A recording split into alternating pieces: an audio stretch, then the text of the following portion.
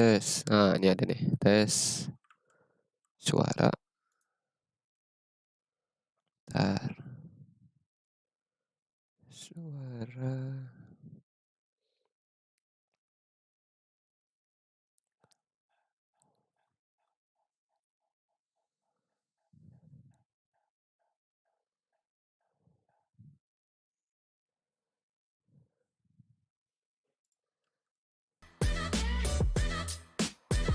Oh, ada. Oke.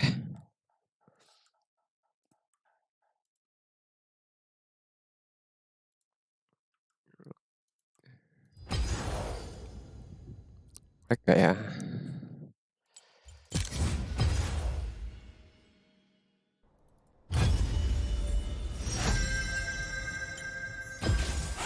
Fear the assassin with no master.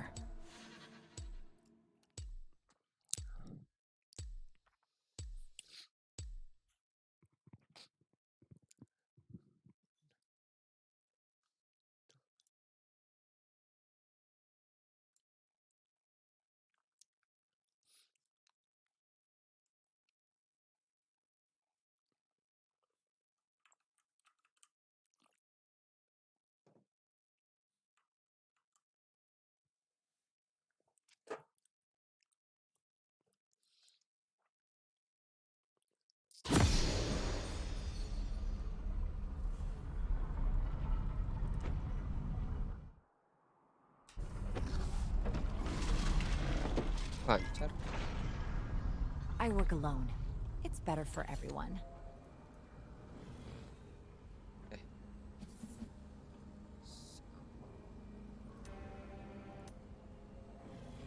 Welcome to Summoner's Rift.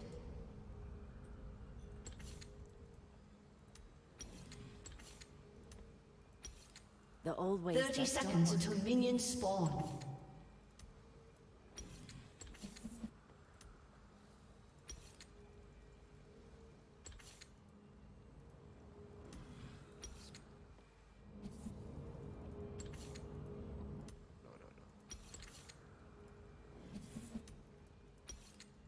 I am my own master. Just the way I like it. Minions have spawned. Gak repot kalau pakai.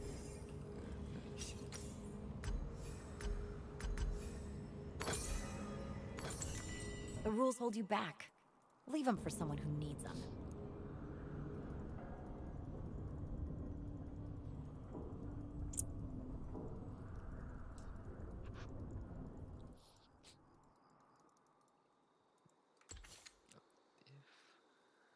So many enemies, so many knives.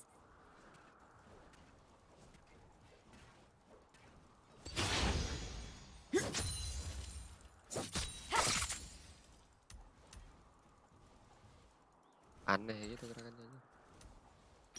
Cold steel and a target are all I need.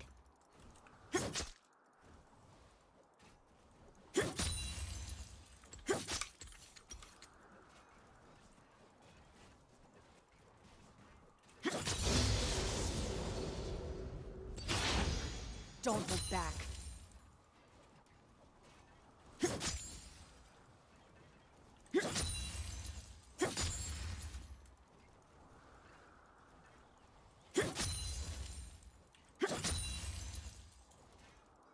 They can't stop me. I mean, they can try.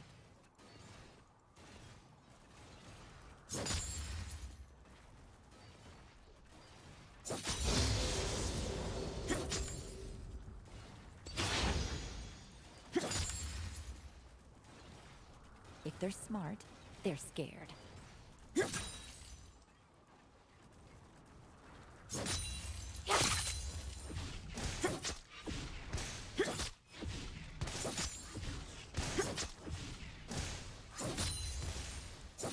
No one tells me what to do. Not anymore.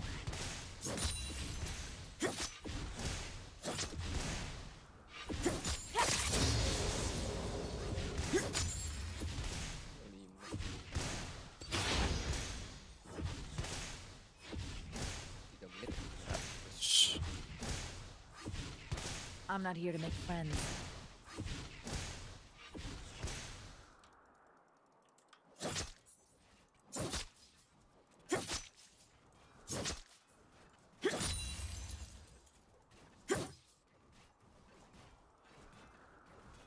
I got a pack full of trouble and nothing but time.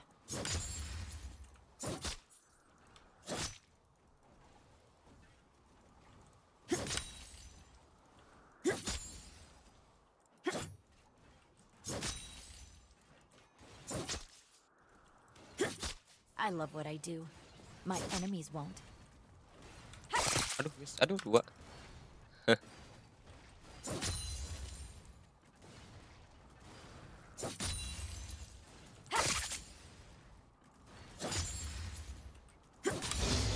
I work alone.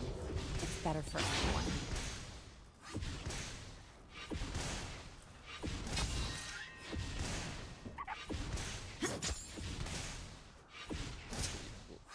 Empat. The old ways just don't work. See ya!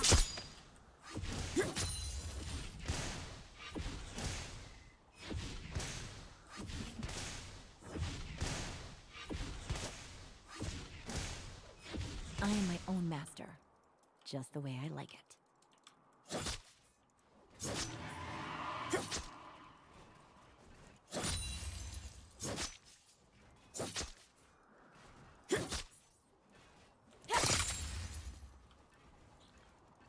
Cold steel and a target are all I need.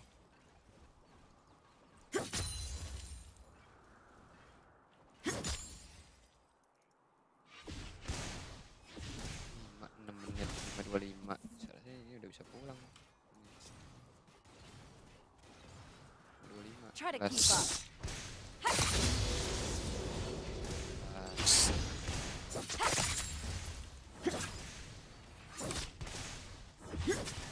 Scan. They can't stop me. I'm not they can try. Cut.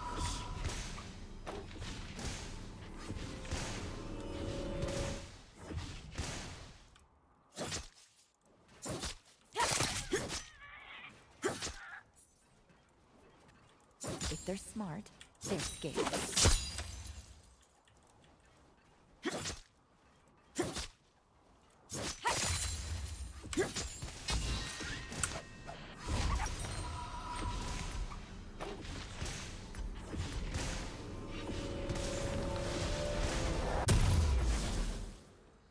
Ini 2200.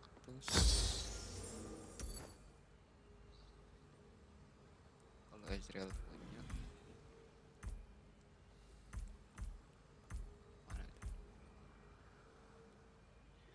itu? 400. 1100.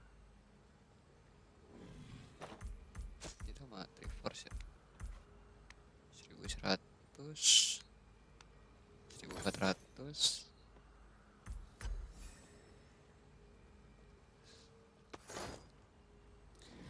1550.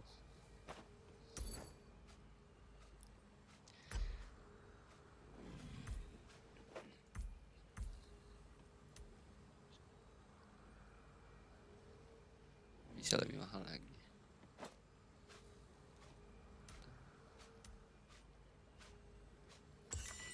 Oke.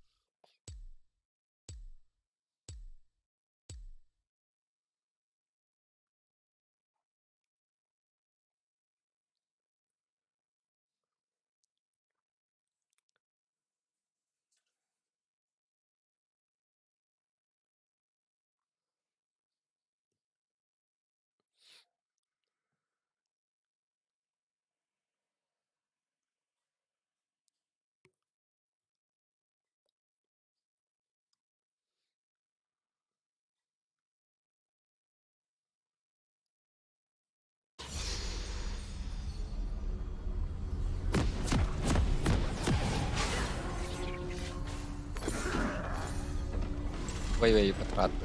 I command BRG whatever. I go where the thrill goes.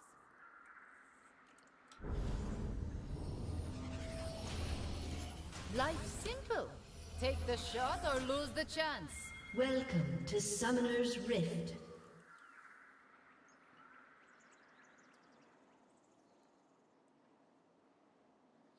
"30 seconds until minions spawn. Why be average when I can be savage?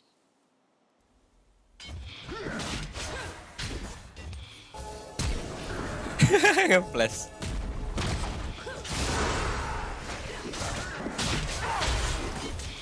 First blood.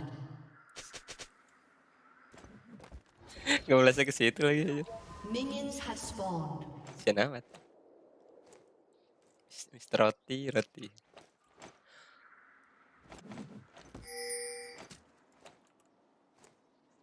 I never go out of style.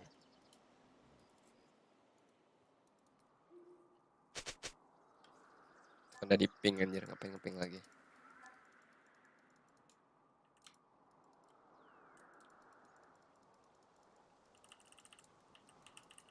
Always bet on me.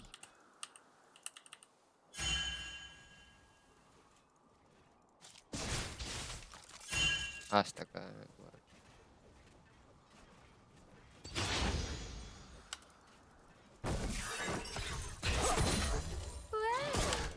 Look at you. I bankrolled your pistols naked soon. These guns are mine by right. An ally has been slain.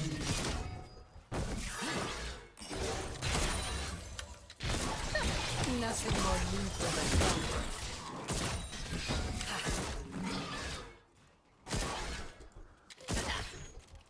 Kok.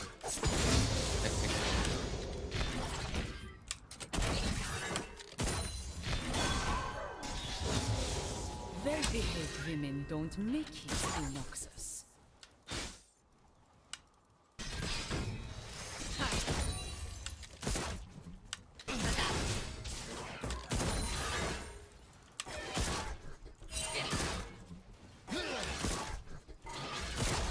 I feel not alive when I'm walking the An line. enemy has been slain.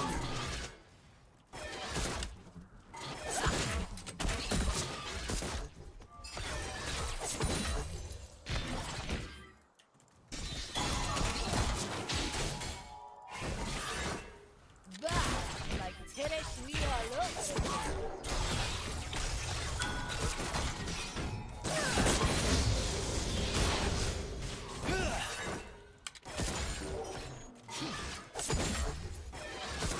Banyak amat An duitnya. ally has been slain. The Empire values strength, I value style. We're good partners.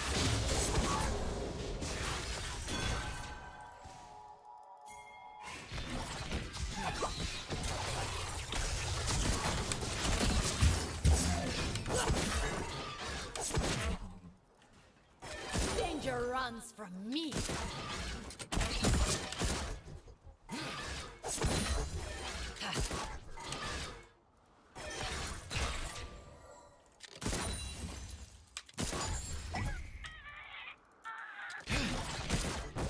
I'm not built to win. I'm built to conquer.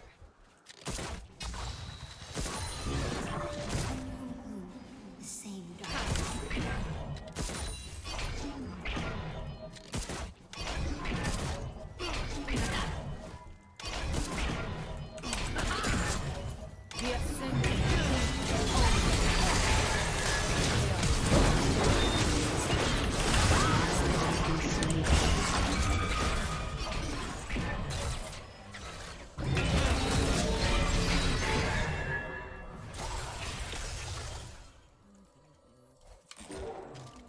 Sometimes I'm the hero, other times I'm the villain. It's all a matter of perspective.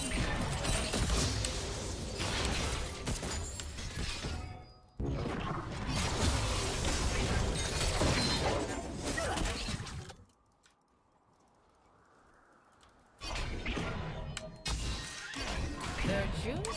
I got a few. Vices.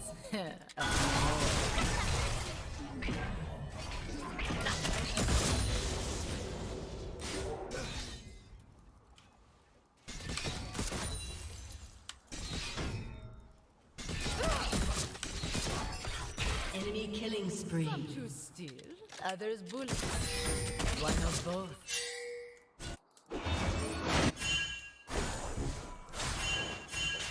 After all, I got to save some.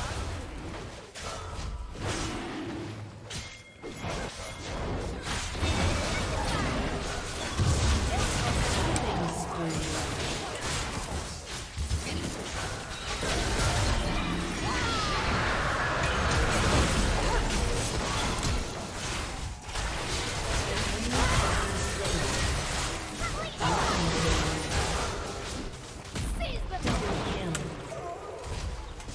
Yes.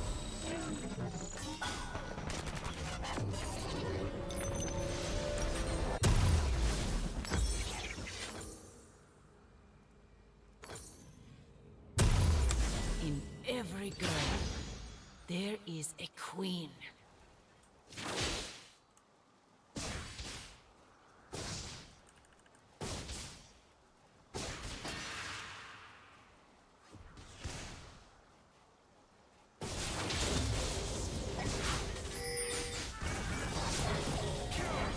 Those who followed the Ascent burned away my home.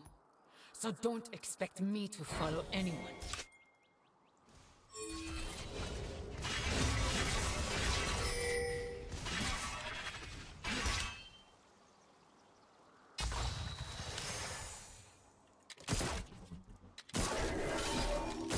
Money buys a gun or two. Fear buys a reputation.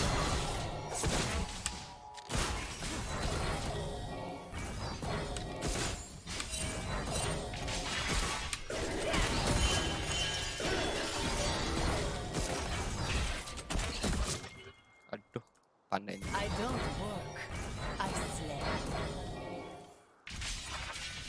Ha.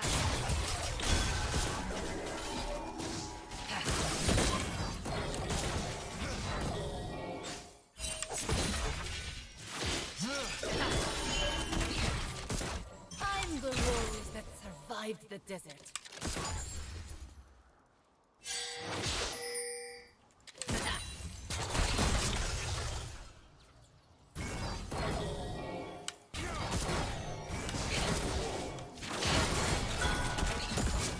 I'm bored. Fight me. An enemy has been slain.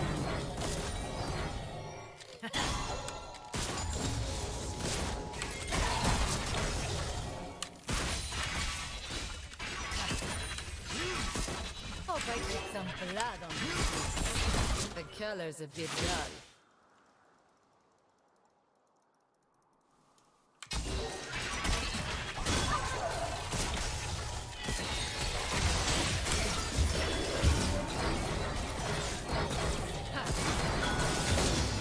That person I love was too reckless. They're lost.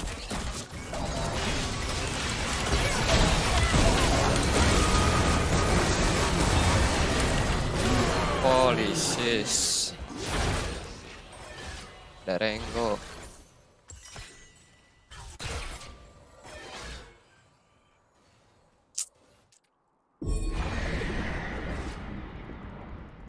Believe me, I faced worse. Indari was a great captain. Unstoppable. She taught me how to shoot. I taught myself how to kill.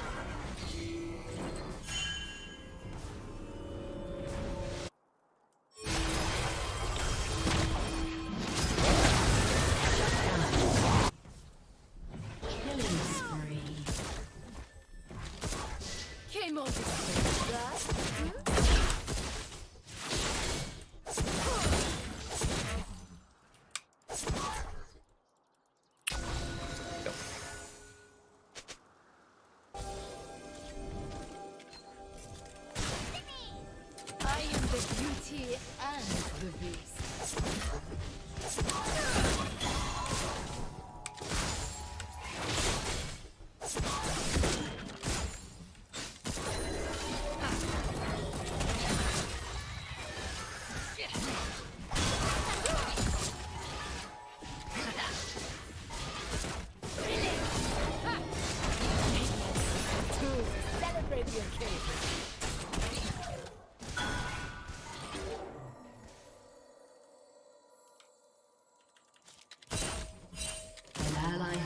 slain.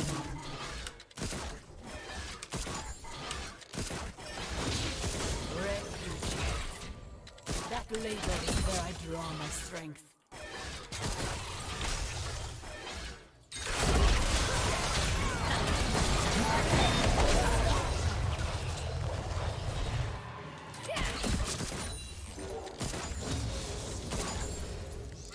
Only need one eye to hit my mark.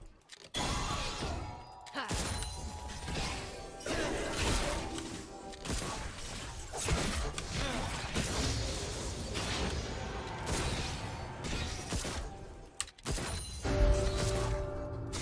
Oh, how great it feels to shift my past. Double kill.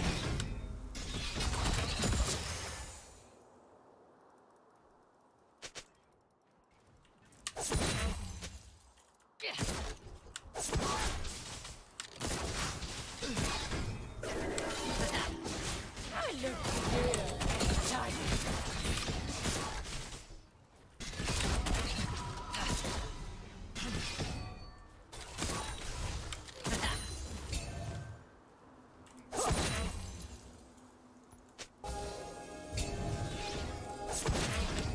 Guns and swords go together like rice and saffron.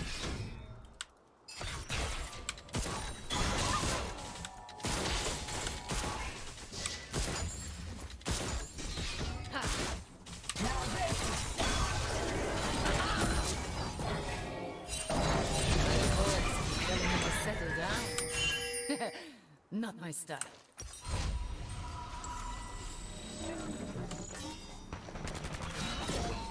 Nice try. Wanna go grab a drink?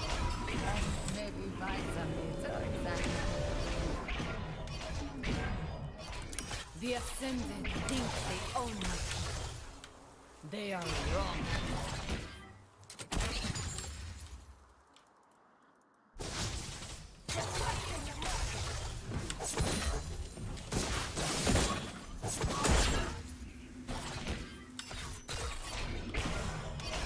I'm not built to win. I'm built to conquer.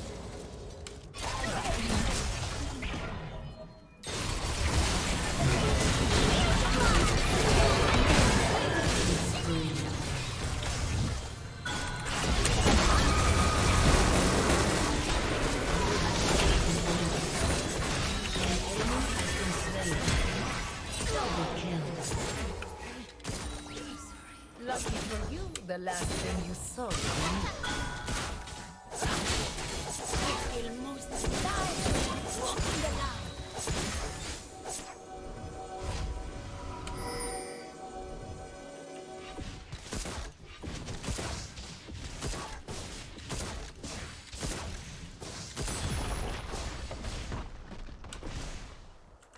Be right back.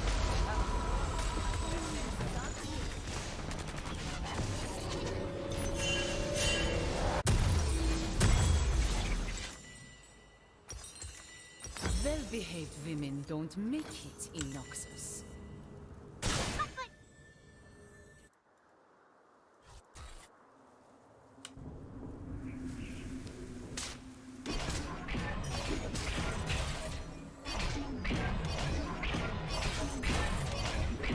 Born in Shurima, raised by Noxus.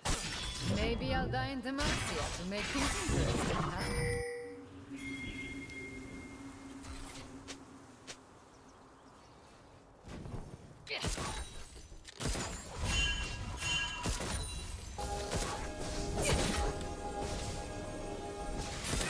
The Empire values strength, I value style. We're good partners. Your turret has been destroyed.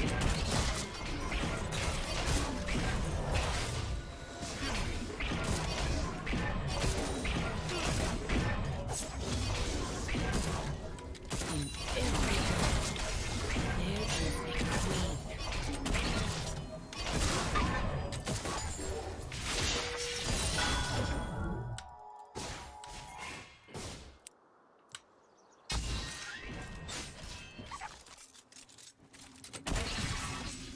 I'm the rose that survived the desert. Rampage.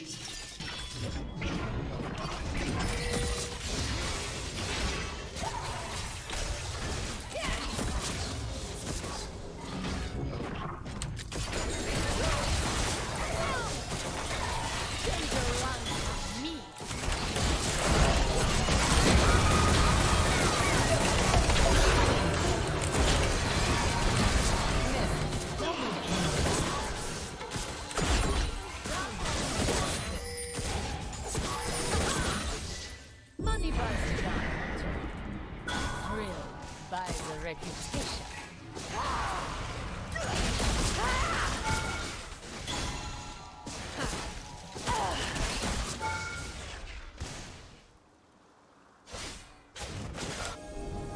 Unstoppable.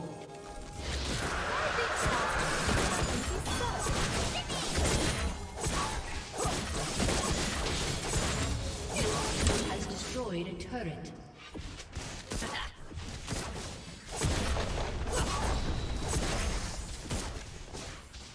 Your team has destroyed a turret. Next breath, my dear.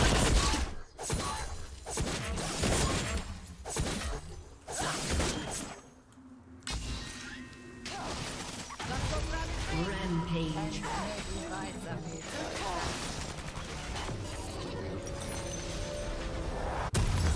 I don't work, I slay.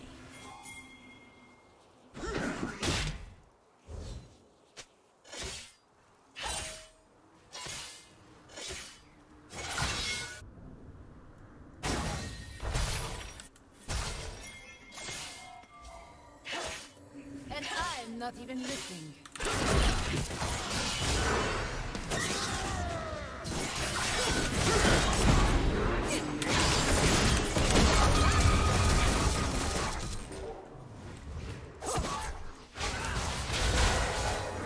I am the beauty and the beast.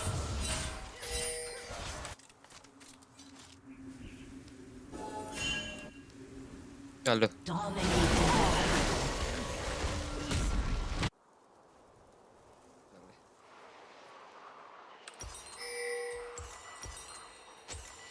Last person I loved.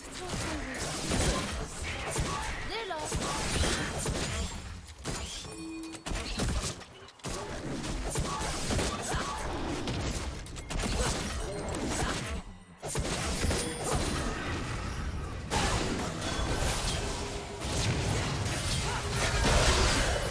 Hope I get some blood on these boots. Unstoppable.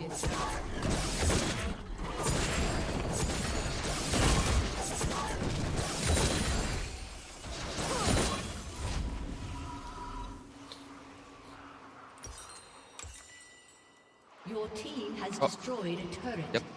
Darius, Swain. Those names mean little to me. I answer to myself.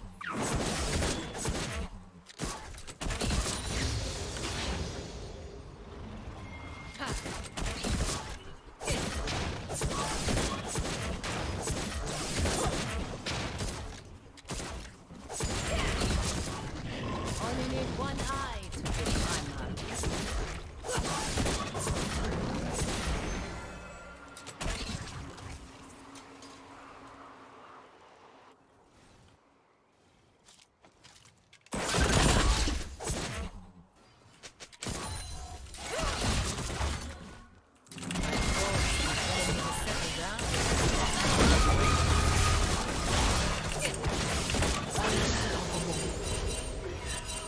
My time is precious. Your life is not.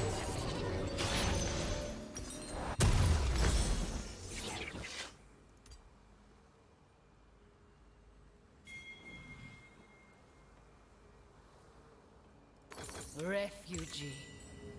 That label is where I draw my strength.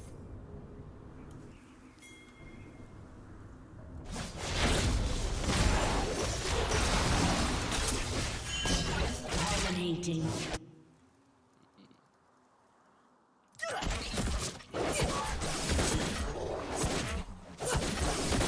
Virtue?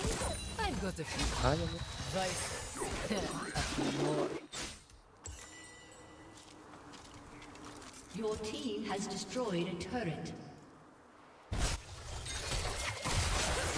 Shut down.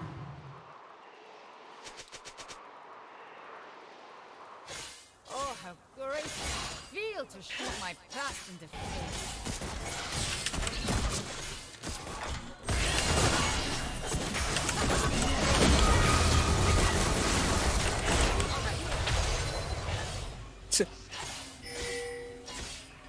Your team has destroyed a turret.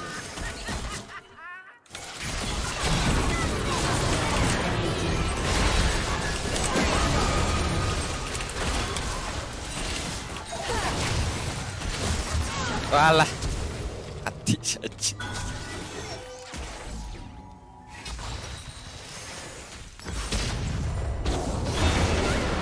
Has been slain.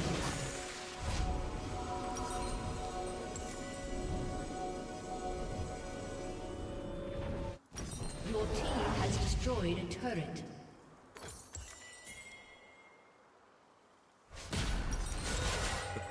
Batu.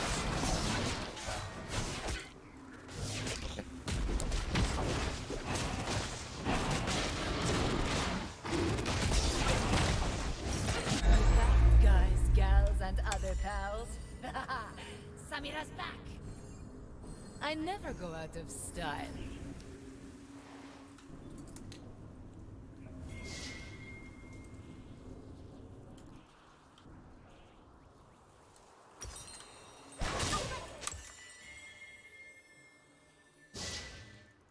Some choose steal, others bully.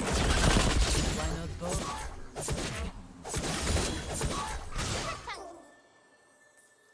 Oh, prepare.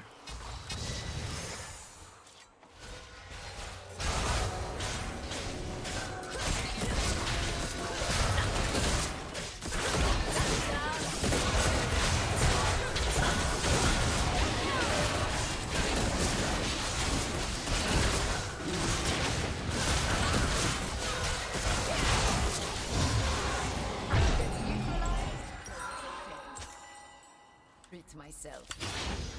I fight on my terms. Mana musuhnya?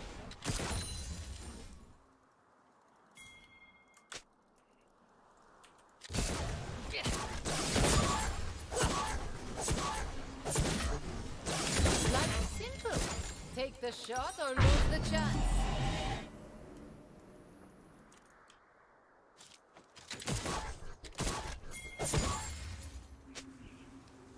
An ally has been slain. Your team has destroyed a turret. Guns and swords go together like rice and salt.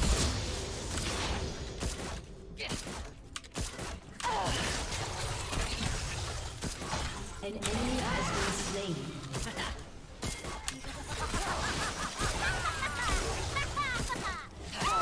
Your team has destroyed an inhibitor. Your team has destroyed an inhibitor.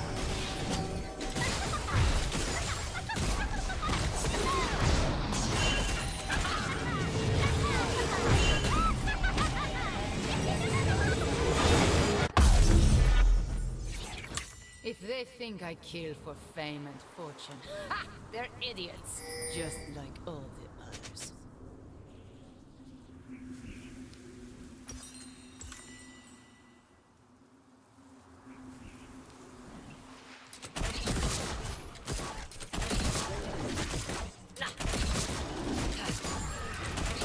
Nothing more lethal than confidence.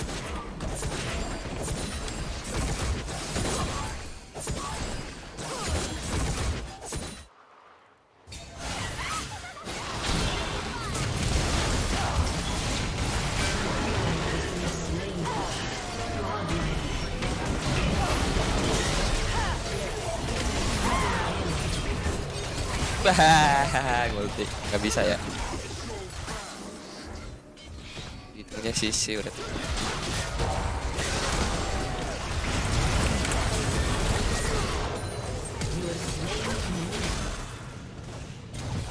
Not sorry.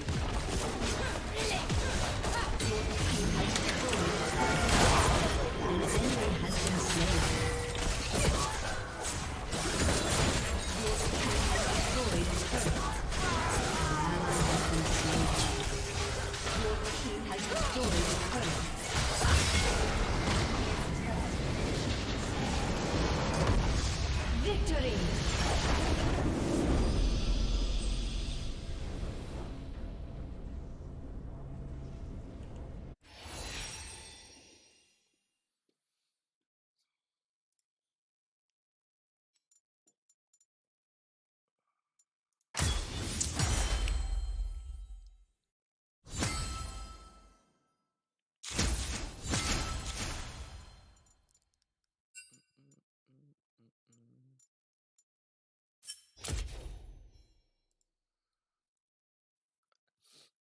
064 apaan anjir?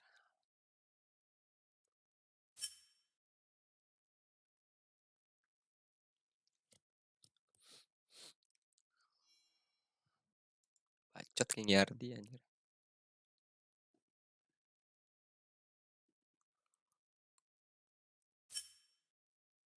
Dia pakai gedein Fiora.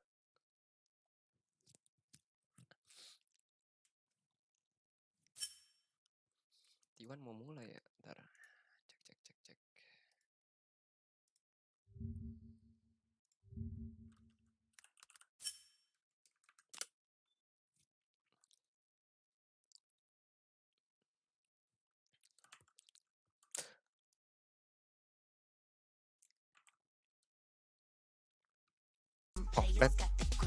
Offline.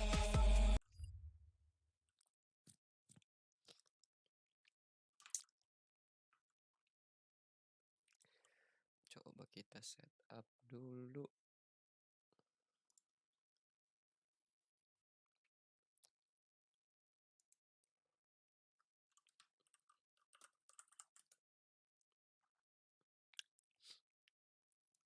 Cermat.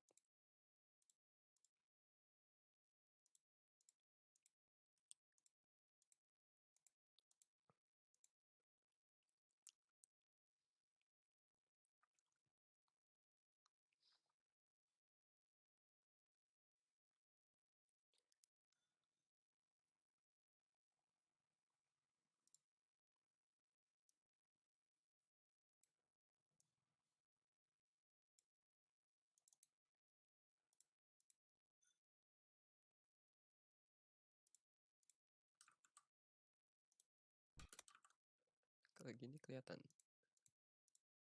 Oh, kelihatan.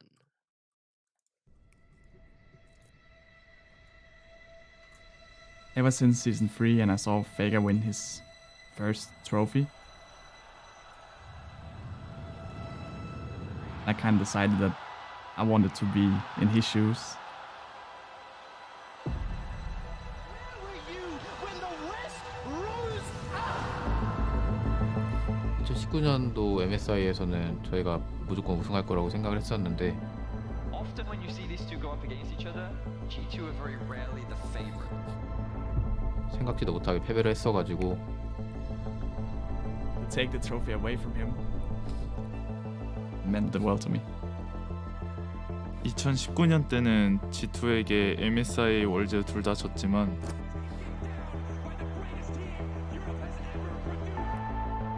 그동안 저도 개인적으로 배운 것도 많고 잠깐 주춤했지만 T1은 무너지지 않는다는 걸 보여드리고 싶어요. Many wondered if their form was temporary. Well, it seems like the Giants have awoken from their slumber. G2 집에 보내드리겠습니다. Going into a best of 5, this team has shown time and time again they can bounce back. Once they do 5-6, that's when we'll strike.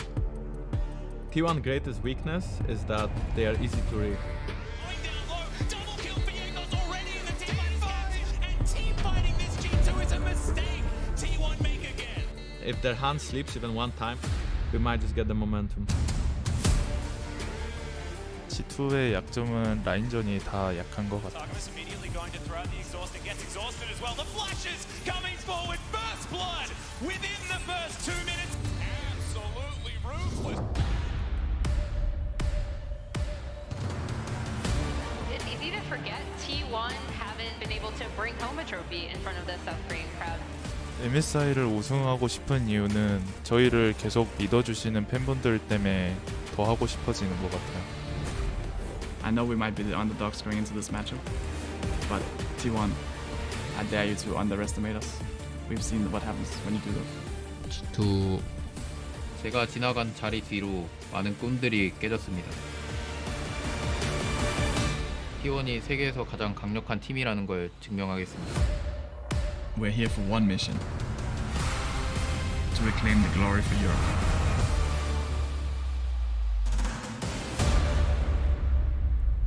Sheesh. Holy sheesh. Okay.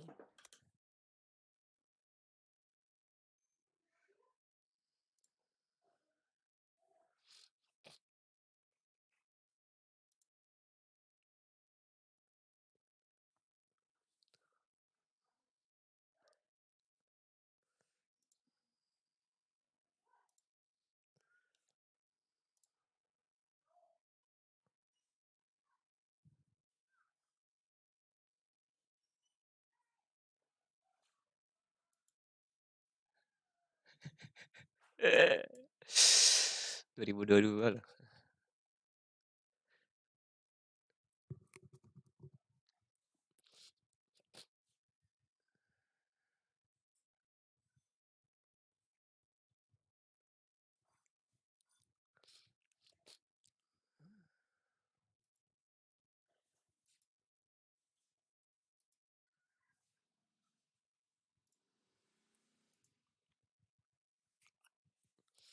Sejam lagi cukup ya?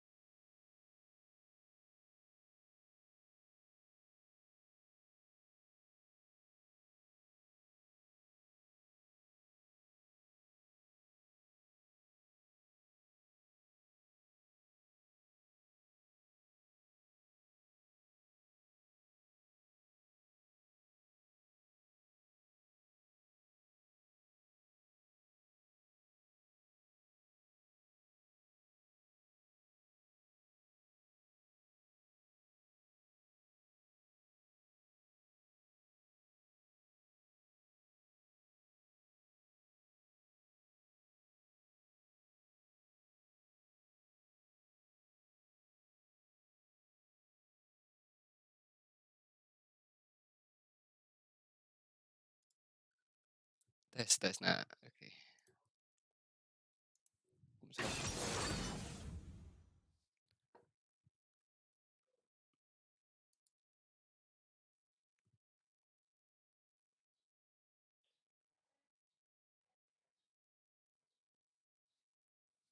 Sini kah? Tuh anjir mules lagi anjing.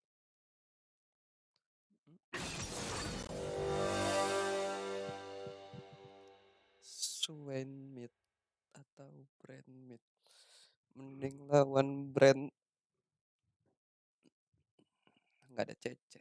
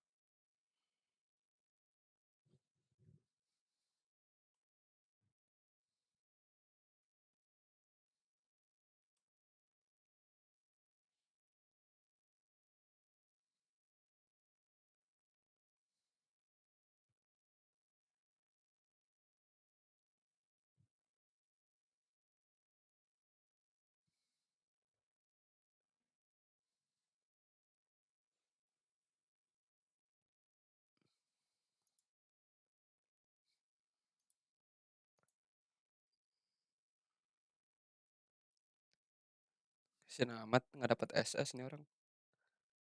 100.000 masih level 6. Apa nih? Video stick. Lethal damage prevented healing. Total enemy champion spend silent trip. Ah ini kayak gue nih ultinya nih. Fear deng, nggak kill. Yalah, gampang banget. Depan Fiora. Vital stroke. Damage mitigate. Gampang banget ya. Ini gue susah loh. Ini nggak nambah-nambah anjir.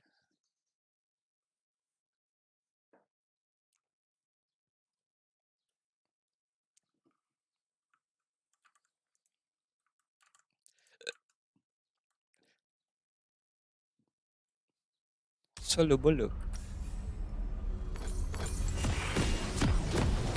The term PSYOPs, short for Beda. psychic operations. My name's Samira, short for styling on idiots. My folks keep telling me to settle down. Not my style.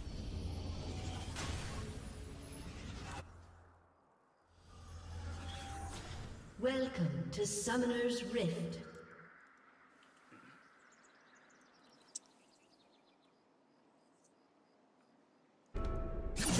Until minions spawn.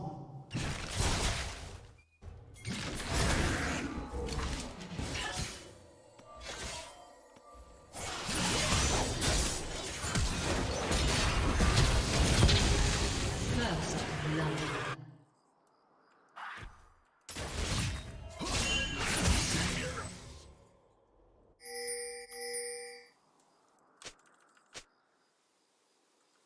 Minions have spawned. Life's simple. Take the shot or lose the chance.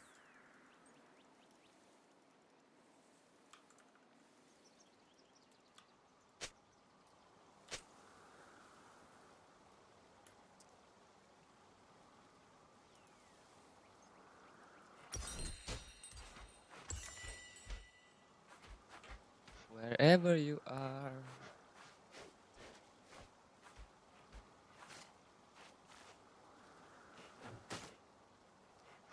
I'm the rose that survived the desert.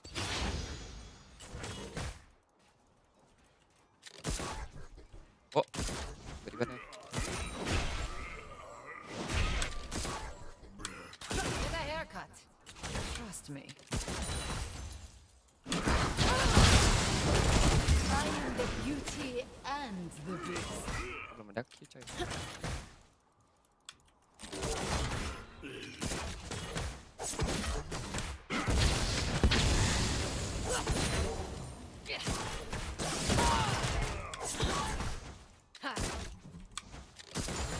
feel most alive when I'm walking the line. Enemy has been slain. Oh, You're all mine.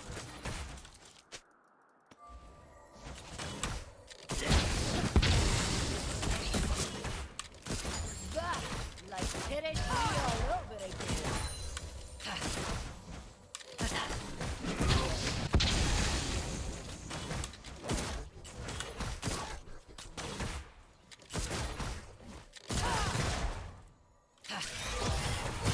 They never saw it coming. On my worst behavior.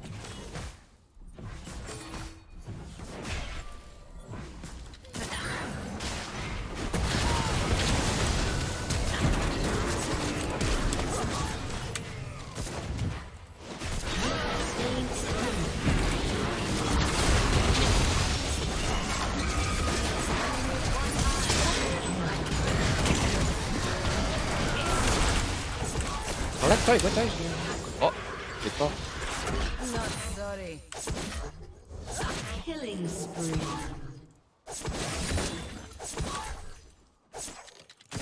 Last person I loved thought I was too reckless.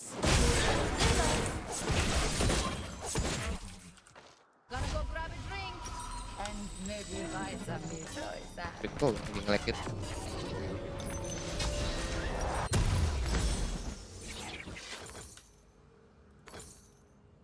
Money buys a gun. Thrill buys a reputation.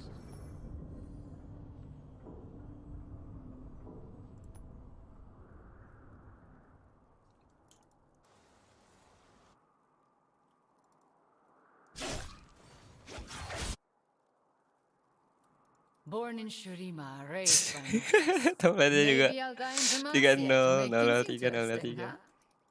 Kayaknya sih normal.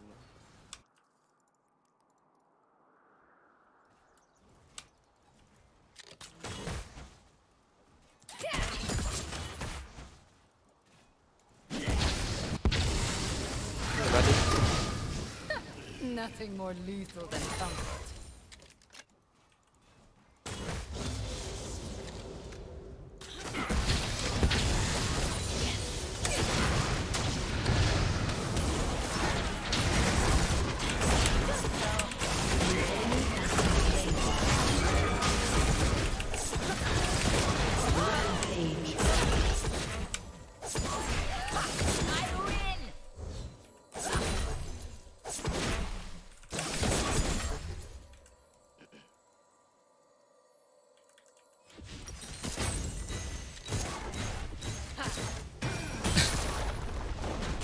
The Empire values strength, I value style.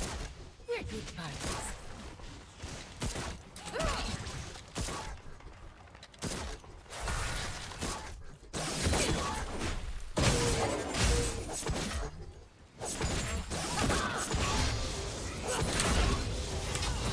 Some choose steel, others bullets. Why not both? Rampage. An enemy has been slain. An ally has been slain.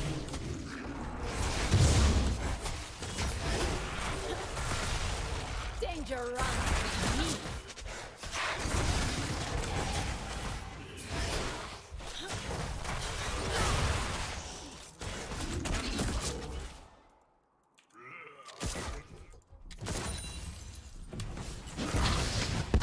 I don't work, I slay. Nge-lag.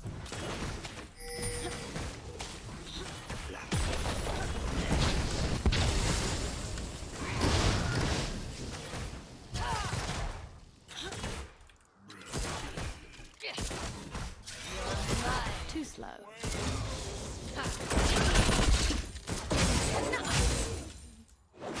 Be right back. I got the same sun feeling for them.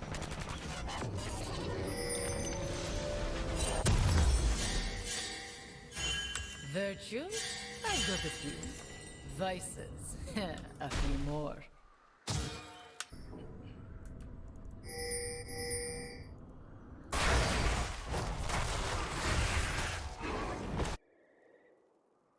Black Frost.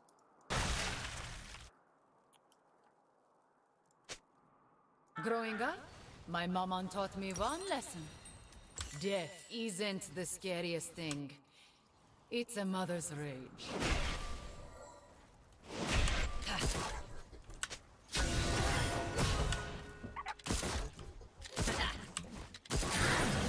Oh, nggak kena. Set. Oh, how great it would feel to shoot my fast.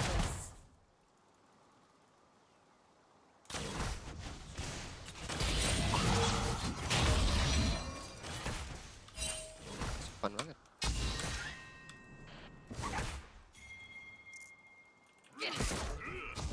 In every girl, there is a queen.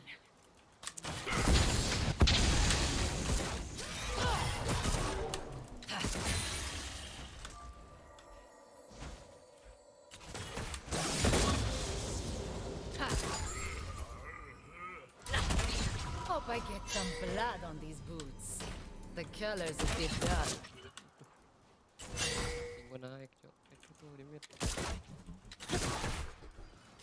An ally has been slain.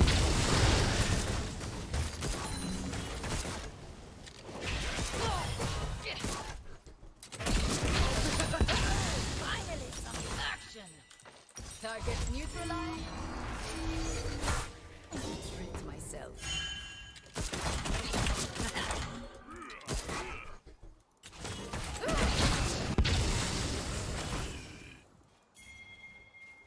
Next breath might be your last.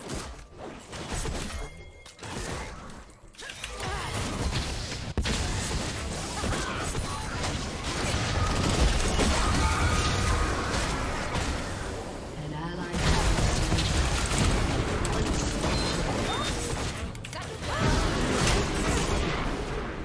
double kill.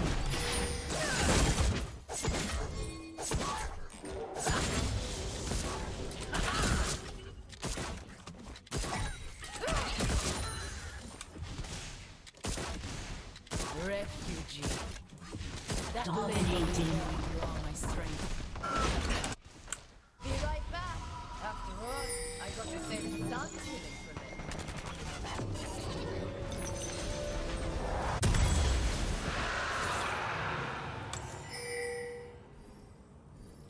People always ask about my weapons. Right hand blaze, left hand thorn. Vanquish on the back? Simple as that.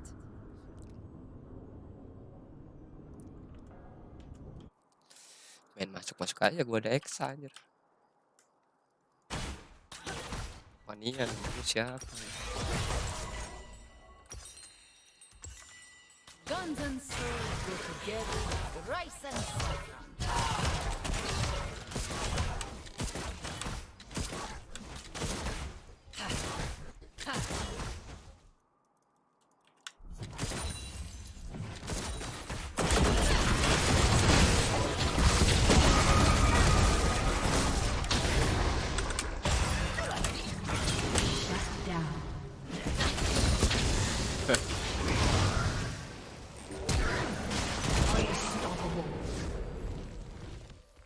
Flawless.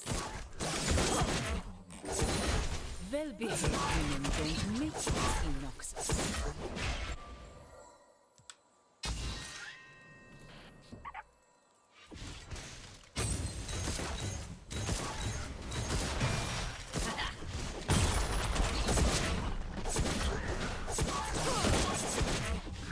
I'm not built to win. I'm built to conquer.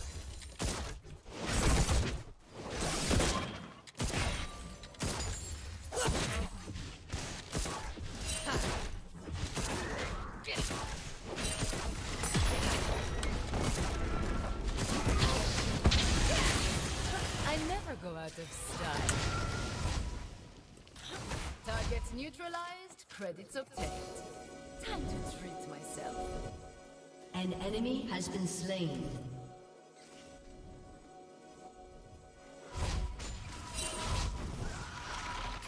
Thrilling! Ha! Maybe I'll get a tattoo to celebrate the occasion.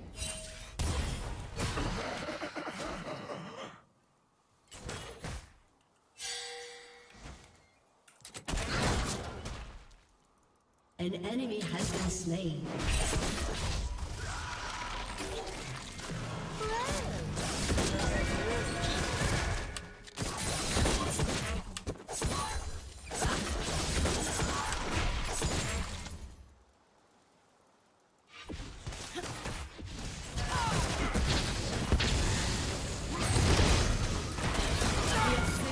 Think they own my key.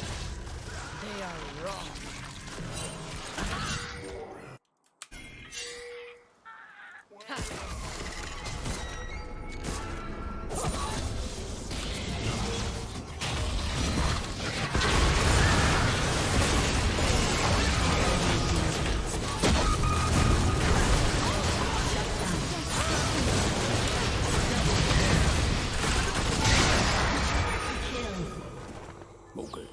Be thankful I got to you before you demons. Money buys it reputation. Gonna go private range Semua aja. and maybe buy some new toys.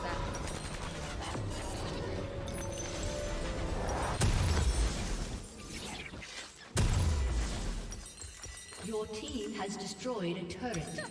Nothing more lethal than comfort.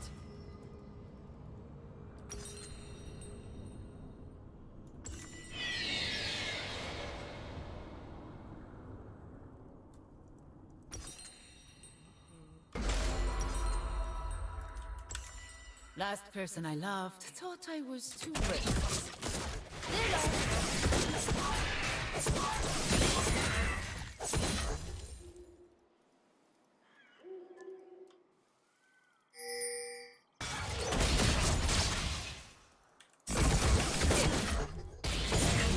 Some peace, others wins.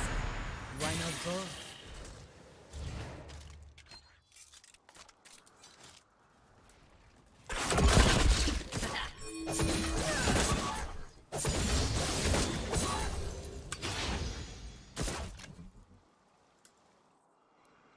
I chose this life. And sure, someday it might get me killed. But till then, I'll stop.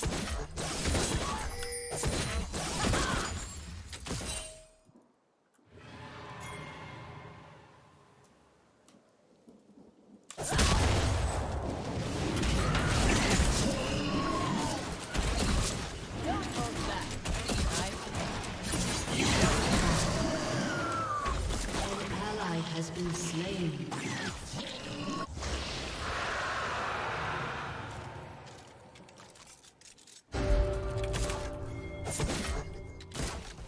I'll take care of An ally has been slain. Shutdown-nya ping. Astaga.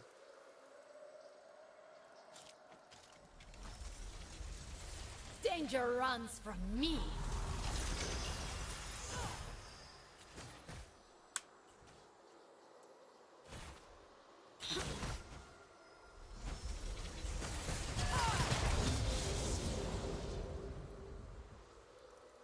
Life's simple.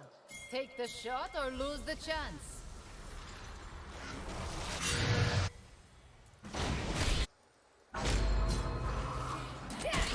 Your turret has been destroyed.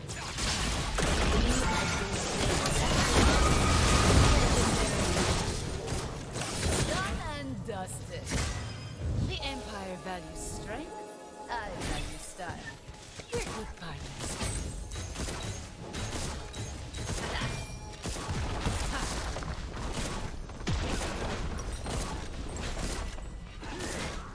Your team has destroyed a turret.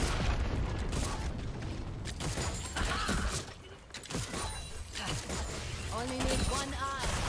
My master.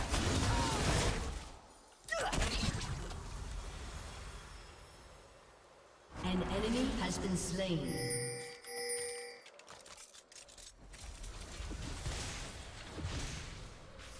Your team has destroyed a turret. Feel my practice face. Your turret has been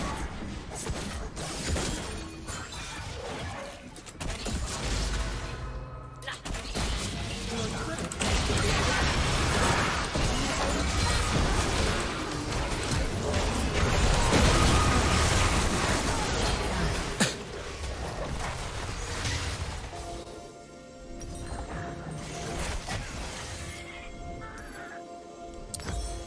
saya itu.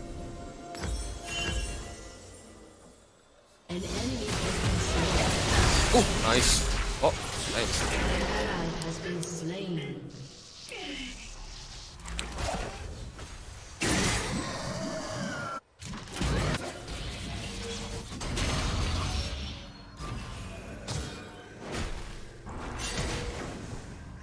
Live fast.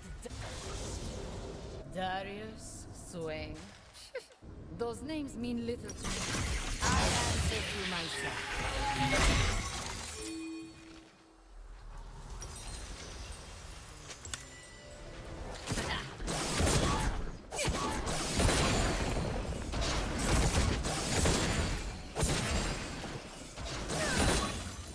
I care most about my warband or my family. Order changes depending on who gets on my nerves.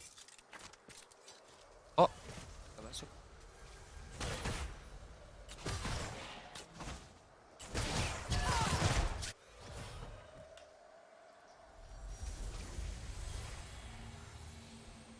Refugee. That label is there to draw my strength. Alah, nggak kena.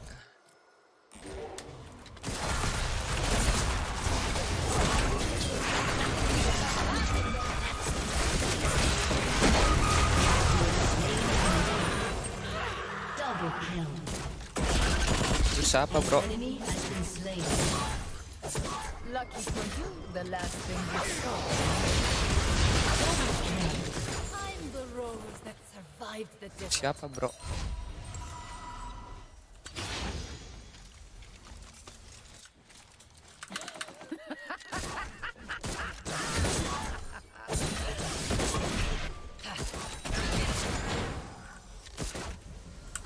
Targets neutralized, credits up. Self. Indari was a great captain. She taught me how to shoot. I taught you.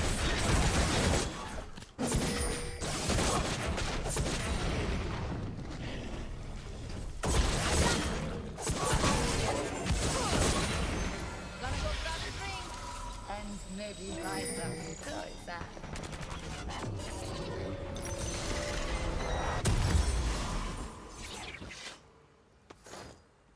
If they think I kill for fame and fortune, ha! They're idiots, just like all the others.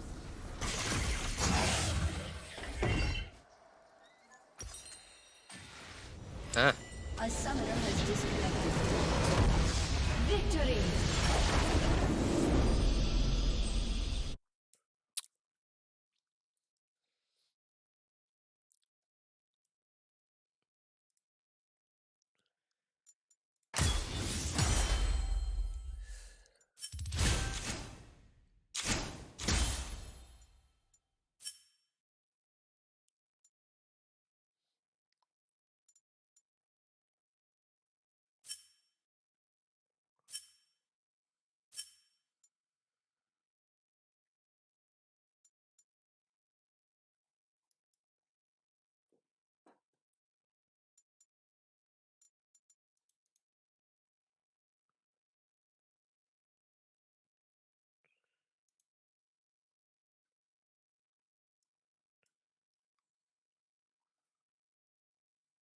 kayak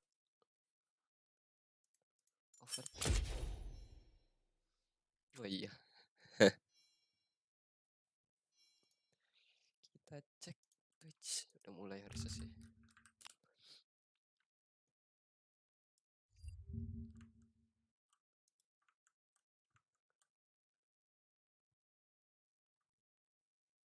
Setengah jam lagi.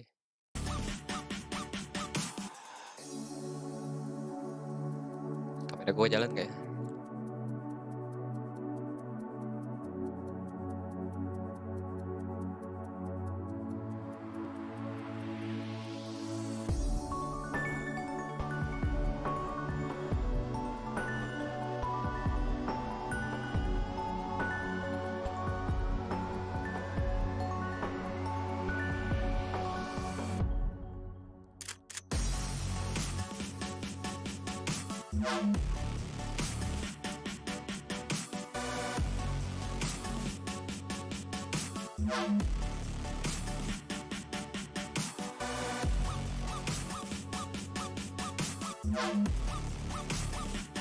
Decent. Wah. Wah.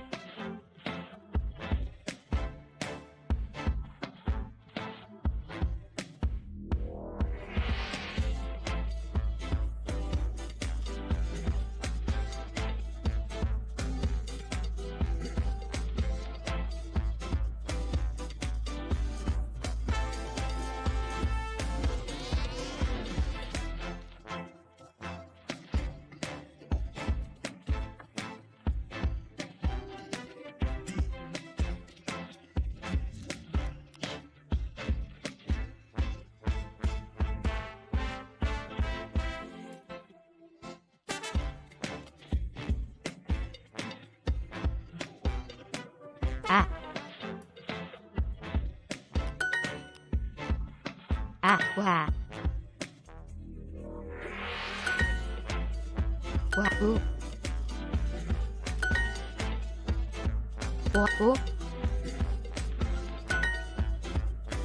UV.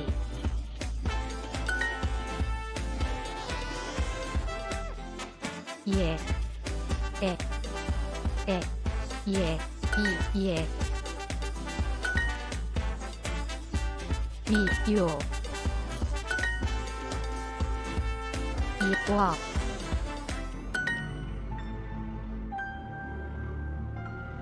Yo.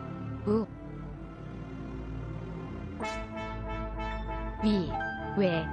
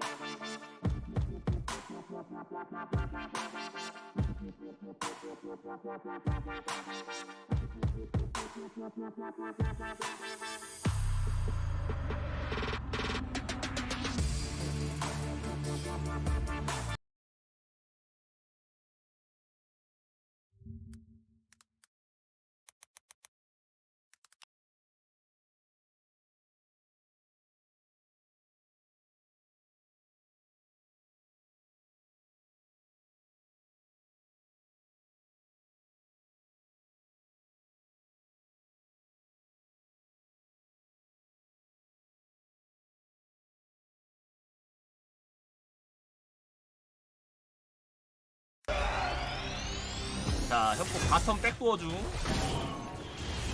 우디르가 때리는데 무시합니다. 깨고 튀어! 우디르 따라온다. 우디르 겁나 따라오는 중.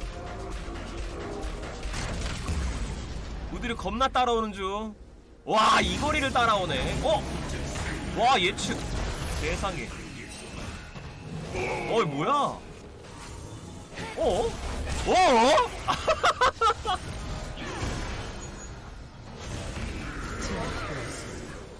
와, 아니 뭐야 이 사람.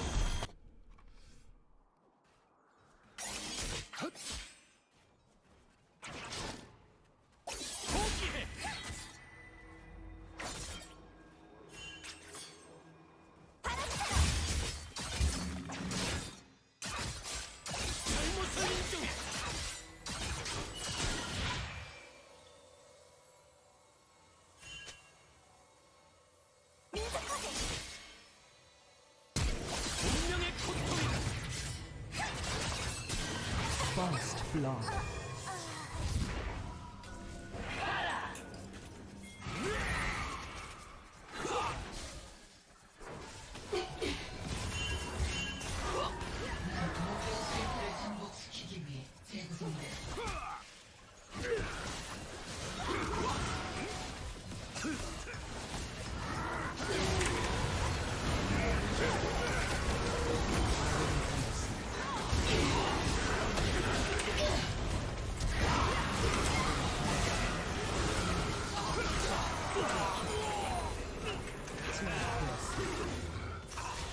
Triple kill.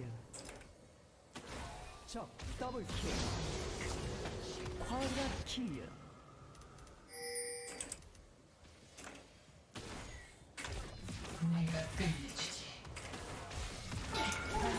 Kill. Boom. Ghost is so OP.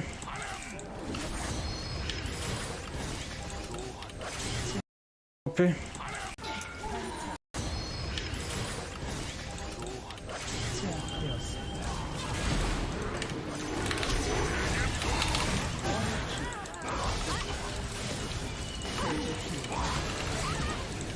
적을 처치했어.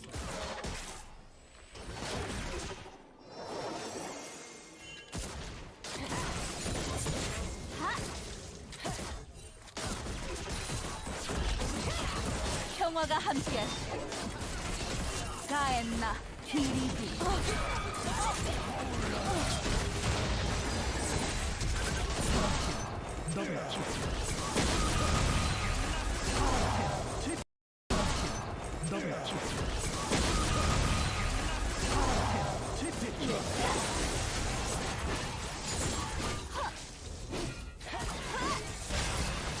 빨간 팀의 억제기가 파괴되었습니다. 파란 팀, 파란 킬.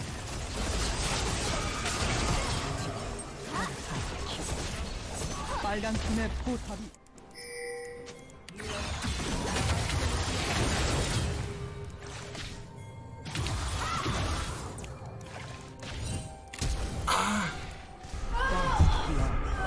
All we had to do was follow the damn train, CJ.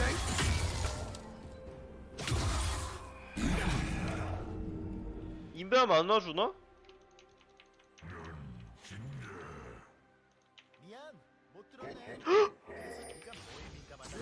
큰 거 오는구나! 3인 스턴! 큰 거 오는구나! 3인 스턴! 아! 평타? 평타? 평타? 평타?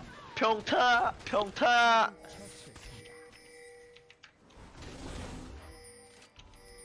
미니언들이 생성되었습니다.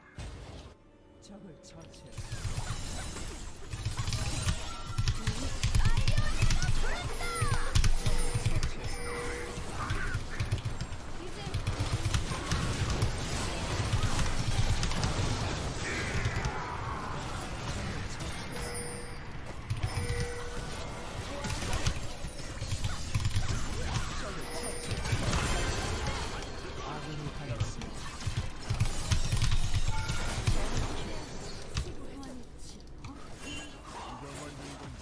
포탑을 파괴했습니다.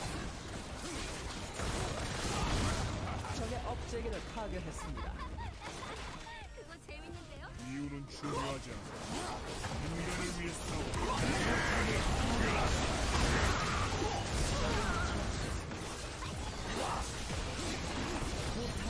올 스포르!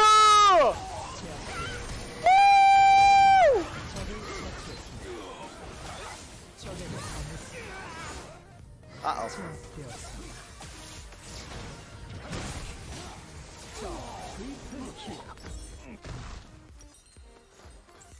Uh-oh.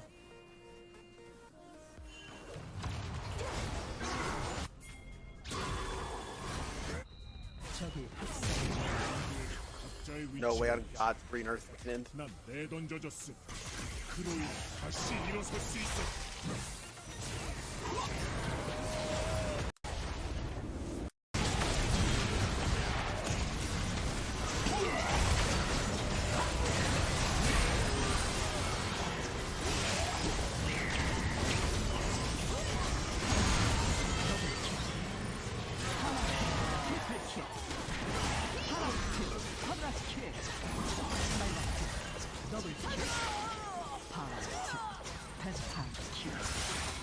마무리. 포탑이 파괴되었습니다. I hacking truly love it.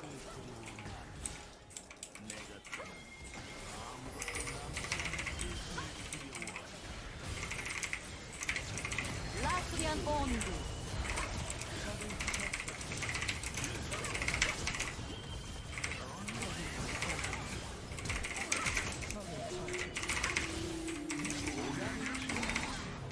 Woo! Am I the best? I am the best.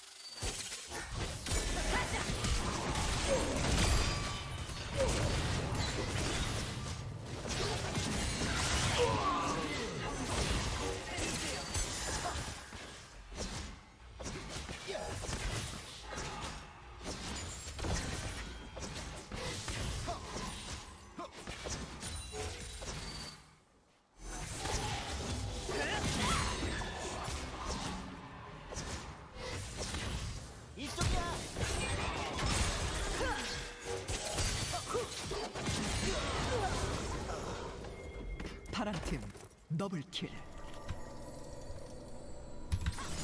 좋됐다.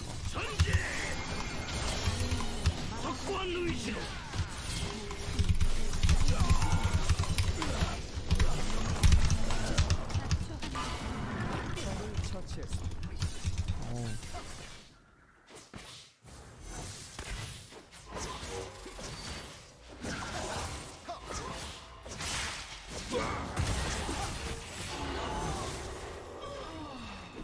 아군이 당했습니다.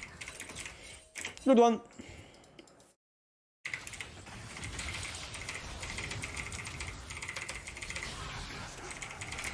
포탑이 파괴되었습니다.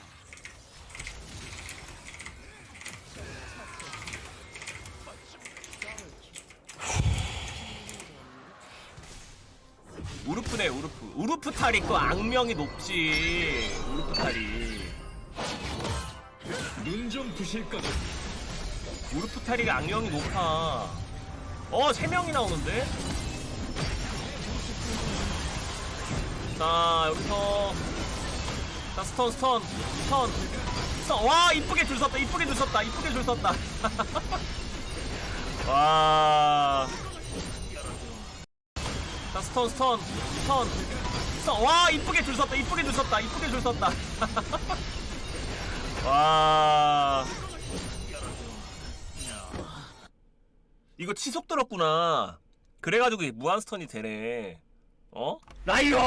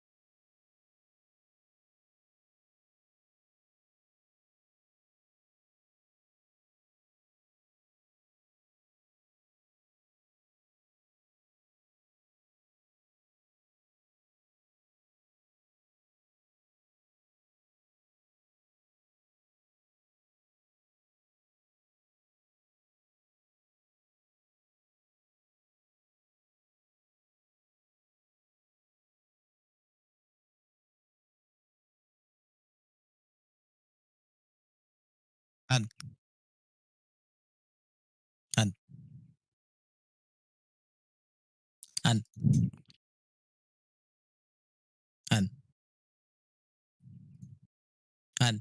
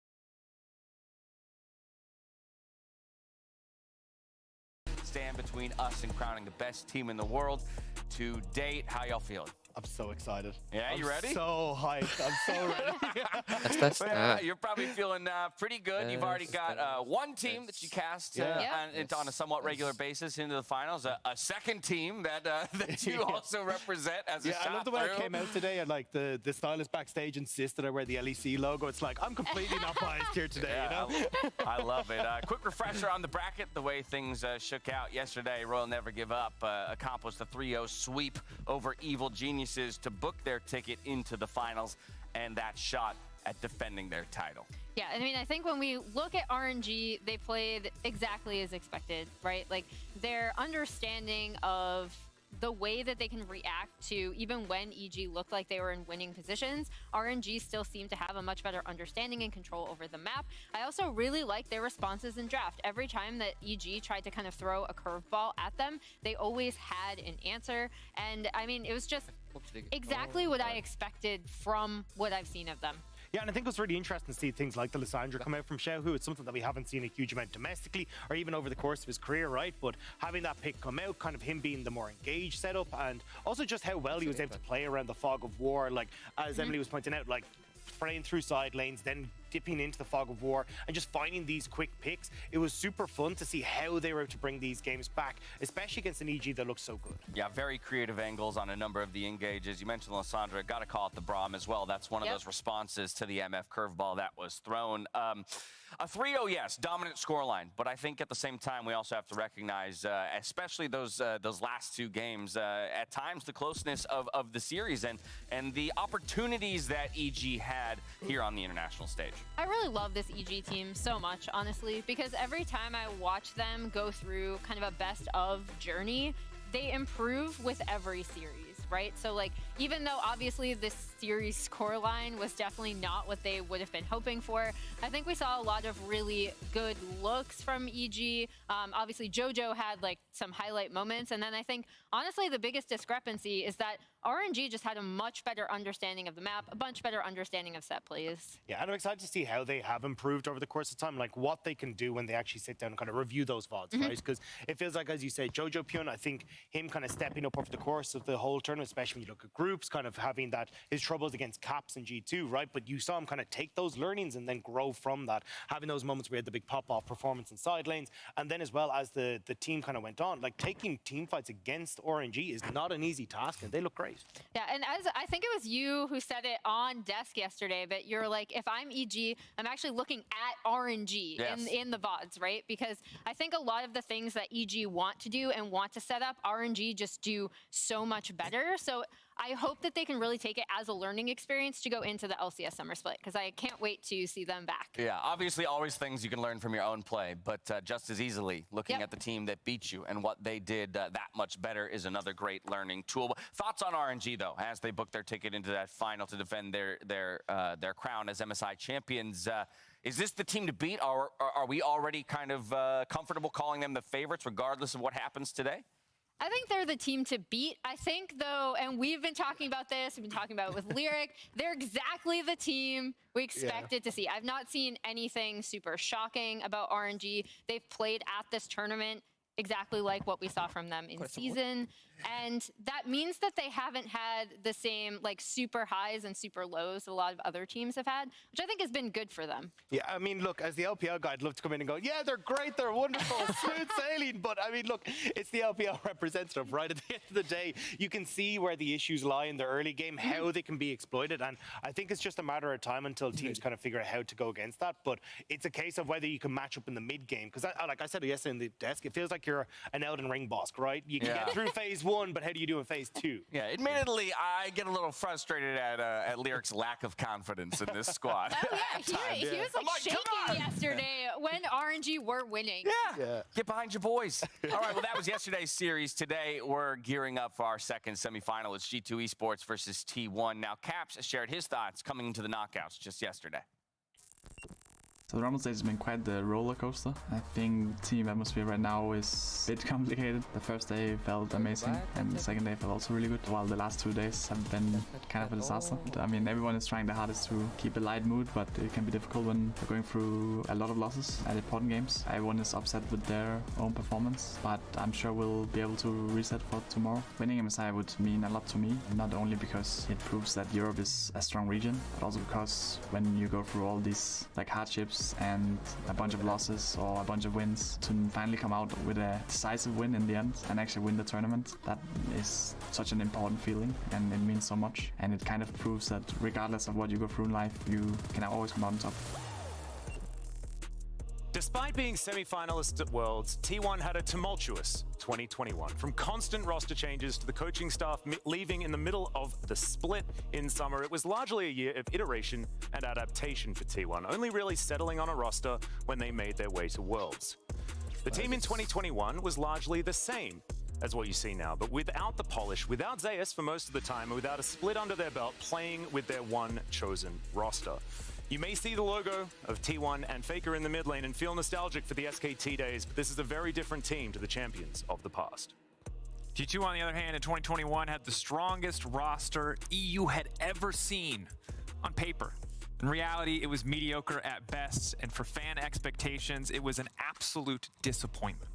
So in 2022, G2 rebuilt, bringing in an all-new coaching staff, a new top laner, and Schalke's Broken Blade. And for the first time in a long time, they invested in young talent, Flakked and Targamas. In contrast to G2, T1 made no changes to their roster at all coming into 2022, outside of moving Zeus from sub to starter. And while it's well known that T1 went undefeated leading up to MSI, what's been a little lost was the fact that the LCK is a best-of-3 region. And while they only dropped a single game in their playoff run against Gen G, during the season it was common to see T1 down a game against almost any team in the LCK. They lost games to Fred at Brion, Harmwell Life, Live Sandbox, Nongshim Red Force, all the teams who failed to make playoffs. But ultimately, T1 claimed victory. This is the difference between the T1s and SKTs of the past and the T1 we see today. They're not scared of taking risks. They will flip Barons, as you rightly know. They will take the 50-50 engage, and they will do it with the foundation of years of immaculate macro experience from the most successful player League of Legends has ever seen. Well, the LEC is a best-of-1 region, so G2 losing to bottom and top teams alike meant not so smooth sailing. They weren't immediate favorites. They had a ton of up and down games where the new players and new lineups just didn't seem to click. And while Jankos remained a rock for the team, the once unstoppable Caps wasn't even a top 3 mid laner in the league for most of the season. At first, it looked like playoffs would be a similar story. G2's first best-of-5 versus Fnatic saw countless creative draft strategies really failed to leave a mark. But then everything changed for G2. As they built up 3-0 after 3-0, and in the final weekend, Caps came alive, dominating Fnatic and Rogue in back-to-back clean sweeps, a 12-0 streak that would continue through MSI. Now, stage 1 was effortless for both G2 and T1, but in Rumble, G2 found the edge, and as their streak continued, G2 were, in the eyes of the audience, for 2 days at least, the best team in the world. And during those 2 days, everyone was wondering what had happened to T1. I think we can all agree that Gumushi had not played at the level we saw domestically, but Zeus stepped up where he faltered. Despite those 2 days, T1 dropped a total of 3 games, all against teams they also managed to beat.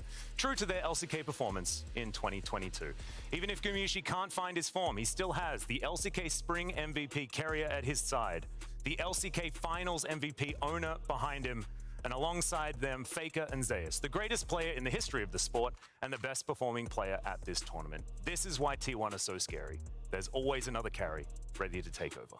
Sadly for G2, there wasn't always another carry or another win, and while T1 found themselves after those 2 days of struggle, G2 were quickly lost. They lost 5 consecutive games to top and bottom teams alike. While they found themselves a brief moment of redemption versus EG and the LCS, you have to wonder as we head into this best-of-5, which version of G2 will we see today? And if Caps can once again take down Faker and the LCK. And additionally, because you're all really superstitious about monologues, I've also invited Dash up here to say something else. Dash, can you just say a few words? Yeah, a few words. Thanks. Technically, no longer a monologue. This was it's a dialogue. Yeah, we had it. I came. No. This You was a spoke team alone. effort. Yeah, we just had a dialogue. These teams faced off in an epic duel in 2019, and the featured matchup is now, as it was then, Faker versus Caps, presented by Mercedes-Benz.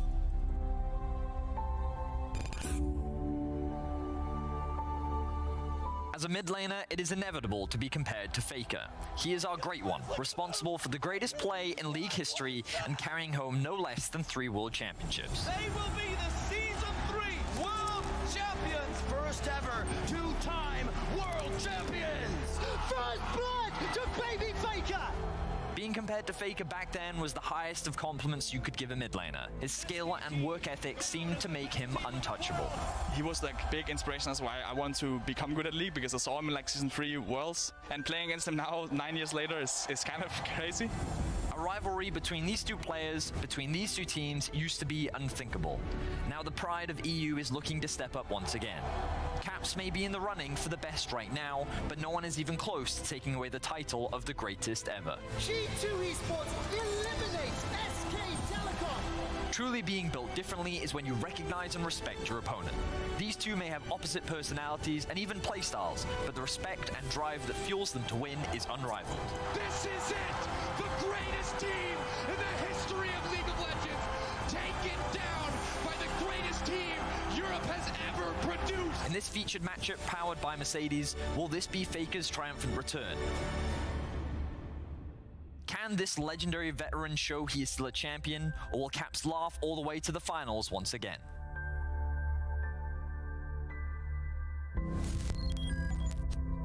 And how could our featured matchup be anyone other than Faker versus Caps?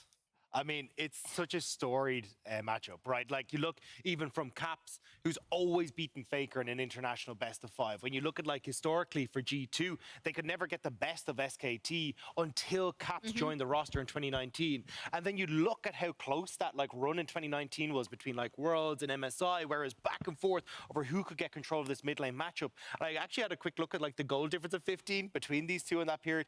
It was 19 goals at 15 was the difference between these two. Whose favor? In Faker's favor. Okay, I was going to say, that is actually such a cool stat. Yeah. It's so incredibly close between these two.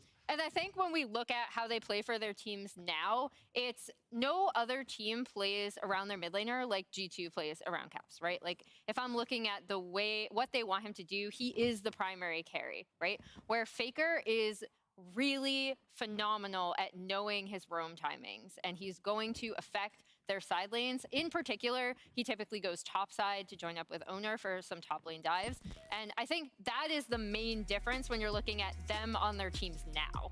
Yeah, and I think it's really interesting to see even just the way that they interact with their junglers, right, as well. Because you look at the way Yanko sets up Caps for success, where it's either a case we're going to gank him, we're going to get a bunch of kills there, but even correcting him when he's in terrible matchups and making sure that he can get these advantages to then step up as the big team fight carry. Whereas, as Emily's already pointed out with Faker, it's much more about him linking up with Owner, working off of roam timings and making sure that he can go for these multi-man dives, typically towards that top side of the map. And the statistics support it. In a minute, we'll see them up on broadcast, but the damage percent for Caps, 26.7%, that's highest at this event. Meanwhile, for Faker, 21.9%, and that's because he is spreading his influence to other T1 carries, in particular, Zeus on the top side.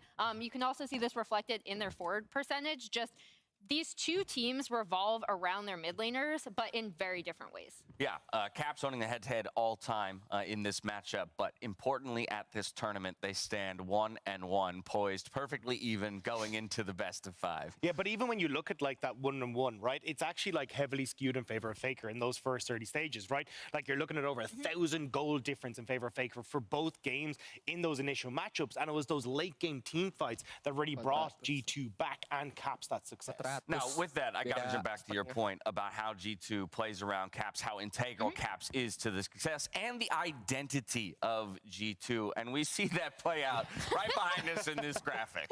Oh, nice. They moved it. You can see the Corki behind there. Caps with the blade. Faker, what's going on, bro? Shared champions, and then Caps is just wilding out here. I think it also points to something that we've seen as a G2 strength at times, which is their draft creativity. They came into this tournament They had the best meta read. And again, a lot of that starts with Caps, his flexibility, and also how they play around him as either a primary or a secondary carry, depending on what Jankos is playing as Yeah, well. but you can see from like Faker's champion pool, right? The whole idea here is about, hey, look, we want to get out, have mid lane presence that can then share its presence in the side lane with like LeBlanc being able to roam, TF being able to roam, and even the Silas being picked up and within answers to Twisted Fates and Gallios and these kind of things. He's wanting to match the presence on side, and I think that's where you're seeing the reason we're seeing these massive early game advantages for T1 in this matchup specifically. And to be fair, barring the Galio and a little bit of the core key, the majority of the mid lane is playing these 5 champions here. So it's not like, you know, Faker really isn't reaching or stretching in a way that we need him to stretch for T1 to find success. Now, since their 4-0 start in the Rumble stage, G2 and Caps have struggled at MSI, and Dracos will look at an area of improvement in neighborhood tactics presented by State Farm.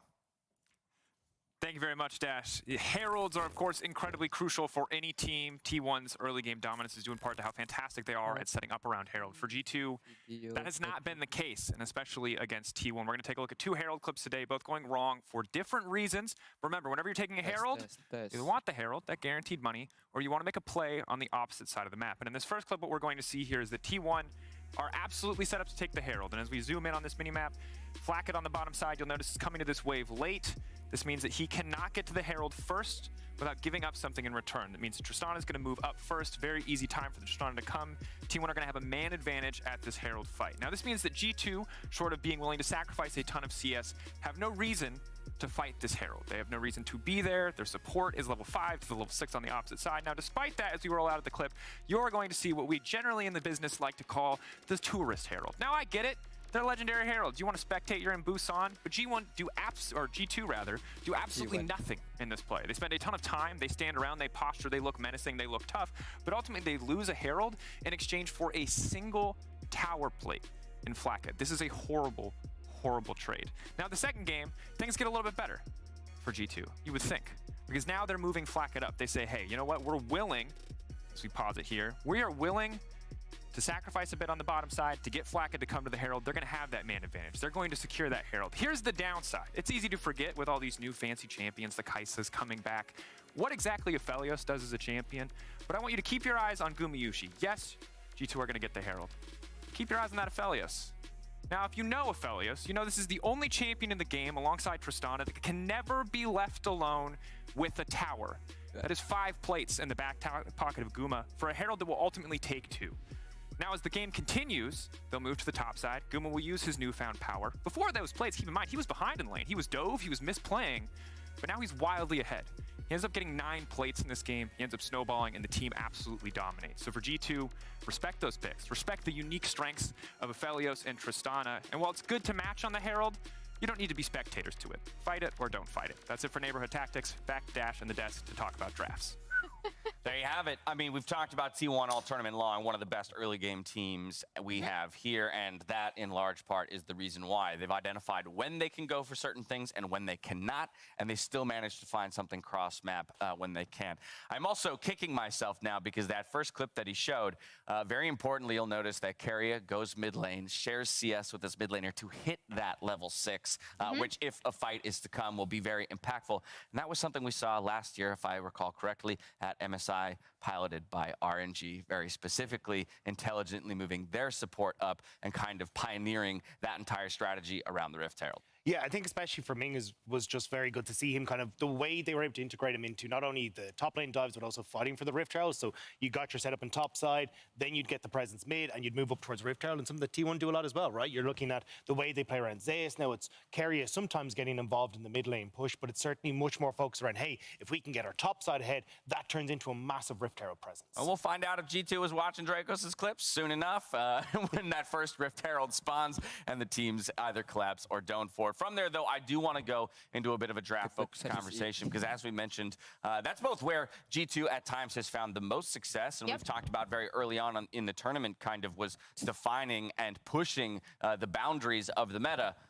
But likewise, we've also maybe had a couple stumbles in that realm. So we're going to look at the good, the bad, and the ugly here. Yeah, so this is the initial Anivia draft, and as someone who has watched a lot of Evil Geniuses, knows what they like to do around team fights, this is great, right? Like, this is perfect against what they want to do. And then additionally, I love again, Pyke is something we've talked about on Desk as being high prio for G2.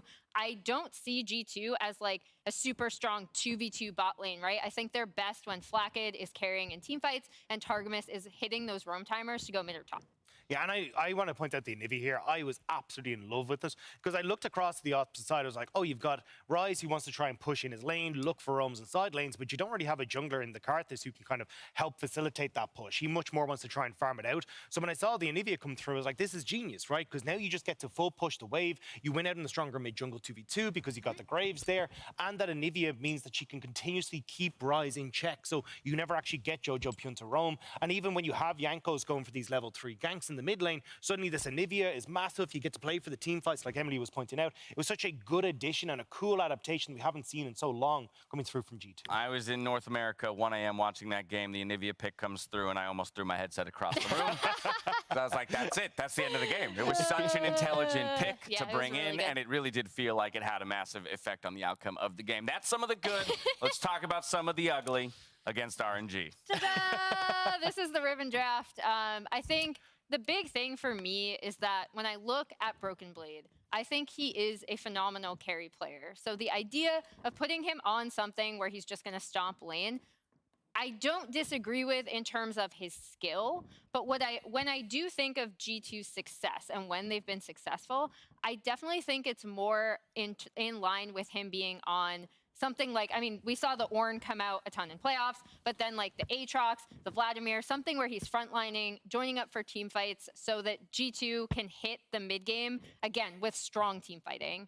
Yeah, and I think that's the big one for this draft as well, is that you're looking at, okay, well, we traditionally want to see Broken Blade on something that can zone or be that big frontline tool. You're running the TP and the Ignite on this Riven, so you're not going to have those big flash engages that you traditionally think of when you see the Riven. But also, if you're looking towards a mid-game, right, this is a composition that if it falls behind early, doesn't do particularly well. So when we end up hitting that late or that mid-game spot, it was just like, oh, well, we've got no damage left from the tank, no frontline. Like, what are we trying to do here? And I'm so glad you brought that up because there actually is a play on the top side that sets the Riven ahead early. So then this lane that you really want to be like super dominant right into Bin's Gwen just doesn't end up panning out from the get-go. All right, let's flip to the other side of things and take a look at T1's draft. We can't go ahead and criticize and go in depth on one and not the other.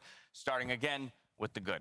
Yeah, I mean, this one for me was kind of looking to see how T1 were able to use their advantages here to try and push ahead with the TF and that kind of stuff. But I think the big one was kind of looking again how they utilize the Twisted Fate in towards those side lane plays, right? Where you're able to start to roam out, get the Faker ahead, and then leaning in towards the top side for carry. And the whole idea for this was trying to get the Kennen ahead, and I actually liked it from the get-go. But I think the big problem for T1 with this draft was then how they tried to play it in the later portion of the game, which is where they didn't actually try to play for side lanes, right? Didn't try to draw G2 out. Instead, they end up running head first into this G2 composition, which then allowed the Diana and the Yasuo to have this great combo that was working super well, and that's where I think the big problem started. Yeah, I mean, I just like I like when they put Gumayusi on something where he can end up like chewing through turrets early and then rotating him around the map. I think T1, like that's one of their strengths in the early game and one of the things I like best about them. From there to their game against RNG, criticisms. Yeah, I mean, look, I think for RNG here, like, this is where I'm kind of looking and going, okay, well, we've got the Aphelios that you can try and work with to push in on the bottom side, but I have to keep turning around because I can't see the thing on the backside. But yeah, you're in the unfortunate middle seat. Yeah, exactly. Like, all right, here's my big ping-ponging back and forth. You know, the front seat in the cinema where you're bouncing back and forth. But I was gonna say, I can get up and like, point out champions if you want. But yeah, I think for here, at least again, you've kind of got the Twisted Fate that can try and play around side lanes to get the Aphelios ahead in the bottom side of the map. But it looks like when you look across at T1, you having this Lee Sin not being able to kind of get that setup that they wanted in the mid lane. But then when you start to push in towards the later portion of the game, the Twisted Fate is just able to roam around the map and get so much done working with the Viego. You've got good late game scaling and good setup for the Viego and the Aphelios and team fights as well. And even looking at the Xayah, right? Like, how do you try and play this composition as a Xayah? Because you can get the one ultimate for yourself with the Feather Storm to kind of bounce back out. But I mean, you've got a Gangplank that's going to be able to slow you down. You've got good backline access with the Twisted Fate. late, Viego diving on you as well. It just became really, really tough for T1 to actually enact any sort of game plan. Beautifully said and beautifully executed. Dramatic chair turn. Sad we missed that one on camera. Now, obviously, plenty of advantages can be won or lost in draft, but at the end of the day, it comes down to the play on the stage. And as we've already talked about the mid lane matchup and how important it is, I now want to jump to the top side of things. We're just minutes away from the introductions themselves. So key players, I think this has to be the other matchup that we look at. I mean, just when you see the left column here on these statistics, it tells you that this match can be won and lost here in the top lane. He's doing almost a, like, he has a kill participation that's almost a third of his team's total kills as a top laner. First in damage percent of all top laners as well, again, at almost 30%. I think the other most impressive thing, again, is the way that T1 facilitates this, right? So I talked about how, like, one draft we didn't see was the Aphelios Rumble draft that I really loved from T1, where they're just like, okay, you know what? We're going back to something that Guma's super comfortable on. Draco's kind of already pointed out how that Aphelios got ahead in terms of, you know, not taking the Herald and taking those turret plates instead. And then I think Zeus on the Rumble was just phenomenal. Even when he got targeted, he was always able to clear out the lane, able to stay like even enough in that matchup. And just the way they play around him with set plays, Faker roaming top, Owner going up there, I think is really, really strong. Yeah, I mean, Zeus is on it to be one of my favorite players to watch all tournament long. He's been so incredibly strong. And I think the one criticism that I have of T1 is I'd love to actually see them try and utilize him a little bit more in side lanes. I think when Zeus is able to get these massive leads, we've seen on Gangplank, the Aurelia, like you're seeing on your screen, I think there's moments where they could just leave Zeus in side lanes to annihilate people like Bin. Thank you very much. But I think from a carry standpoint, you can see the damage numbers are there. And on the flip side, I want to kind of see the opposite from G2, right? Like we've seen Zeus step up as this massive carry. I actually want to see Broken Blade kind of take a step back and go, right, I am going to play more like we saw domestically, right? Because when you look at G2 in LEC playoffs, it was a case of, hey, you know, we're going to go towards Ornn. We're going to set up Flakked as a big team fight carry. And it was a definitive shift in style that we saw after that first round against Fnatic. So I definitely want to see kind of the Ornns, the Vladimirs that we were kind of highlighting, these kind of things where he can play the presence in the front line and buy space for Flakked in the back. Yeah, Zeus is the highest damage per minute player at the entire tournament as a top laner. Last time we saw that, Emily Rand? The Shy! Yes. Which G2 fans probably don't want to remember. That's not what they want to hear. But both top laners filling very different roles for their teams. I'm excited to see them clash here today. It's time to check in with our MasterCard fan predictions. Make sure you vote every day at MasterCard Nexus on Twitter. There's only one more day to vote, and that would be for tomorrow's best of 5 finals. But let's see where the fans land on this one. I'm honestly a little surprised. Just again, based on the demographic of the people that we're appealing to. But there is faith in T1 to get that revenge in a best of 5 against G2.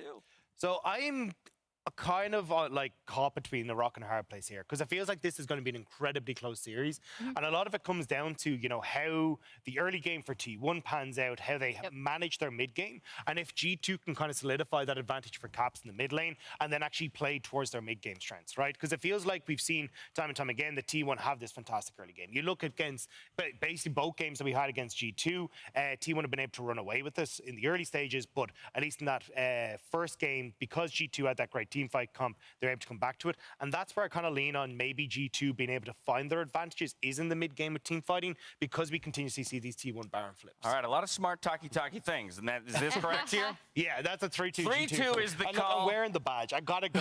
That would have been a really a sweet bait, actually, though, after all of this. Just to go take it off, over to throw it. T1 side. I was gonna say, I didn't pick EG yesterday, but Emily, what do you got for us? So similarly, I don't necessarily think it's going to go to a 3-2. I am going 3-2 on the T1 side. I typically use this kind of thing more as Jat would say on our LCS desk, a confidence monitor in both teams.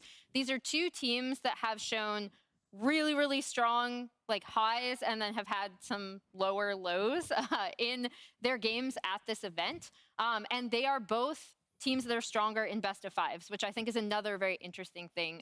You know, T1 in best of series are incredibly strong, and G2 are able to use their draft and their really strong coaching staff as well in best of 5. So I just think that overall, I give T1 the edge. I don't think they're going to be, you know, having as much Baron trouble. Hopefully, they've ironed that out, and they seem to be drafting a lot more comfortably as well. All right, well, a split decision. Okay, look, here's the deal. It's semifinals. Drop that there. I don't need this wishy-washy. I don't need this 3-2. Because, look, I agree with all your analysis. I think it might even be very T1 favored. I'd say 60-40 to T1. But just because it's 60% doesn't mean I can't bet on the 40. That's right. If you bet on the 40 back in the day up against RNG when Perkz was in Game 5, you would have been right. Hell, it might have been even 30. Could have done it in 2019. You would have been right then, too. Because just because they're the predicted favorites doesn't mean that you can't believe in them, and sure as hell doesn't mean I can't predict them. Okay. 3-0 G2. Because if they're gonna win, it's gonna be dominant. Also, the worse the odds, the better the payout. 60% In of the time, the worse none of the 2019, time. these teams faced off in 2 epic best-of-5s, and now we finally get the rematch in the knockout stage between the most winning team in League of Legends history, T1, and the 2019 MSI champions, G2.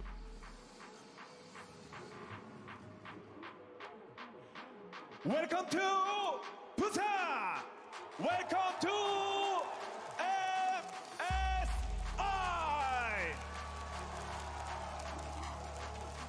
어디에서 함께 해주신 여러분 진심으로 반갑습니다.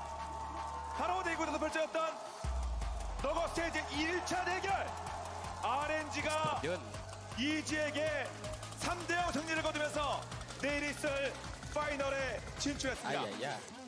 그리고 바로 잠시 후 내일 RNG와 멋지게 파이널에서 경기를 펼칠 두 팀을 가려보도록 하겠는데요. 어떤 팀이 승리를 거두면서 내일 파이널 영광의 무대에 오를지, 자 그러면 경기에 나설 자랑스러운 팀들을 여러분께 소개해드립니다. 먼저 LEC의 맹수, LEC의 맹주, 유럽의 왕, MSI 트로피를 다시 한번 차지하기 위해서 이곳에 왔다. Let's go G2, Let's go G2, Let's go G2.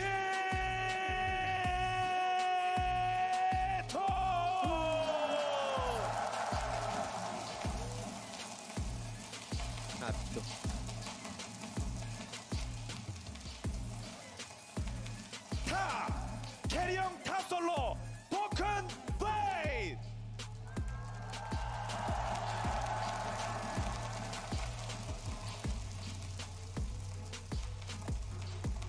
Papa Bibi. 정글 포스트 브로더킹 양코스.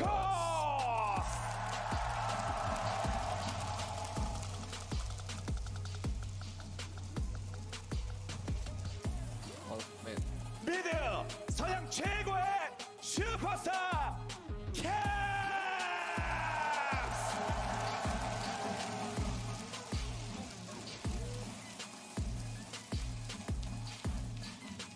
바텀 고통은 나를 더 단단하게 강하게 한다. 프라켓.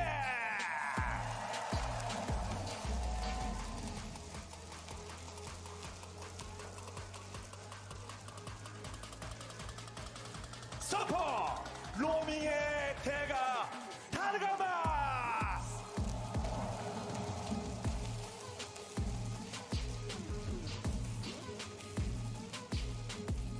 여러분 한 번 더 큰 박수로 환영해 주시기 바랍니다. We are G2.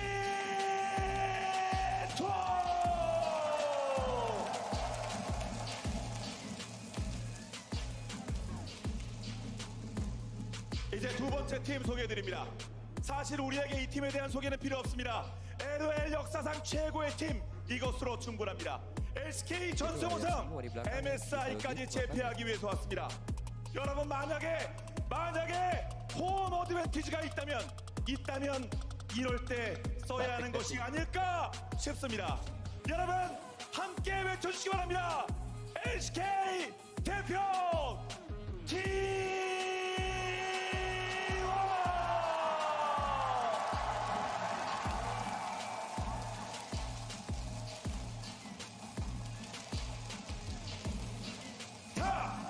신은 죽지 않는다. 제우스!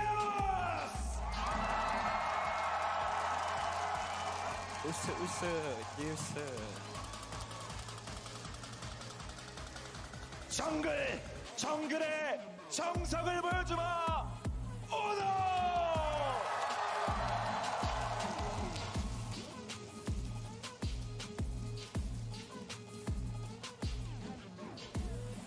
Adidas mahal. 미드 Unkillable Demon King and Greatest of all time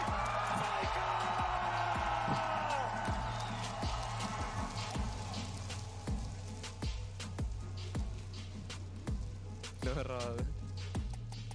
바텀 무서운 신이에서 이제는 무서운 킬러로 구마요시.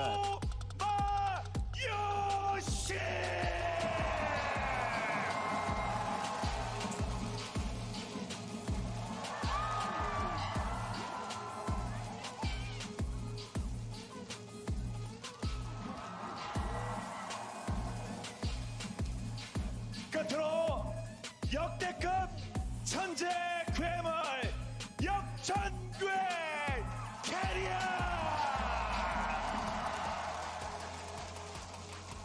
Sepatunya samaan semuanya. 부산 한 번만 더 부탁드립니다. LCK 대표 T1.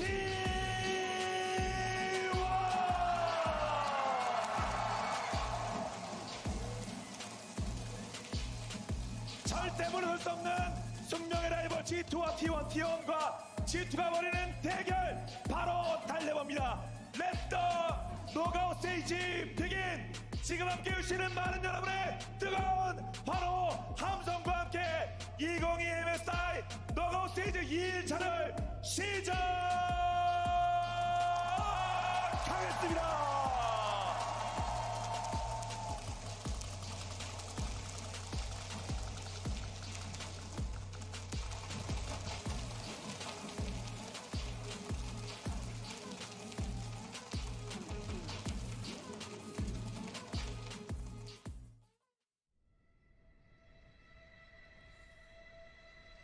Ever since Season 3 and I saw Faker win his first trophy, I kind of decided that I wanted to be in his shoes.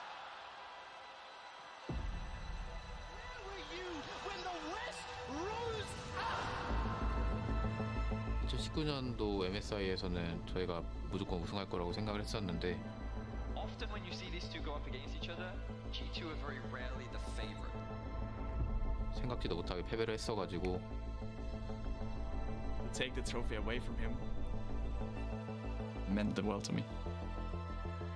2019년 때는 G2에게 MSI 월즈 둘 다 졌지만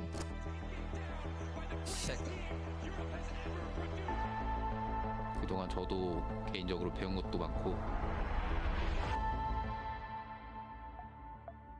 잠깐 주춤했지만 T1은 무너지지 않는다는 걸 보여드리고 싶어요. Many wondered if their form was temporary. Well, it seems like the Giants have awoken from their slumber. G2 집에 보내드리겠습니다. Going into a best of 5, this team has shown time and time again that it can bounce back. Once the view 5 sits, that's when we'll strike. T1 greatest weakness is that they are easy to read. Double kill for Jaegers already in the team fight, and team fighting this G2 is a mistake. T1 make again. If their hand slips even one time, we might just get the momentum. G2의 약점은 라인전이 다 약한 것 같아요. Artemis immediately going to throw out the exhaust and gets exhausted as well. The flashes coming forward, first blood within the first 2 minutes. Absolutely ruthless. It's easy to forget T1 haven't been able to bring home a trophy in front of the South Korean crowd. MSI를 우승하고 싶은 이유는 저희를 계속 믿어주시는 팬분들 때문에 더 하고 싶어지는 것 같아요. I know we might be the underdogs going into this matchup, but T1, I dare you to underestimate us. We've seen what happens when you do that. G2 제가 지나간 자리 뒤로 많은 꿈들이 깨졌습니다. T1이 세계에서 가장 강력한 팀이라는 걸 증명하겠습니다. We're here for one mission. To reclaim the glory for Europe.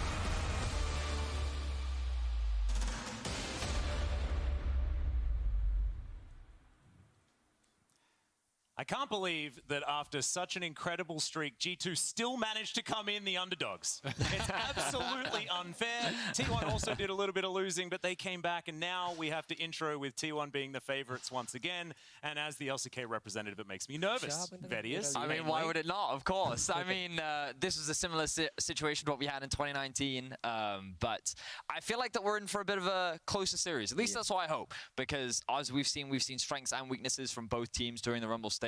We've been given an opportunity to see both teams grow and evolve. But without further ado, we're going to jump straight into the draft. Yeah, here we are, into the draft already. Yasuo going to be taken away here by T1, which is, yeah, that's a bit targeted, one could say. And it also makes me wonder, are they going to first pick TF, right? Because that was obviously what was Snap picked, the Yasuo Diana into the blind TF against T1. First time that these two teams matched up. You know, will G2 ban out that TF? Or are they happy to match with something along the lines of a Sylas that a lot of people are pretty comfortable in? But that is definitely the comfort zone for T1 to play that sort of style. And they did create a massive early game advantage when they went for it in that first game. Yep, exactly right. Of course, Nocturne being banned away does kind of allude to the TF as well, but the Gwen will come through. Jack's still available. A few options there for the top side. We'll see whether Broken Blade is going to elect into the GP matchup, which we've seen picked up as well. This comes as no surprise, especially when you look at the number of games that Zeus has already had so far this tournament on the Gwen. This will be his 9th Gwen game of MSI, and it's something that T1 have often defaulted to as a, well, either both a safe or a strong side of the map. They can either play towards it or they can leave Zeus on his own to be defensive. It is very much up to his discretion, as G2 going to very quick respond to Galio. Remember that this can be flexed between both mid and support. EG played it support. Obviously, there is the ability to flex that around. The GP, I think, is the most standard answer, but Broken Blade, I don't think it's really as much in his comfort zone. He did play it against T1 last time, and G2 played very heavily towards him with it, but it didn't really end up resulting in much of an advantage for them. You know, Broken Blade wasn't really able to make good on all the ganks that Jankos spent up towards that top lane. Yeah, no, exactly right. And now with the Gangplank being locked in, I really like this. It keeps things so ambiguous for G2, and this works especially well with Kalista still on the board, right? Because Kalista works very well with Galio there towards the bottom side. If you do want to put him in to a situation like that, flex it towards the mid lane or not. So still keeping things very much up in the air here for G2. Speaking of which, Xayah going to be locked in, and we'll see what Faker is going to take away for the first round of picks here for T1. Expectations are that T1 is one of the strongest early game teams that we have at this tournament, and already you can see that emulated in their draft. Xayah can be a very dominant laner, especially when paired up with things like the Rakan. Gwen, known for her strong laning, and so far it seems that T1 is just trying to gain some control over the top and bot side of the map. The Jarvan locked in here for Jankos. This was something he hasn't played as much at MSI, but was really loving in the LEC. I think it really does fit his playstyle. Even at MSI, we saw him pulling off so many 3-camp ganks on things like Graves that you're not expecting on. With the J4, he can find these creative angles. He can really get in, get active in the early game. And to me, that spells that they want to play it very, very aggressive here early on. The J4 is going to be a great champion to do it with. Yeah, and also with the Gangplank there towards the top side, you lessen the opportunities for something like a Camille. Like the Galio delivery system is something that Jarvan has always been very good at. But T1 going to take their opportunity to get rid of the Kai'Sa. Of course, Xayah Kai'Sa. We all remember those days. And LeBlanc is going to be taken away alongside the second half of the Lovers duo in the Rakan. Sorry, Medic, it's not going to happen today. And I think the Kai'Sa ban makes a lot of sense here. To me, by far, that has been Flackhead's best champion. You know, he's been really dominant on it. And I think he's going to have to prove that he can really perform to the level of Gumayusi and Keria on other champions. If G2 are going to be successful in this series, you can't just depend on that one pick because he's going to get targeted. Well, my expectation is that MF will be the direction that they go for. I do like the Senna ban. I think that actually makes a lot of sense because when we think about the Galio as a flex, Senna Galio was one of the common go-tos that you could draft towards the bot side of the map. But MF is the other one that I do think of. He did play a lot of Zeri during the, playoffs, and of course, we did see it a little bit at the beginning of MSI, but very debatable if it is still considered strong. Aphelios was actually something during the regular season he played a lot of, as every AD carry on the planet did. Yeah, I was going to say. Did you guys play Jinx too? Yeah, they did in fact play a lot of Jinx. Wow, Jinx from Arcade? I know, crazy. But notice again that we are saving that final pick for that mid/support. They've kept the Galio as a flex, and it's going to to largely depend on how T1 choose to round up the draft as they continue with this strong bot side of strong laners. The Renata plus Xayah, a very powerful 2v2. I really like Renata because of what G2 is drafting. You're kind of assuming it's going to be a lot of dive, right? It's going to be a lot of coming at you here, with the Galio, with the J4, with the GP. The disengage here, the ability to do that with the Renata ulti, and also the W, if you're just trying to zero out one target, can be massive. This is so interesting. Tristana mid going to be locked in for Faker, but this is assuming that Galio is going into the mid lane. Flex. So we knew, of course, we'd spoken about it already, that is definitely a flex pick, but seems like Faker doesn't mind that whatsoever. Tristana going to be picked up and most likely heading towards that mid lane unless there's some Xayah shenanigans. Or if you want to put it top lane, like, who knows? Gwen could go in the mid lane. It actually can work really well against GP, so there is a slight possibility. I'm expecting it to be for that Galio matchup here. But it is going to be... Wow, we're just selecting into playing the Pyke, so they're just going to play into it. Now, I am assuming it is going to be mid. Tristana mid is much more common. It's a lot easier to kind of stay safe in that mid lane than in a long extended lane with this marksman. But you do have some really strong early aggressive matchups. Almost always you're going towards Hail of Blade unless you want to kind of index towards later on. But with Hail of Blade and Ignite, you do have the potential to all in very quickly. If you can get lane pressure, we know how Tristana can farm these turret plates. But that being said, if you do misstep against a Galio J4, that is a duo that can punish you very, very heavily. And if Triss gets behind early in that mid lane, you can start feeling pretty useless. When I look at this G2 draft, I think it's very simplistic in its approach. And when we think back to their playoff run, it is very straightforward, easy to execute, with a lot of early game options as well. In particular, you can see with the mobility on Targamas and his Pyke and the J4 being able to be active in the early game, G2 do have early game options, prioritizing their scaling team fighting later. I think what is terrifying about this T1 draft is they have very dominant laners all across the board. They have an ability to build their own advantages off their own champions. On top of that, a huge amount of skill expression exists all across the board with things like the Xayah ultimate, the Gwen W, a lot of ways to avoid and disengage away from a lot of the dive that will exist. So even if G2 are able to find these fights, I think that T1 have options, even if on paper it seems that G2 will be favored in the 5v5. I mean, so much of it is going to be about the initial seconds of the fight, because if G2 don't find that perfect engage, there's Buster Shot and Rocket Jump from Tristana, there's the ultimate from Xayah, there's the disengaging ultimate there from Renata. If you're trying to dive through that, you all get caught up in that. You are going to get shredded. It can become very, very difficult. So G2 have got to be on point. Hit that perfect engage, have the follow-up, try to get that first kill with the Pyke, and we'll see if they can do it. Yeah, well, here we are. Game number 1. T1 versus G2 here at the MSI 2022 knockout stage. Both of these teams, this series just means so much. G2, can they do it again in a best of 5? Can T1 really prove that this is the new look for the squad and they can get all of those former shadows away? Gumyushi going to walk away from G2 here, spotted for a second there by Caps, but it looks like he will be okay. Flaps his way out. So T1, they have information on this, and you can immediately see the cross map trying to get a little bit of information on G2's topside jungle. Will G2 look to split the map here, or are they just going to drop a bit of vision and then disengage? Looks like they will. I mean, they're staying around a long time. They definitely want to go split map. This is actually very similar, but on opposite sides of the map to what happened in their second round robin game, where it was, Jankos playing top half split map towards Broken Blade on the GP, and it was T1 playing down towards their bottom lane, trying to get Gumyushi ahead.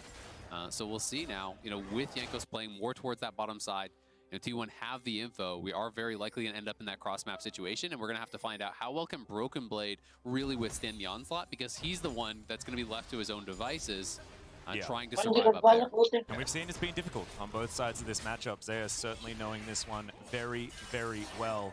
Gentlemen, I do want to draw your attention to that mid lane. Draw of course. It is our featured matchup presented by Mercedes-Benz, and Faker, having paid about 72 unique champions so far in his career. He does have some stats on Tristana. Currently undefeated, 4-0. My kind of sample size. It's a very, very low one. It was a couple of years ago that he played it last, but does have some experiences. We also have a fight on the bottom side of the map. Targamas, though, he's going down very, very low. The Ignite is ticking. Gumyushi going to have to back away, though. And it looks like the Pyke will slink into Fog of War and heal up. G2 able to get level 2 first there and going for the aggressive all-in. This is something they've been really consistent with when they have that Pyke. They want to look for the early kills, but it is now Pyke without summoners. But trading summoners like this aggressively when it is split map and your junglers on your side is great for G2 because Gumayusi now down flash could fall prey to a Jankos gank. Exactly that, Azael, and I think it's important to recognize that, you know, Alice wanted to talk about this mid lane matchup, but we have to keep our eyes on bot because G2's whole game plan here has been about trying to shut this bot lane down. Jankos will be spotted on a ward. Oh no, I thought he we'll was have going to see it information on disappear this. as well. Yeah, they don't actually spot it. Jankos will just start off on the Crow. But they're setting up for the dive, potentially, with the wave beginning to stack up. Of course, mid won't be able to roam down. Caps does have the TP, but won't really be able to leverage it this early on. Broken Blade is the person we have to keep our eyes on as he runs out of mana, and Owen looks for the dive. We'll see whether they can navigate this one. Stun does come through. Broken Blade burning down. That is going to be first blood. The flash comes in. Can Caps chase after him, though? 300 health on the Viego as he tries to get the stab through. It's a decent attempt for a stun, but Owner is going to be taken down.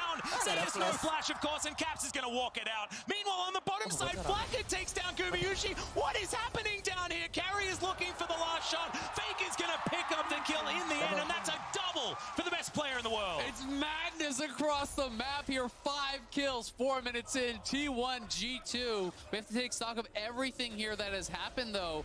Caps TPing up towards that top side does get a kill and gets out, but he's dropping waves to do it. Faker was able to push in the wave, go towards bot, get 2 kills. So to me, the big winner by far here is Faker in the mid lane. And we'll have to see if G2 on the other side can really make use of this 1 kill that they got Flak at, because he is now quite ahead of Gumayusi, who lost that farm on the dive and did not get a kill himself. Yeah, a lot of things that, as Azael highlighted, just happened in a very short period of time. I'm curious as to where the replay is going to start. So we're going to have a look at this bot lane. As you can see, a level advantage for G2. The aggro starts by being taken by Targamas. Then they're going to set up the focus onto Gumayusi, but the damage onto Jankos and the fact that Flakked can't kill Gumayusi quickly enough means that Faker has enough time to get down here, and look, he's in the perfect position to set up for these 2 kills. Throws the Ignite down onto Flakked. Carrier's going to throw down those auto attacks to help secure that kill, and Faker's going to shut down onto Jankos. So just really good response there from Faker. The dive didn't go out the way in which G2 wanted, and on the top side of the map, T1 pulled off a well-executed dive themselves, so T1 with a very big lead already. But they're looking for a repeat now. They know the summoners are still down on Gumayusi. Caps, though, spotted out, and Owner going to intercept here, make things a little bit awkward as Faker's now cheating down. They're going to collapse. Carrie's going to handshake Caps here. He's looking to try and get out. The blast cone's going to disappear, though, and he does have the taunt, but that's exactly what T1 wanted, I think. Faker's going to jump over the wall, and it's just a matter of a few seconds. Can these double buffs actually be taken here by T1? As Faker, I think, should be able to get an auto in. Oh! It is going to be Owner that locks down the kill, so claims the double buffs, and Faker looked like he didn't want to take it. Well, I think it was one of those situations where there's never really a bad one, right? Either your jungler's get the double buffs refreshed, or the mid laner gets another kill. But the fact that G2, they keep trying to attack this bot lane and the action continues. Yeah, Flakked taking a fair bit of damage here as Targamas is going to disappear for a moment. Owner's down here as well, though. And it feels like both of these teams just testing each other at every single turn. Yeah, absolutely. They're both fully down to scrap here. You know, Faker, I think he would have liked the kill, but probably would have had to commit his flash to get it and just decided it's not really worth expending that flash to do so. We'll hold on to it. He is getting very far ahead of Caps, though, because Caps has been aggressively roaming and is in this counter matchup. But we can see Jankos now out around mid, and Faker is very far pushed up with no wards. So potentially they could make something happen, but it looks like Jankos is heading to bot. Yeah, Flacked's in a little bit of trouble here. His owner's going to rotate over, looking for some vision. That control ward is going to spot him out as he makes his way in. Jankos as well, completely unseen right now as Faker moves himself out of the brush. That control ward would spot the Jarvan if he was going to come in, but right now going to stay in Fog of War. Explosive charge onto Caps. It's just such a difficult matchup here for the Galio. The experience difference is really starting to build, though, especially along with the gold lead that T1 have been able to accrue. Notice that there's a jungle experience lead, of course the mid experience lead, as Azael was already highlighting, with Caps roaming around the map so much. The bot lane, given that they've been able to weather the storm, have done a really good job, and it surprises me because when we think about expectations coming into this matchup, T1 was expected to get this early game lead, especially with the draft that they have drafted for themselves. The fact that G2 trying to be so aggressive in the early game to try and match and challenge this, they had a very clear game plan of attack the bot side of the map. But now I'm worried for G2 because this early game style is not something that we typically see from them. This level of aggression is not something that we often see from them. And now it's only going to make those team fights that they want to play towards even harder. It absolutely is. And we know that T1 is just so deadly with a lead. In 9 out of their 10 Rumble games, they were able to grab that first Herald. In 10 out of their 10 Rumble games, they were able to secure first tower, never once giving up a tower pre-14 of their own. And when T1 gets ahead and they're able to grab the Herald, they can snowball that game very, very quickly. Faker already has the push here. He's got about a plate and a bit down on that mid lane tower. If he gets a bit more chip damage, that's dead to the Herald. Yep, but you have to remember that in the first game, these two teams faced off in 5,000 gold was the advantage that T1 managed to accrue in the early stage of the game, and that seemed to be G2's sweet spot. I remember that. I was there, and it hurt my feelings just a little bit. Yeah, it's certainly something that history has denoted before, but G2 now looking for an opportunity on the bottom side. Gumayusi and Keria not going to give them that one, but Red and White Guns going to tear through that turret beautifully here for Flakked. And G2 look to have the game plan of we're going to try and get our bot lane as far ahead as we possibly can, and then hope that we can win these later game team fights. So I like the initial decision from G2. I like the response from T1 even more. Dropping the Herald mid, I think makes so much sense because it gives you so much more map control, and Faker's ability to siege is super strong as they look for another dive. Yeah, Cataclysm's going to start this one up as Jankos trying to get out of there. He's going to survive for now. Gumayusi looking to get out. The Ignite is ticking down, but it looks like he might have got himself to relative safety. No, the answer is absolutely not, and it's a great dive to come on through. Even though G2 punch each other just a little bit on the way out, it's not going to be enough to turn it. But look at mid lane. They got 2 towers, 2 full towers there. Faker, if we get a look at the gold lead, is going to be astronomically ahead. Already has the Mythic complete here. Well, Caps has got some steel shoes and a Kindle gem. And you look at Broken Blade as well. He can't approach that tower because of the control that T1 have in mid. The threat of a dive is very real, so he's going to lose a whole wave off the back of that. Zeus is building a level lead. The jungle lead is starting to build. And yes, G2 are fighting just towards the bot side of the map. Flakked is getting very far ahead, but the rest of the map going in favor of T1. Yeah, critical that Gumayusi did hit 6 prior to this dive going off. Right on that last minion, flashes out, looking like, hey, he might have been able to get away, but Flakked connects with the ult on Keria under the tower, finishes him off. Really nice sidestep from Keria there. Props to him, making it that bit harder for Flakked to secure that kill. And huge props to the T1 bot lane, because really that's their first loss of the game in terms of the aggression that they've experienced in the bot side of the map. They've weathered the storm about as well as they could, but the good news for them is the rest of the map is going exceptionally well for T1. So yes, Gumayusi, you have been attacked a lot, but the good news for you is you've got Faker and Zeus sitting in a very comfortable spot. They drafted the contingency plan. Yeah. You have 2 marksmen. If one is behind, you got the other. That's exactly what I was talking about. And I can feel the sighs of relief from our analysts that are just back there saying, oh yeah, they always have a plan for if something's being taken cross-map. I said that before. You know, we've been saying it all tournament. In the meantime, there's a fight here towards the bottom side. Nice sidestep there from Gumayusi, still being able to weave through these autos. Ona turns up as well. Targamas in trouble, but is going to stay alive for now. Gumayusi not going to be able to find that kill and will be taken down. G2 now happy with what they've taken. Faker moving on in. It's a ball, but it's Jankos going to get headshot out of that opportunity. Faker's going to pick up the kill as he dives on in, and he's not going to be over hungry to pick up more of these resets as T1 answer back. What a play by Keria, though. The timing on the handshake, yanking Jankos back here right as Faker arrives. So T1 get the return kill. They're pushing in. And they're 8 and oh my god, they're so far ahead already. 4,500. So many plates. It's more than a kitchen here towards the bottom side, as that is going to be the ulti going wide from Keria. Unfortunately, Faker decent sidestep on the Winds of War. The G2 tidy up the minion wave, and they're not going to lose too many more of those plates bottom lane. Okay, I feel like there was a movie about bullets bending. Yeah, I feel like all of the skills are just bending around T1 because they're sidestepping everything. Okay, it's disgusting to watch how good they are at dodging all of these skills. But such a well-executed early game once again from T1. And, you know, we talked about it yesterday on the analyst test. The analyst talked about it again today. Trying to fight this team in the early game is a very difficult thing to do. Look at how much they're sidestepping. Gumayusi going to see the EQ, sidestep that once again. And the props to him. There's only so much he can do, and this much is thrown at him. But the response from T1 is equally as strong. I mean, it's incredible, right? Like, it should have just been a super easy free kill, but they're able to avoid the pike hook. They're able to avoid the knockup. We can see in the replay, Broken Blade going to get away, but there is that handshake pulling him back. and Faker comes in with the Gale Force active, gets that kill, they secure the Dragon. I was going to say 8 plates, but they made a liar out of me as they grabbed another plate top, so they're up to at least, I think, 9 now at this point. Yep, Zeus also going to make it out before the ward comes down, so he's going to escape unscathed. 3-0-0 on the Tristana. And I love this, you know, because the bottom lane was getting talked up so much coming into MSI, of course, for T1. Gumayusi Carrier, best bottom lane in the world. I was one of the people on tape saying that.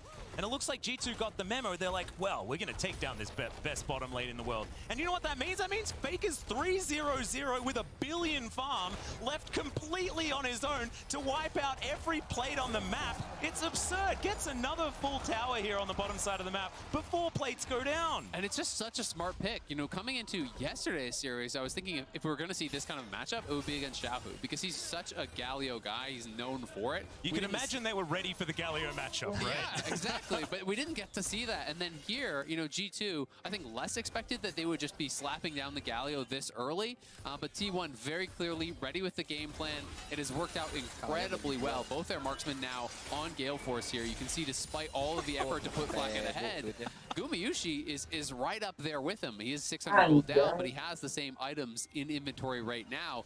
And T1 have opened up a nearly 6,000 gold lead here, not even 14 minutes into the game. Half of that's on Faker. And the thing I want to really iterate here is that T1 didn't even do much to set Faker up to get that. It was very much a G2's early game proactivity, Faker was just the recipient of. All those bot lane dives, sure, I'll robot, I'll pick myself up a couple kills. Oh, Caps, you don't want to be in lane? That's fine. I'll take your plates, I'll take your towers. And it's literally just been T1 punishing all of the decisions that G2 has been making in this early game. And this was one of the big concerns I had for trying to match this team in the early game, because T1, regardless of what you tried to do to them, within the first 15 minutes of the game, they have a plan, they have a response, and they will look to punish you for every small mistake you make. Well, Cannon Barrage available here for Broken Blade, but they're not going to go for it. Faker is going to make it out. Just a rocket jump required as they look for this Herald. And one of the most impressive things about T1 to me is that just through pure laning skill, they're often able to get advantages on both sides of the map when it's really supposed to be a trade, right? You're supposed to trade Dragons on bot side for Herald and a gold lead on top side. But T1 is able to outplay in so many situations and have so many incredible individuals as far as the laning goes that, you know, really, it was a split map bot side advantage for G2.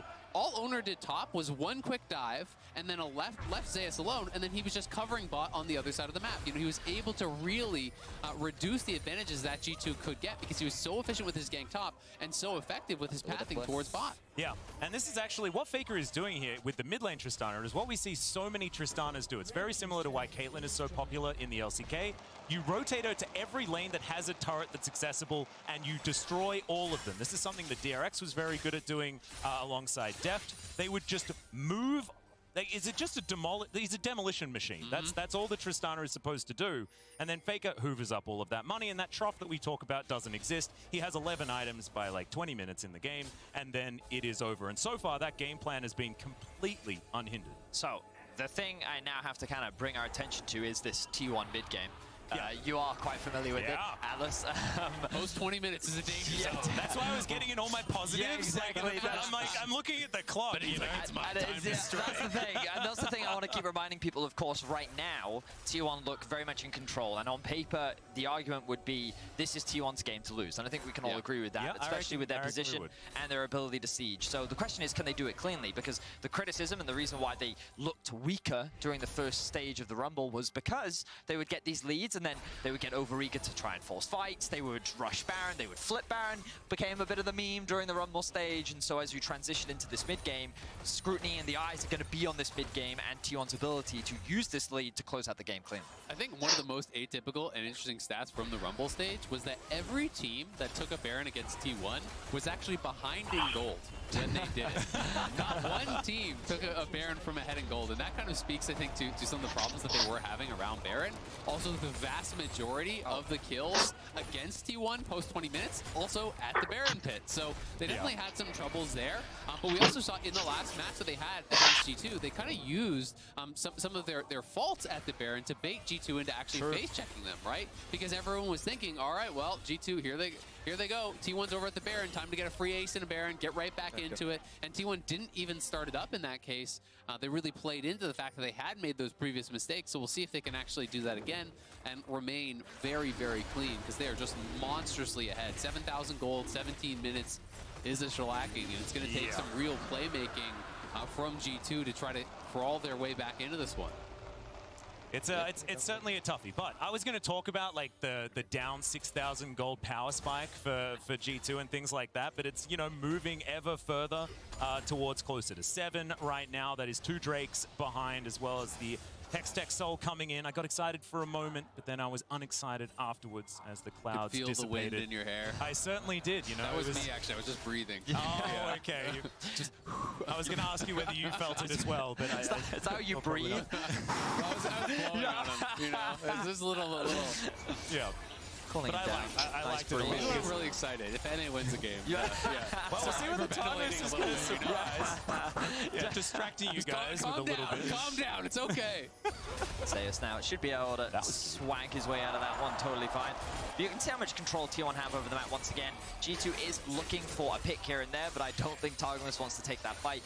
And I just want to bring attention to the number of towers that are up and available right now. There is a lot of standing gold, I would say, for G2 to grab. The question is, can they grab it? As an ultimate comes in from Jankos. Yeah, that is a Cataclysm come down. Great handshake does come through there as Caps does try to get out the taunt, but he's not going to be able to find it. The Gale Force is going to be able to keep Gumayusi alive. Caps flashes away, but Faker just assassinates Blacken in the backline. Targamas trying to get out of there now, as well as the resets will come in.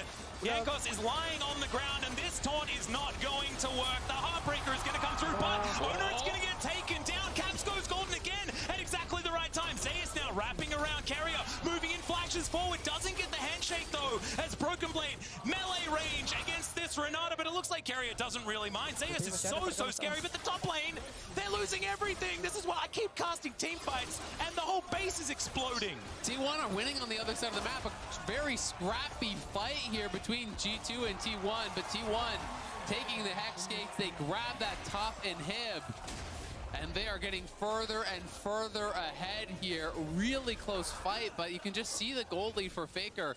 I mean, look at mid lane. It's 5,000 gold individually ahead there. Everyone is paper to Faker here. He's got the BF gold. He already has his crit cloak, so not too far off getting that IE at this point. It's once again a situation where T1 is just the recipient of G2's decision-making. G2 feel pressured, and they go to try and make a pick happen. The ultimate comes through. I mistakenly believe that move is a flash for some reason. And in any case, G2, look at how aggressive they are in the bot lane once again, where there's the Storm. Gumayusi and Carrier just buy time, and then look at this play from Faker. The combo was beautiful. The flash from the hook as well helps secure the kill. Broken Blade's not even there to assist, and again, like, T1 didn't have to do anything there. They just responded to the plays being made by G2, and they were the benefactor of the play. Absolutely, and I mean, it's a lot of the plays start to look bad when you're this far down, right? Yeah. Because there's just so few options. I respect G2, you know, going for that winning play, and I think to actually play to win in this game, you've got to just constantly look for picks, hope that there's mistakes on the T1 side, so they go for this aggressive play. Doesn't quite work out for them because T1 is in the area, can collapse and really, really punish. And even the top lane becomes quite concerning now when you see the second item is already through there for Zeus. Second item in for Gumayusi, albeit a cheaper build than what Flacket has, but he's really kind of back to parity. And Faker only needs a couple hundred gold here for his IE, and then he is just going to be completely uncontested on the map. Yeah, if he's not already at this stage of the game. The IE does come on through.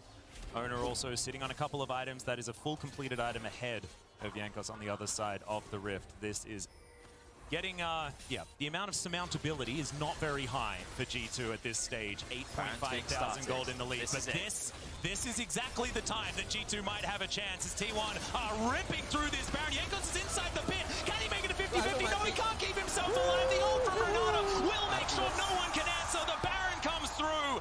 And T1, I think they're just a little too far ahead. T1 tear through G2. They kill off Jankos before he has any chance to steal here. And now with the Baron buff and the super minions coming in top lane, it's looking like it could be a 22-minute end. An absolute slaughter from the side of T1 as the 5 members make their way towards the first Nexus of potentially many as they're looking to secure game 1 in this best of 5. Yeah, at least another couple of Nexi will go down, but Broken Blade on the fountain looking to try and push them away. One Nexus turret is going to stay up as all of T1 take a little bit of a Hextech ride to get themselves back towards the base. They'll grab a reset before they try to end. Wow, they must be really good friends with Jace that they can all get a premium pass out of base like that's that. pretty cool. That's pretty convenient. But G2, this is going to give them a small mercy. They will not lose their base just yet. The potential to find that miracle fight still exists, but a miracle is exactly what it must be to turn this game around. He's hex skating in blind. We're just hex skating. We're just like they're just beelining towards the G2 base right now. Targamas on a control ward, so he's going to be all right. But it looks like T1 will detour to the Drake. Who needs wards when you are the ward? Yeah, exactly. I am become the vision. What do I got to be scared of if I can just check with my wallet, right? They just walk in there, secures the vision. Slap it down. And now they're making their way towards the base of G2 once again. T1 with a dominant first game. And again, what's incredible is they really didn't have to do a lot. They just waited for G2 to do things, and then they punished the things. Yeah, and it worked out very, very well. I think the Tristana pick was fantastic from Faker. G2 deciding not to move the Galio elsewhere. Zeus is just going to dash out of the way of the flag and drag. Multiple turrets going down at the same time. They are going to do this one by the book as the inhibitor falls on the bottom side of the map. G2, all 5 are alive, but the wallets are just feeling a little thin. Caps now looking for his opportunity, does find the taunt. Winds of War comes through, but the Justice Punch is only going to move him further into danger. He goes golden to see his death for a moment, but T1 will be able to take him down. They'll look for this mid turret as Jankos in the middle of his Cataclysm is just going to die. And I think that's going to spell the end finally here as the Bone Skewer comes forward. Faker will get taken down, but Blackett is going to get answered immediately. And remember, T1 have a backup 80 carriers. Gumayushi's going to be able to pick up a few extra autos before destroying this Nexus. And honestly, this game 1 felt personal on the side of T1, and we'll see whether G2 can answer back in game 2.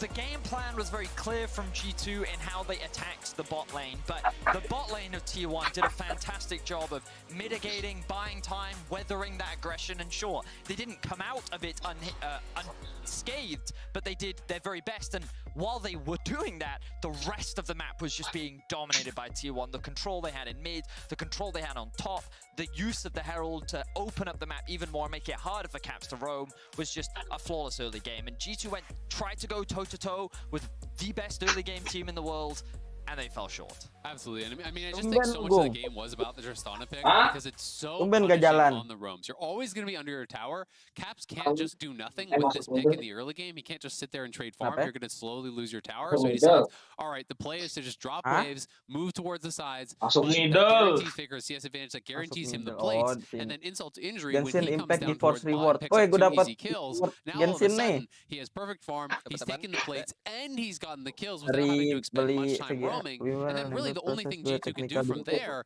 is try to just keep roaming, keep making plays because they've already, kind of dug themselves this big hole. Yeah, it was a beautiful answering pick, but as we go to a break, let's check out T1's comms from their dramatic win versus RNG on the last day of Rumble stage in Sounds of the Game, presented by Bose. Gue 3 tahun belum pernah dibongkar. 나 궁은 없다는데? 내가 안에 핑크 할게. 텔죠? 나 일로 돌게 내가. 오케이. 오케이. 스마 싸움도 되긴 해. 핑크 까줘 핑크. 오케이. 나 돈을 줘. 나 돈을 줘. Menang nih jam 1 nih T1. 볼게. 강남은 꺼졌어 일단. 일단 먹어. Idon mana, Be? 아래부터 아래. Hah? 아래 좋아. Mana gue tahu. 괜찮. 천천히 봐, 천천히. 앞에 거. 미드. 너 마이크 안 나가겠다, 연준아. 옆으로 이거지. 야, 안 잡아도 돼. 안 잡아도 돼. Gila. Jauh sama tapi networknya beda 4 kak. 갱패공 깔릴 수도 있어. Ya kali. 이거 못 끝내도 돼. 우리 하지 마. 수근하게 고인프로 까면 돼. 내가 돌풍 이니셔도 돼. 갱패 풀에 있다. 끝낼만해. 죽여도 돼. 나 빨라. 나 초식에도 있다. 더. 선라인 데리고 해줘봐. 라인 먼저. 나 친다. 타워. 야, 점 사야 돼. 타워. 나이스. 죽여줬어 그냥.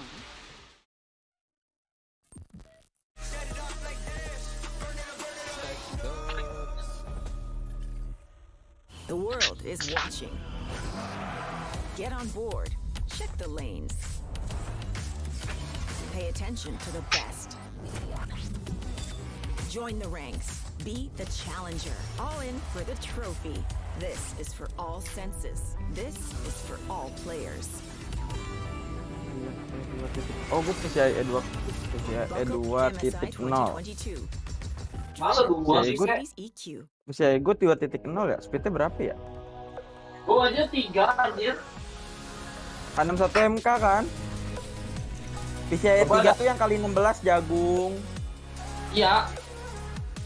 Yang buat VGA. Yang terpending. Yang lu taruh di VGA itu PCIe 3.0. Iya, yang bawahnya PCIe 2.0. Yang kecil. Yang 2.0 tuh yang kecil. Yang gua mau taruh SSD. Terus kita berapa ya? Ini gua lagi baca-baca Gung, kita Gung. Terus PCIe chart.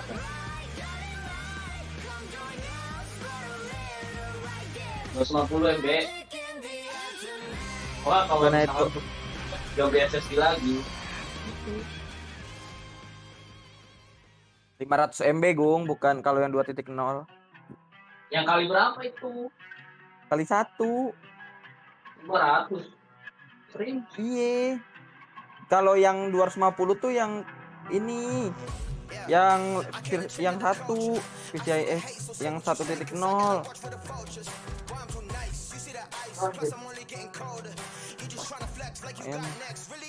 Lu beli SSD gak, Dek? Hah? Beli yang NVMe aja, mah beli ini nih konverternya. Apa sih Gung namanya Gung? Cari aja yang udah tutup PCIe.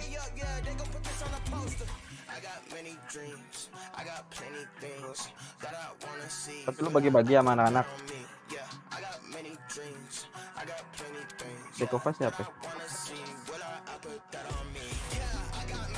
Terus dia dapat berapa gope? Oh, yang lain tetap 400. Ya udah, gasken. Lu yang menang. Tadi kenapa lu nggak interview deh? Ya, pasti ada nih, ada di SMK Telkom Jakarta nih, ada itu deh. Rekaman yang tadi pagi. Tadi yang di interview siapa tuh?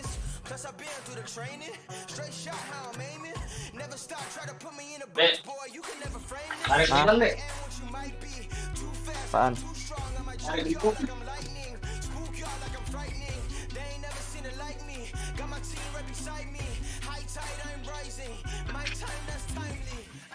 Mute juga.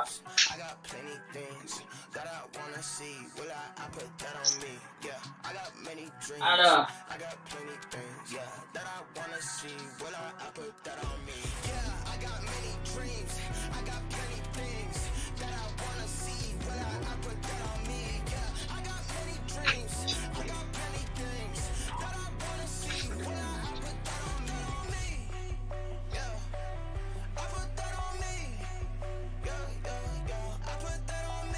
Ada turnamen ML sama PUBG Mobile enggak?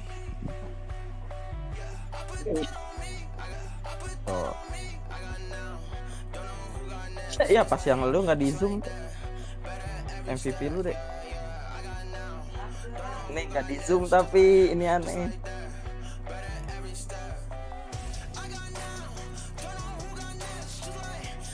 Jadi masih sama Victoria. Hah?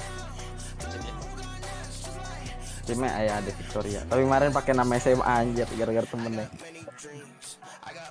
Oh, bisa beda.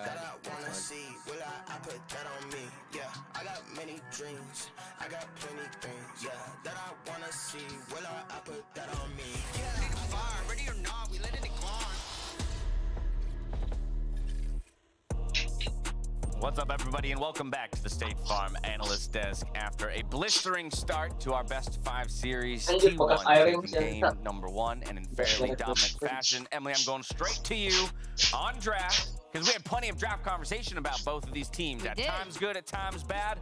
Who won out? Where did you land on this? So the big thing here was the Tristana mid pick, obviously, because I talked a lot previously about how T1 when we saw them be so indomitable in the regular season, it was when they could rotate their AD carry around to kind of chew through turrets early. Little did I know that AD carry is going to be Faker.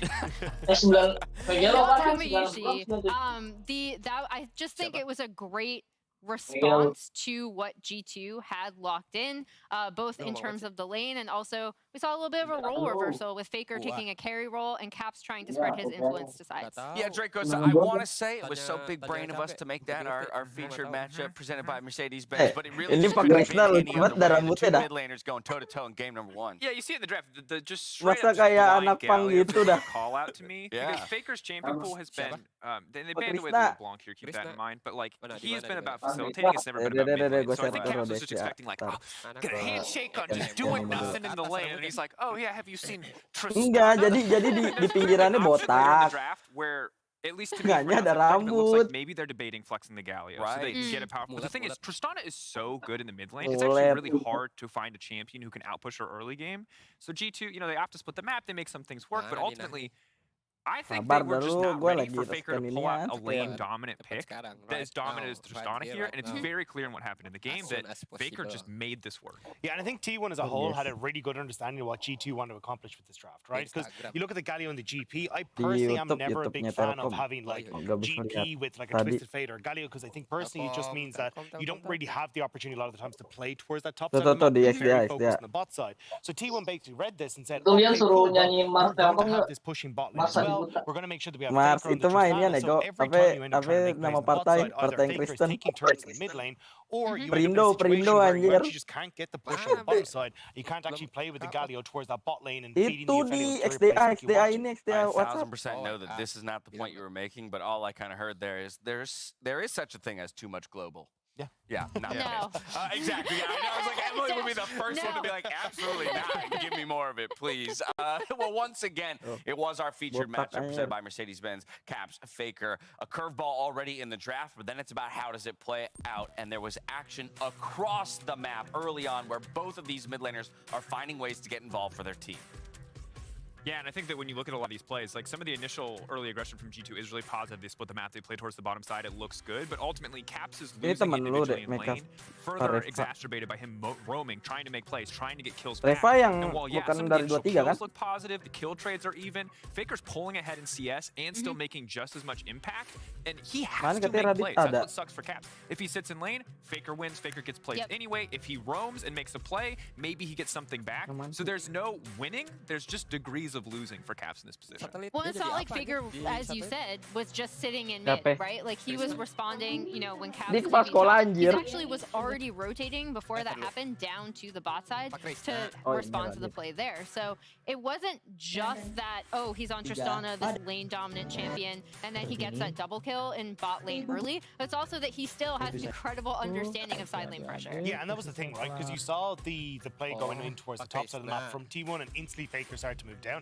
And that's what you can see. You got the two quick kills early. Then you end up looking again, it's like, oh, okay, well, we don't actually have to try and respond to G2 on the bottom side, because we've got that Rift Herald mid at 9 minutes. We're going to take two turrets in that mid lane as well. And you look at like 13 minutes into the game, Faker's 2.5k gold up. He's got 2 items before Broken Blade has even finished his Triforce. Like, Faker was huge in this game. And from that position, there's no real way coming back into this, especially when you look at like 3 losing lanes across the board. Like, what do you do as G2? Great call out, because that would have been the concern, right? Again, when we just talk about the tournament trajectory of both of these teams, T1 is where we've had the questionable mid games. Those Baron flips here, the caster's talking about as Zale, I think, with the fun stat. All of the Barons taken against T1 are ones that, essentially T1 started ended up in a flip, or were from teams that were behind in gold, rather, I guess was the exact stat.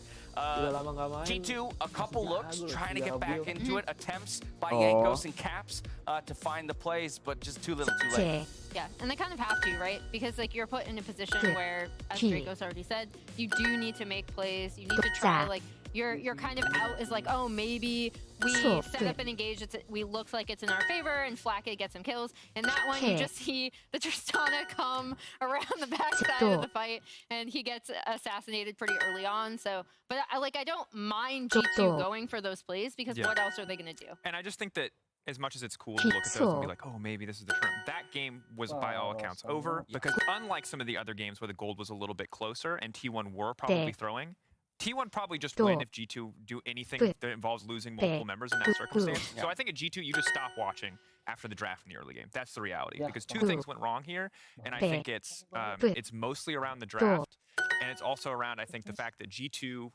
overvalued a lot of the information that they got the second time these played. G2's only winning early game against T1 was when they split the map on top side. They thought, hey, let's split the map again.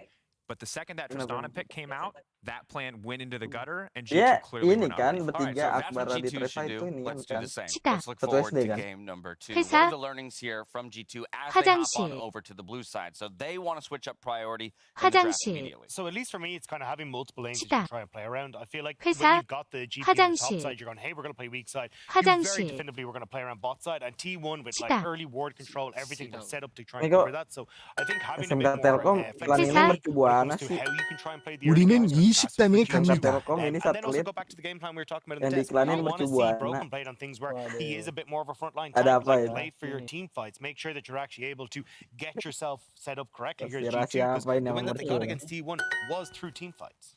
And piggybacking off of that, I do think another 화장실. alternative is to 저는 just go with, 친구들과 노래방에 Caps 갑니다. is on a carry, and we're playing around mid jungle, and Flacket is Orang mah also on iklan ini something that teli can ya. carry later on in the game, but just attacking mid jungle really aggressively, I think is also a pretty good strategy for G2 here.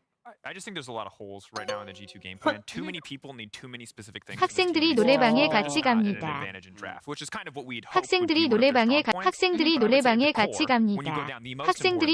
같이 갑니다. 학생들이 노래방에 같이 갑니다. 갑니다. 그 여자들이 노래방에 옵니다. Those things are all important. But you're not even going to get to the point where those things matter if your jungle mid can't at least push out the mid lane and impact the rest of the map. Oh boy. Well, that's what makes it feel then like the Trist was a really intelligent wrench to throw at G2 in game number 1. The question is, can G2 bounce back in game number 2, or will the T1 dominance continue? Atlas, over to you. Thank you 옵니다. so much, Dash. And yeah, let's hope that G2 노래방에. can fight back. Because even as the LCK representative, I'm not used to this, right? We're used to losing this 학생이 matchup. T1 학교에서 versus G2 옵니다. has been so G2. I know, but we often, you know, in this circumstance, it's not necessarily the greatest for T1. So Champion let's apaan see ini? whether G2 Carry can at least come back. Ini udah berapa lama gue nggak main? No, your favorite. Exactly. Your team is Kayak Oriana tapi apa sih ini? Bawa robot I'm just sitting here. My team already eliminated. yang dipakai Keria tadi. All right. I was doing my best lyric impression, just seeing what I like imagine being a favorite. Habis siapa? It's good to be on a desk with Eel. Kiri aja gue. Oh gue sempat dapat main. You're right. Let's focus in and think about like, yang itu yang hijau kan. what is the adaptation here for game 2? Because something we were talking about was, my opinion is G2 Lo ada cita-cita main kan no? Gue mau main no. in some way, either prioritize it or ban it away. You guys are talking about how, in terms of this mid lane matchup, what direction can we go in terms of what is the priority? Will the Ahri actually be something that Caps can get his hands on, something that we've seen dominate throughout this tournament? Will Faker still save that counter pick something creative? Is that actually what you want to answer by limiting Caps' impact? Do they find a way to actually shut G2 down? It's so interesting. Caps and Faker have so much history now. You know, in the 11 games that they had played against each other, you know, they've been so back and forth. 13 now with the Rumble stage, including the game that we just saw. Faker ahead in CS at 15, 7 times. Yeah. Caps ahead at 7 times, right? So it's now exactly 50-50 as far as who had that lead. Because of the way the Caps plays, though, often when Faker is ahead, he is very far ahead. This was also indicative of that. Caps, you know, much more active on the map traditionally when they are playing each other. You know, 74% KP in their games against each other. Faker down at 54. Caps 6 solo kills to Faker's 2, but the most Caps stat ever is that there's 3 ISO deaths for Faker, Caps 12. So he has 3 times the solo kills, but 4 times the ISO deaths. It just really encapsulates the guy. Well, I mean, like the thing is though, that last matchup Dikasih solo plating really berapa kali itu? Networknya jauh banget. At almost every stage of the game, right? The Tristana was such a great pick, so now with the Ahri in his hands, this is likely to be a little bit more skill-based, one could say, as T1 look to answer here on the other side. side. And when we look at Zeus' champ pool so far at this tournament, Mati dong, 8 nggak games tahu of Gwen, Aduh. 3 games of GP, Ada and then a lagi. bunch of other stuff. Dia And I'm malah sure you can Lu nonton speak Open to Qualifier, how no? comfortable he is on a Iya. wide array of different champions. But Dulu banget it aja seems ini that RR G2's seni. approach Waduh, this nggak tahu game dulu this time pemain-pemain around RR is to actually Evos, limit his impact and his comfort Aura, towards the top side. TPND. It's Ya Allah, really rumah interesting mah to see murah buat both dia. Gwen and GP banned out there by G2. I think that is quite atypical. I actually like it. I like it a lot because honestly, Zeus is happy on the counter matchup, right? Nggak tahu Yeah, sih, no, it maksudnya just bakal makes lu you bakal di wonder, makeover where juga is mukanya apa Broken Blade enggak. going Tapi to take rata-rata us? sih Because most played had awal-awal actually masuk been pada the jelek, Vladimir, terus lama-lama right? kayak mukanya He was jadi using pada that as ganteng an gitu. answer to the Gwen. Soalnya You know, orang the mereka tuh Gwen is his kebanyakan next most played. gajinya That is dipakai taken buat away. gitu Then it's doang Sion deh. and Gnar, as well as Ornn. Kayak Ornn is Faker aja obviously lu banned lihat out. tuh. So is he Dulunya comfortable mah actually looking towards mukanya something like a blind Sion here, trying to play more for the 5v5, lebih especially if G2 kayak want to misalnya play ada yang towards kurang bot nih, side kayak and try to misalnya focus on getting kan Dagu Blackhead tuh ahead, harus kayak which was clearly their game shape-nya plan tuh kayak last time. sempurna gitu. It could make sense. Iya, misalnya lu ada bolong-bolong di wajah. Iwan saya sama di saya di Filipina atau di Indo. Something that G2 could certainly play around, but if you look on the other side, these are the most famous champions for both of these players, right? Faker's LeBlanc needs no introduction, and Owner's Lee Sin's fantastic, and this is exactly what you were talking about. Sion comes Kan in, keperluan ini honestly, juga, I really like keperluan this from G2. Go back entertain. to what Kan lu bakal worked syuting-syuting instead juga. of, you know, trying what was not necessarily a Kan composition. Iwan kan kalau lagi liburan And liga it's kan the only thing that made sense jalan-jalan, with the double syuting ban towards top for jalan-jalan, me, right? Because if syuting you sama actually want to play BTS. the Gwen yourself and you're like, maybe I don't really like the GP match, maybe Lu one or the lihat other, and you take one, right? In this case, banning ikut out both those, which acara-acara are really talk strong show. answers into tanks.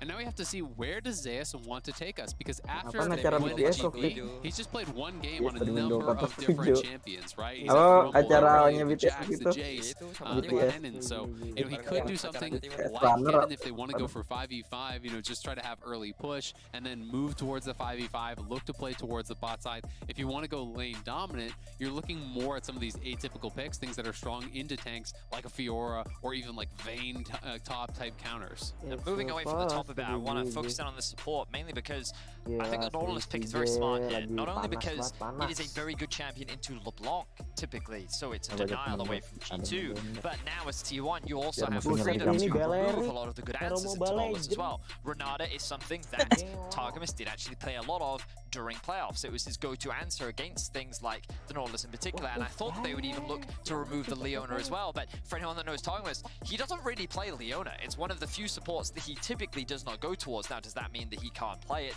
I would never make that assumption about him, but so far in his pro, at least in the LEC and here at MSI, it's something he's gone towards. So instead, they Gua can dapat remove the hadiah ini Kai'Sa, nih, which, Wan. as I said, I was talking Ridwan about mana? last game, Ada gak di sini? is one of Flatget's Apaan? go-tos, and it has been his most comfortable champion here at MSI. And it's so Dia naik interesting, 'cause with the lagi. Nautilus, I thought they were actually going to leave it up and try to force G2 to ban it, and then they could just go it on 4. Dia naik lagi But ke instead, Guardian of banning it XDA. away, you know, taking the Xayah, they really are trying to target Flathead, you know, push him down. Flathead, you know, throughout the Rumble stage, you know, he had his struggles, right? On average, down 712 gold at 14. In G2 losses, down on average 1,300 gold in, you know, individually in that matchup. Was almost the entirety of G2's average deficit in their losses, has really struggled. On the other side, while Gumayusi, I think, hasn't performed in the team fights necessarily, his average is 1,128 ahead at 14. So it's a massive disparity between these two players. And I think that's partially why we saw G2 come in last game with the plan to really hardcore focus on getting Flacket ahead, because he's been amazing in team fights when he can get there on even terms. No, exactly right. And I think a lot of those stats come down to how these two teams play, right? The stat at 15 minutes is certainly something that favors T1 exceptionally with how well they play around the early game, before then sometimes dropping the ball a little bit when it comes to mid and late. The Braum is going to come through, though, to round out this composition. Certainly pretty stalwart there towards the bottom side. Is Keria thinking about locking away the Zilean for Faker? Of course, Faker has played this one many, many times. You can say that about basically every game. Well, it would be, unless they're doing something really weird, because LeBlanc's already locked in, right? So we're looking for Zeus' answer in the Zilean top lane. Ooh, That's Yone. okay, it's Yone. Right. So this is a Broken Blade pick, because this is something that he played a lot, and it was really popular right after Lethal Tempo got some buffs a while ago. People started playing a lot of Yone top. So this is going to be very interesting. If Yone gets ahead, it can be very difficult for some of the tank matchups, because you do have high sustained DPS with Lethal Tempo, and you're going in towards shield bow, and you can start to shrug off a lot of their damage.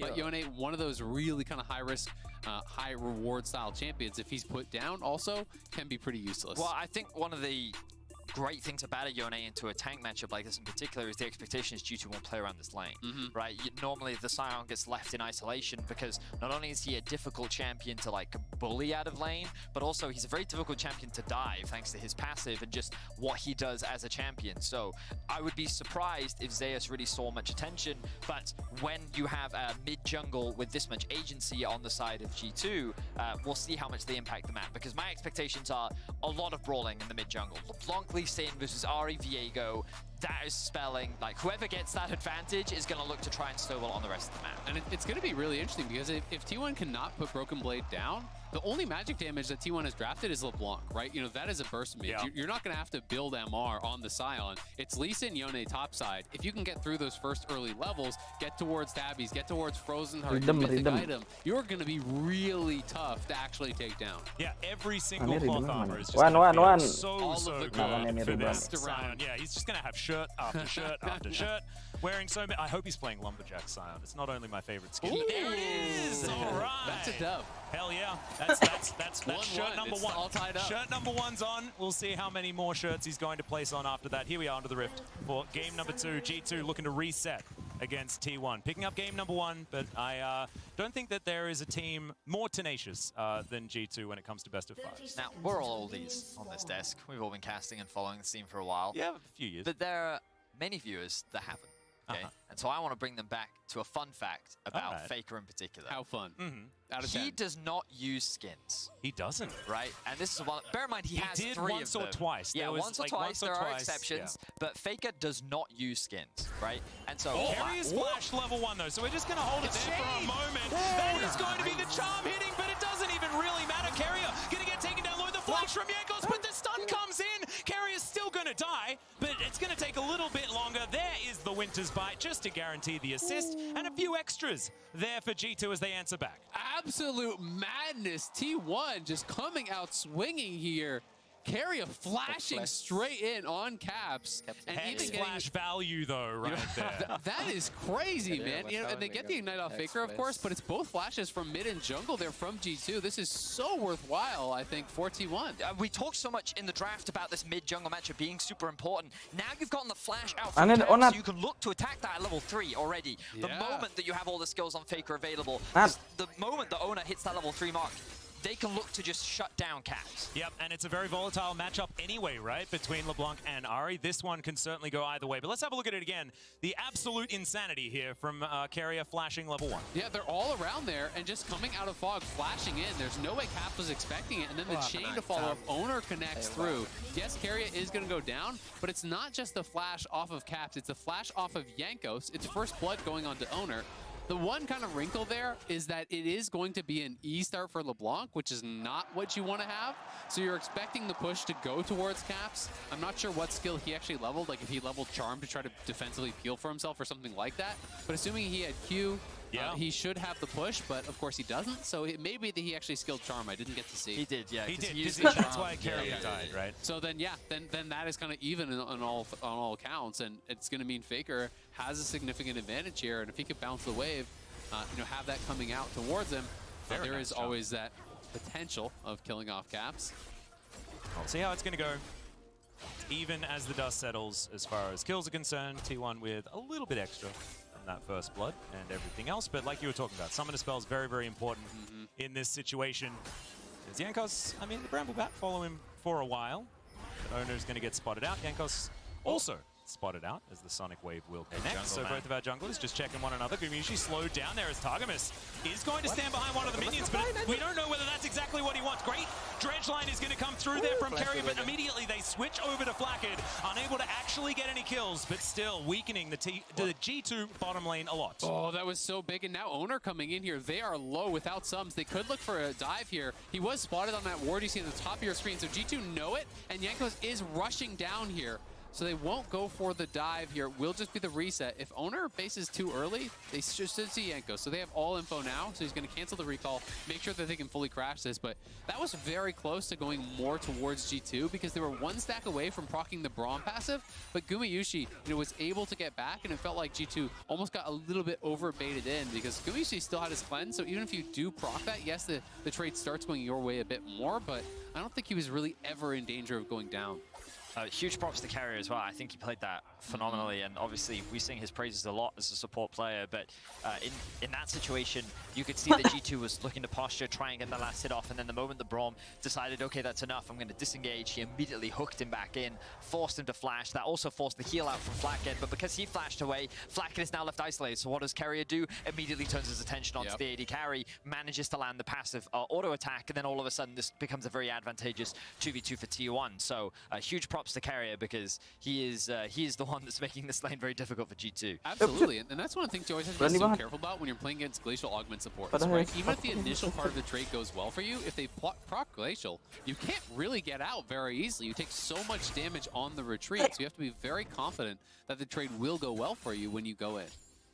Yeah, well, things resetting just a little bit. If we have a look at the summoner spells, though, there are just not very many flashes available for G2. Just one there towards the top side. Jankos is going to have his very, very soon. And we'll see whether he's going to be able to affect some change here on this map, because on the other side, T1 have just lost carriers, but he's just got it back up. So that is a lot of playmaking potential. The charm is going to come through onto Faker here, but it's pretty even as far as the health trades, as Caps is trying to trade this one back.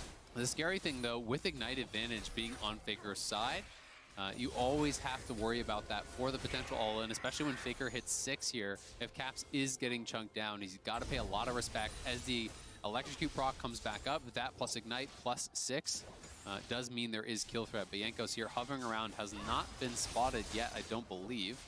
And still level 5 for Faker as well. Do want to give a lot of credit to Jankos here because we talked about this mid-jungle matchup, and after Caps lost his flash, Jankos realized that he needed to hover mid, and we've been seeing him do it a lot. We saw it a lot at level 3, level 4, where he's just making sure that he's in the vicinity so that he can counter gank, make sure cover for Caps, and now that Caps' flash is back up, he's at level 6, he can now look to spend that attention elsewhere. But of course the downside of that is in the bot exchanges, he hasn't been able to offer that same level of support, so them dropping in that 2v2, it's become harder for Jankos to find opportunities on the map. And Carrier, looking for He's going to be able to find the hook here onto Flakked. Let's see where the door is going to be enough, as now they're going to get that stun down onto Targamas. The Unbreakable's not there, but Carrier doesn't have a lot of health bar. They are going to back this one out. So that looked to me like Carrier was in the middle of his passive animation. Lalu menit berapa anjir? To kind of hide the direction of the Q. 638. The dark technology of the Nautilus. I was able to land the hook on the Flakked. So really cool setup there. We just keep singing Carrier's praises. But the setup was good, but the response this time around was stronger for G2. Targamas put himself in a great position. The wall mitigating the feathers from actually going behind Flakked meant that that burst damage from Gumayusi just wasn't there. So G2 in the small exchange ended up coming out on top. And it is such a strong interaction that Braum does have, because it's not just you're blocking up the autos, as you say, Vedi. You know, the feathers can't get there behind Flakked, so he can never get 3 in position to root as long as G2 continue back, which they did. You can see the early Warden's Mail here for Broken Blade. Just going to use the ulti as kind of a secondary TP. This is really how you play a lot of losing matchups. Kabar anjir, mending so hard to put down alongside the langsung hari itu juga anjir, kalau dari abis final lower bracket ke final beneran. Pick that up. So early Warden's Mail, going to be feeling pretty comfortable unless Faker does get up there. And so far, it's been really kind of mid-lane focused. Both junglers just hovering around here, but neither team making any mistakes. So not much has really been gained from this pressure. No, another charm is going to connect here, though, from Caps as Faker mimics his distortion to get a little bit more damage down. Carrier turns up. We're not going to get any stuns. So Dust certainly settling in. T1, a slight advantage, but 400 gold feels like absolutely nothing in this matchup. G2 have come back from far worse than this, so definitely a very different game to what we saw in game 1. Kind of exactly what we were hoping for. And I think the expectation was there'd be a lot more priority around this mid, but now the first Herald is alive.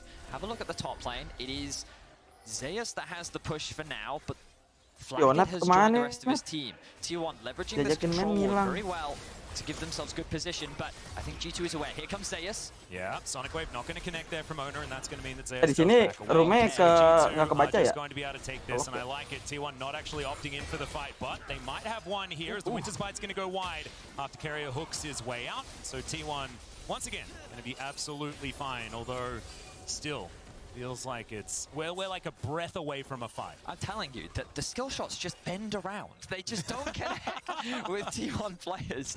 Garria's sidesteps are so great to see. Gumayusi, though, doing exactly what Flakked did last game. Sure, Flakked helped his team secure the Herald, but it was at the cost of 2 plates. T1 not too upset about that, but getting a Herald away from T1 is a very rare thing to do. Only the second time it's happened between the Rumble stage and now. It's something that I'm surprised that T1 gave that up so willingly. I'm surprised they didn't just fight, even if they were going to lose. Right? We were talking about, and I was so poised, you know, the play-by-play thing where we like, I'm ready to do the team fighting thing, but it just never happened. T1 baited us in with all of their very aggressive play, and there is a hook, and we're going to start a fight here on the bottom side. Jankos was spotted, Owner is here as well. Winter's Bite once again going to go Batu Pagi. Pagi. Is fantastic. Iya, nggak sembuh-sembuh anjir. Gila Kikes. Anjir. Another stun's gonna come down onto Targamas, but he'll be okay for now. But that was some pretty sexy Lee Sin play. That was clean from Owner. Flakked getting very aggressive. I think just thought he could get a maximum amount of damage out there and then kind of back it up. Brokenblade has ulti. There's potential here. This could be an all-in. Yeah, Unbound Soul from Zeus, just playing around with all of that extra mobility. Get another knock-up with the Q. It just looks like he's having a great time. There's Zeus on the top side of the map. Yep, just absolutely chilling up there. But as long as Brokenblade is defending the tower, that's really kind of more of the mark of how this matchup is going. You do expect to be down in farm a little bit when you're blinding a tank. But, you know, if he can continue defending that tower, feeling comfortable here, taps up towards that top side. Ooh, nice buffer. Still gets the stun. And Zeus is going to flash this one out. So, going to have to use the flash. They're actually looking for the dive. Charm is going to miss, though, as Caps takes about all of the turret shots. But still, they are going to be okay. Zeus still trying to chase this one out. The low health bars look tasty, but he doesn't have an ult anymore, and no flash. And the problem is mid lane, right? Because mid lane, you're losing the wave there. Jankos dropping Herald bot. Faker is going to move down towards bot, and Owner is running down here now. So G2 has got to get out of there. TPs are up. Another hook going to come through. Faker, yes, they know that he's here, but can they actually get out in time? As Owner dives on in, they're trying to layer all that CC. The Lee Sin manages to get up, but the Heartbreaker's there to follow. It's a 1-for-1 as Flakked falls down, though, and now Faker is on the hunt, looking for this Braum as the chains connect onto Jankos, but he has another one. And ults his way out, so 1-for-1 here on the bottom side, but the Rift Herald did get a lot of value there. I believe it was 3 plates in the end, as now T1 looking to answer. T1 can definitely dive this. They have the numbers advantage. They know where Sion is. They know where Caps is. And G2, they're going to disengage because they know the risk is very real. So T1, once again, coming out on top. Huge play from Zeus in the top side of the map. Leveraging the minion wave as well. Knowing that, I think he saw the flash. I think we all saw the flash charms coming through. And he realized, okay, I've just got to get close enough to the minion wave to body block the charm, and then I'll be fine. And that's exactly what he was able to do. Meanwhile, T1's also actually going to get the tower off the back of this after they find another kill onto Flakked, and the early game very quickly is now snowballing in the favor of T1 once more. Yeah, this one was really close, you know, until these last couple of plays there. G2 go topside, double flash committed. Zeus gets out with his. They're going to look for a repeat gank here now, though. There is no ulti on Brokenblade, so it may just be a bit of coverage, but if Zeus gets aggressive, could be punished. Yeah, not with Carry and Owner here, though. He is going to move in. Decent little knock-up there, but Brokenblade pretty tanky right now, as Sion is wont to do, but another knock-up comes through. Immediately, the Unbound Soul does draw him back, but the Q is going to miss from Owner. And yeah, that's a decent timing there. Brokenblade, as he's going to be absolutely fine chilling under the turret. Carriers just rogue timings, very clean, ahead of the play. G2 should be able to secure this though using the smite. And Targamas now a little bit later following up with the rest of his team. You can see a 4-man stack from G2, but once again, it was G2 that tried to force that play. Good charm here from Caps. Yeah, fantastic stuff. Even the Everfrost come through there as well as Electrocute's going to be the answer, but it's not enough to even out that trade. Nicely played there from Caps, catching Faker on the rotation. Carrier gonna have to dredge line his way out once again. But he is going to be absolutely fine. Just so much jostling, but as we have a look at the gold once again, it has moved to about 2.5k. As Faker's tidying up this mid lane. Standing on a ward here, looking to try and defend, but this looks so much better for G2, with the fact that Caps is now on a champion with so much more agency at this stage of the game. He is feeling like he's ready to have far more of an impact. But I think we're seeing some very clear discrepancies. Number one, the T1 bot lane is just outperforming G2's bot lane. In game 1, udah mulai, let's go. Best of one, semifinal antara Wolf lawan Force tim Onat di AFK-in anjir PC-nya. Mana Omian. Anjing Rusmen anjing final. Asal Miasar. investing so much resources into covering for caps that the bot lane has kind of been left isolated in the 2v2, and T1 have leveraged that to punish. And then we saw that window where G2 tried to force something. They tried to force a play bot and top, and neither really went in their favor, which meant that T1 weathered the storm of the aggression, random orang also lagi, finding an random orang. advantage off the back of it, securing the first tower of the game. So T1 continue to demonstrate why they are considered one of, if not the best early game team in the world. And look at who all that gold is on this time round. Gumayusi was the subject to violence in game 1, but now he is the recipient of plenty of gold. I mean, he's the subject of violence this whole tournament, you know, finally getting himself some time in the sun. And yeah, it's just, this is one thing that we've been terrified about when it comes to T1 just in general, is the fact that they can just switch carries. There are so many teams that you look at and you're like, oh, they need, you know, for example, Uzi in the past, they need Uzi to get ahead before they can win, things like this. There have been so many star players, but it feels like T1, they can just choose one, and they'll be the carry. Well, and they've done that. I mean, you compare what Gumayusi did for T1 regionally, where he was, you know, up near 30% of the team's damage, and then you look at MSI, where he has been underperforming, you know, compared to those very lofty standards that he set for himself. You know, 24% of the team's gold at MSI, only 22% of the team's damage. But as you said, pick another carry, pick a card. And this time, Zeus, 22.5% of the team's gold, almost 30%, 29.8% of the team's damage from Zeus, who's been having an absolute standout performance. It's just gonna pop, and the turret might just go down as well. Faker is going to get executed. Oh no. He did get killed by Caps. He killed the turret. That's what I thought the execution was. That was terrifying. But thankfully, it is Caps that's able to answer that one back. Cute little solo kill there for Faker though on the top side before he went down. And smart to actually have the presence of mind to finish off the tower. You are going to go down, but catch here. Yeah, it's going to be the knock up onto Carrier. He does have a bit of a shield, and now the rest of the boys are going to turn up. He is going to fall, but can Broken Blade get himself out? He's going to flash, but the safeguard's going to get Owner in there as well. Nice knock up from the Q from Broken Blade, and the stun comes down from Targamas, but yeah, there's 0 damage between these two as Owner's trying to find this one out. Caps comes over though. He's got a lot of damage himself, as now Gumayusi throws down the feathers. Claggett finds the Moonlight Vigil as Gumayusi just dives on top of Caps. Don't think that was the right move, as Caps is just going to put him down. Owner getting way overconfident there. The initial play, he was totally fine, but then going back in again after surviving.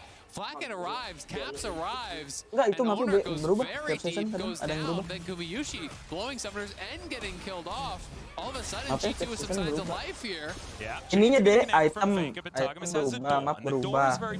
Hero sama ininya, hero dia kan poolnya kan berapa ratus? Hero pool kan lebih banyak dari Dota. Exactly, as Caps going to charm onto Zeus, looking to try and trade this one back, but he's just not doing enough damage. Caps just, the ult comes from Zeus, manages to find it, it's traded back in the end. Oh, that was disgusting from Zeus. The fact that he was able to outplay that, get a 1-for-1, and I think he got the shutdown onto Caps. I'm pretty sure I saw 550 to 350 there. Wow, impressive play from him, once again demonstrating the mechanical prowess that this Tier 1 roster possesses. I mean, it was just so smart. Caps throws out the Q, so the Q is not going to hit him on the return damage there to get that trade kill, knowing Caps doesn't have any more ulti charges, doesn't have any more flash, doesn't have his flash up, so he can't actually reposition for that pullback on the Q. Really nicely done by Zeus, but still, it is a trade kill. Broken Blade pushing up here on that top side, getting very tanky, has the earlier Warden's Mail, has the Mythic completed. Let's watch this one more time. So, let's have a look at this. Caps knows that he has everything up. He uses the Everfrost to apply the slow, is able to land the shield. At this point, you think, okay, he's waiting for the shield to disappear, and then he's going to land everything, but then Zeus preemptively goes back with his E. Flash knocker is able to get behind the return of the Q and is able to find a big pick. Charm lands on the Faker. Yeah, that's the Q flash. It's Faker going down extraordinarily low. Targamas now going to rotate over as well. Great Winter's Bite as Faker brings his clone over, flashes the wall. Targamas going to try and find the ulti kill, and he'll get it as he just autos Faker to finish him off. I love the a little emoji. tip of the hat there to Faker. That's a flash for Flash. They will get another kill onto Faker, but it's really important to recognize that while every now and then T1 are dying on side lanes. We've seen enak banget dah. the second time. Itemnya tadi The dikit. rest of T1 is getting so much more on the map because of the Itemnya murah. you're investing to be able to secure that kill. Look at the top wave. It's being stacked up, ready by Zeus for T1 to receive, and they can start threatening that tier 2. The mid towers already dropped in that last sequence of plays, and it's important to recognize that while G2 are finding picks, finding what seem to be favorable kills, T1 is constantly getting more control over the map. And even though it may sometimes seem that they're making mistakes, ultimately they're the benefactors of every play. Yeah, I mean, I do think overall that's for sure true, but like, let's be honest, this isn't out of G2's hands by any means. It is. I mean, this is looking way better than the last game, right? Yeah, no, absolutely. I think they've done a good job of keeping it close, of getting some towers back up their own. You know, they knocked down top. We just saw Broken Blade knock down bot tower as well now. He's on Frozen Heart plus that Iceborne. That is a really tanky sign at this point. Not sure how much health he's gotten from the W passive, but when we click on him, we can actually see that as well. You know, he is going to be really tough to actually knock down. Of course, Gumayusi going to be the one tasked with doing that. Already has the LDR through, so does have a lot of that armor pen available. But you know, beyond Gumayusi, as far as team fight goes, they don't have a lot of damage to actually deal with this Scion. So I think if you can protect Blackhead from Faker, there's opportunities here. If you can avoid Zeus's knockup, if you can avoid Faker assassinating Blackhead, G2 can potentially win these fights. I respect your guys' optimism.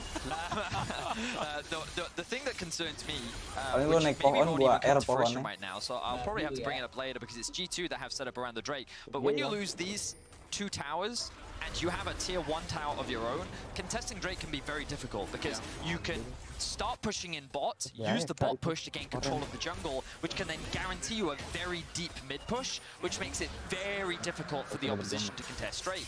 But tier 1 have said, you know what, we don't care about this Drake, we're actually going to give it up in exchange for control around the top side and damage down onto this top tower. And you can see the vision investment as they're looking for Gumayusi. Ulti going to come through from Broken Blade. Gumayusi going to try and get out with the Gale Force. Also uses the Feather Storm. It's a lot invested as now Jankos starting this dive. Decent sidestep onto the Heartbreaker, but there are too many buttons G2 has available, and the Xayah is going to fall down. Now T1 will find their way into the fight, but have they got here fast enough? As it's a really nice chain from Faker, but he will pop back.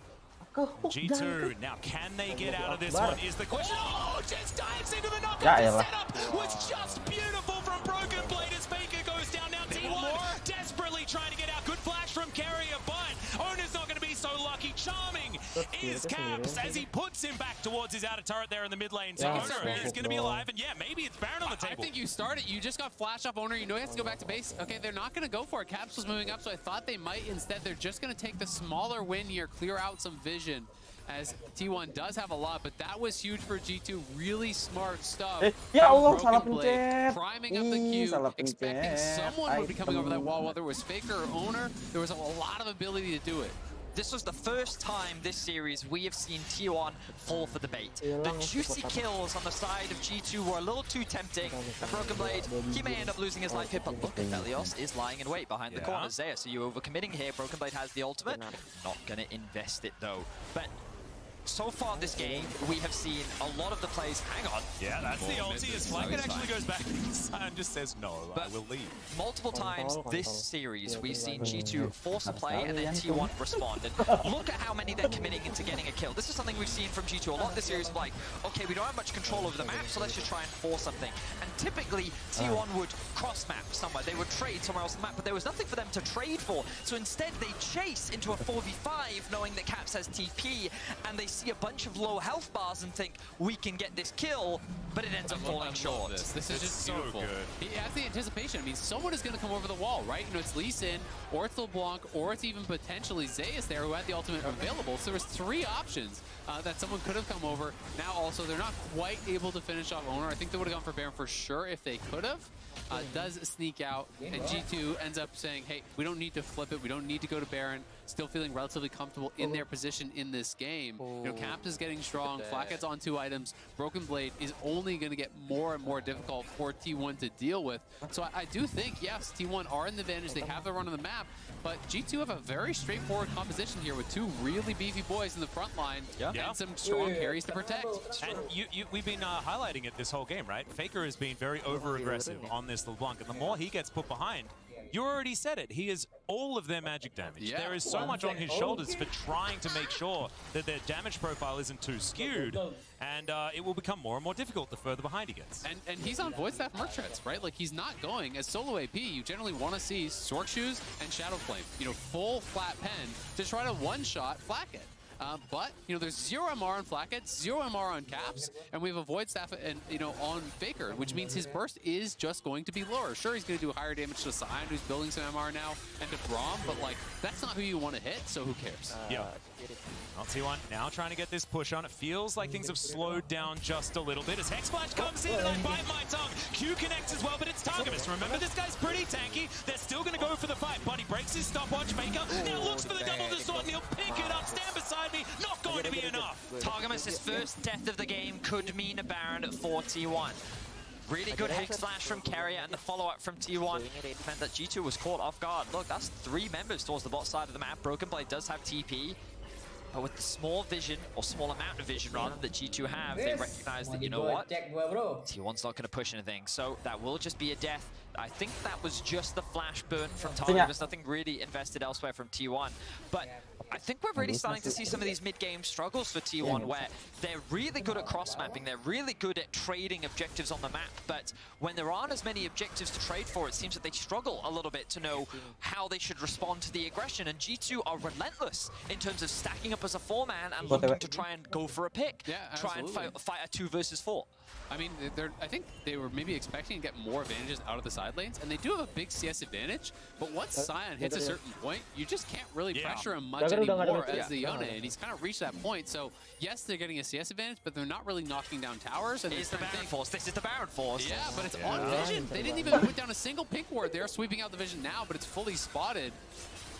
And T1 quickly going to pull off as they realize that they have been spotted. Gumayusi also skipped IE. He went for a rapid-fire third, which is very atypical. You know, he's got to be high DPS to be able to actually deal with this frontliner. Back on it. But they're just back on it. It feels like, T1 are running out of ideas of how to advance the game state. With Yone, they will be able to clear it very quickly. G2's jungler is nowhere near, but that is not going down fast enough. Yep, some decent vision still here for G2 as well as Carrier dives on it. That's a great double knock on the Caps is immediately taken down. Can there be an answer from G2 though? And Saiyans against the double knock up, but Flacket is still absolutely huge in this fight. The flash from Gumayusi, double kill for Faker in the end. It's Gumayusi still trying to find Jankos, moves back towards his teammates. Jankos goes golden, but I just don't think he's going to have the gap closed to lock down this Siren. Gumayusi going ballistic in the team fight. That's the ace from T1, and now they'll secure Baron. What a flash from Gumayusi, the flash to redirect the feathers there onto Flacket.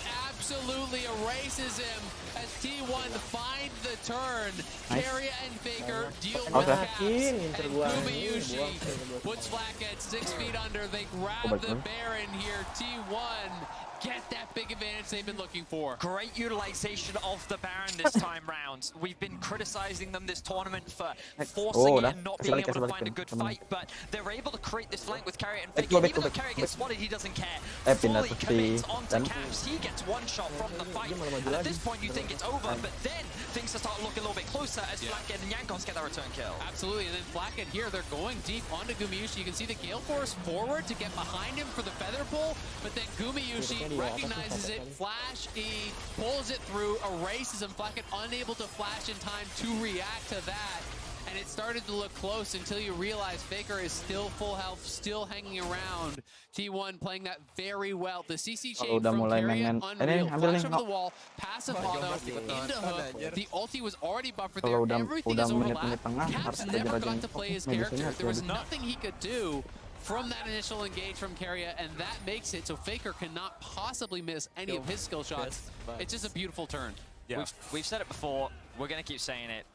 Carrier's damn good at League of Legends. He's pretty good. He hit the early game from his map movements in terms of being able to set up that play. was really good, and huge props to T1 because, as we mentioned, their Baron has been their biggest criticism. We did see them struggle in terms of what to do in the mid game, but that is a clear evolution, a great utilization of the Baron to find a good team fight, to get themselves in a winning position to go 2-0 up in this series. Yeah, and it was also a fantastic moment for Gumayusi as well, because we've been very critical of him throughout this whole tournament, and in that moment, that was about as well as you could have possibly played that. Gila, cungu Never slot stopped Brock Otto. pin, He was always mati. making sure that he got the Tahu, most Mus. damage down possible. So really good to see that he's really stepping up here when it counts most, trying to get T1 to match point in this series. And it becomes so terrifying, to look at a team like T1 and say they've performed this well with someone, not at their peak level, right? And if Gumayusi is reaching that level, T1 becomes incredibly frightening. They become that team. Enggak, dia masih ini. That undefeated monster coming out of the LCK that everyone had as favorites, for this event. And everyone who's kind of shifted quite a lot jadi batu who they juga, thought was anjir. favorites. At first it was T1, then it was G2, now it's RNG, and well, Faker could get slowed down here. Oh, man. Oh, still committing to it, but Faker's just going to answer back. Too many mates in that brush alongside him, and Caps goes too deep. The locket from Carrier again! This man just does it so many times. He refuses to let this team lose. Now they're knocked up. That's a dredge line from Carrier as well. As Gumayusi's going to sidestep the ulti. Yanko's going to get taken down as Broken Blade will find the Zyre in the back line. He's looking for the knock-up, but the Featherstorm is going to be there. The flash out from the Sion. He's going to be safe, but what's he going to do to stop his Dia kalau di base from server being sini suka torn begitu to sih, Cesar, gue baru ingat. shreds? Mid inhibitor is going to go down. The top lane has been prepared earlier as well. Zeus is going to take up the turret for just a little while longer, but 2 inhibs. Click of a finger, and now it's a 12,000 gold lead from T1. Yeah, Cap's about to respawn, so T1 getting out of there, and unfortunately it looks like there's no TP wards, so they can't even go for a long chase and have Caps join on the TP play. Faker went back to base to actually deal with Broken Blade, but Broken Blade, of course, teleported to join the team. So Faker just pushing out bot, Caps moving down here, and Caps very clearly pushing, trying to find an outplay, knowing his team is behind. That's why he's diving so deep for that attempted kill here onto Faker. He sees this shutdown, he sees the potential to find this play, finding the Everfrost slow. The charm just not quite connecting. It actually gets blocked, and then there it is. It's relevant. Oh, it is the locket from Keria saving Faker there. Perfect timing from him. And so close to connecting that charm, just barely. Faker moving his clone in the way to actually block that out. The slimmest of margins, and that would have been, nearly 1,000 gold going G2's ways. It's 650, now 700 shutdown on Faker. It would have slowed the whole game down as well. Removing that pressure from mid, eliminating that Baron. If Caps was able to find that, it's just, as we said, Carrier's damn good at League of Legends, and he makes that play happen once again. So huge props T1 in a commanding position right now. The lead is 10k gold. Well, they may be down in Dragons, but they don't care. Yep, that is not this time. Gila. Not going to be able to quite find it. Titisan Rusmen, mantap titisan Rusmen emang. Once again, there is an open inhibitor on the top side of the map. You can see that Ini Zeus is pushing towards that one in the mid lane. Ona making his way down, and the 3 for T1. They try and break open this last remaining inhibitor turret on the bottom side. Faker dives in, Targamas puts up the door as Jankos not going to find the stun. Faker is so slippery on this champion. Is now the ulti for, no, it's just the unbound soul, just finding Q after Q. Is Zeus there, as the picture-in-picture shows us. In the meantime, though, we're looking for something. Decent stun, but the buffer of the dredge line is going to be there. Yeah, Zeus was thinking about his opportunity with T1. Just splitting them, and now Carrier dives on forward. Caps is going to go gold, and his Broken Blade's just trying to keep them busy, but it's just not going to do anything. Oh my goodness, Oda picks up a kill with his Gore Drinker of all things, and now, yeah, that's the direction you probably want to go, as T1 are looking to take down these Nexus turrets in game number 2, and things in the Rumble stage looked pretty close, but this series is starting to definitely look the opposite of that, as now onto the fountain goes T1. They'll take down the Nexus. This isn't looking close, gentlemen. T1 once again proved their growth and evolution in such a short space of time. They are very dominant in the game, and we saw some of their mid-game weaknesses in terms of being able to cross-match, sometimes getting a little bit too caught up in the fight. but they very quickly adjusted, they reset themselves, they played that Baron beautifully into a very quick execution to shut down G2. T1 continue to improve, continue to get better, and they're looking to secure this 3-0 and get their much wanted revenge against G2. And now it is T1 and it is Faker, one game away from his first international finals since 2017. He's the undisputed greatest player of all time, but really he built that legacy largely in 2017 and prior, right? He has been one of the best players since, but he has not been definitively famous, and that is how he built his reputation. That is how he built his career, and it is incredible to see a man this far into his career now, one step away from reaching that final stage again. It gives you chills just thinking about it. It does. 3-time world champions wanting to try and at least have a chance of making it 3 times. Kasih tahu men, gila titisan Rusmen. This year's MSI, we asked the teams to pick 4 tracks that they think could be their team's skill 2 gua men. and then ask you the fans to vote on them. Balik. For G2 Esports, Our Way by G2, Tina Guo and Luke Holland. Make sure to check out the official LOL playlist on Spotify before we come back with another look at the game 2 between T1 and G2. A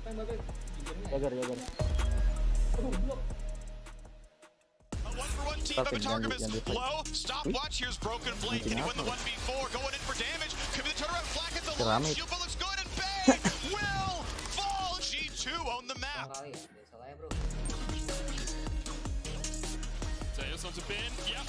Holy moly. In the midst of the fight, Zeus is there, diving on towards Gala. Way already down. Ming short to follow the Inferno coming out. T1 advancing. Jadi gemas.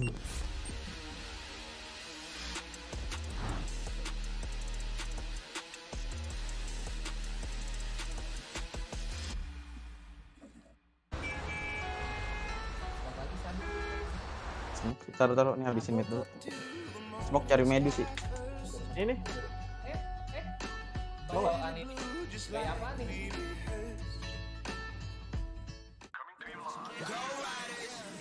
Terus.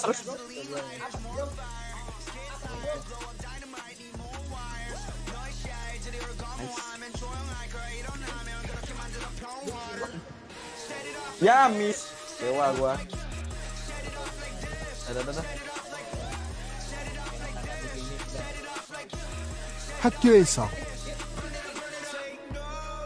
학교에서 옵니다. datang.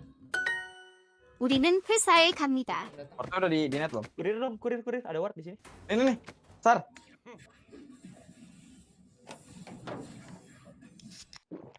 Yo, dapat nih.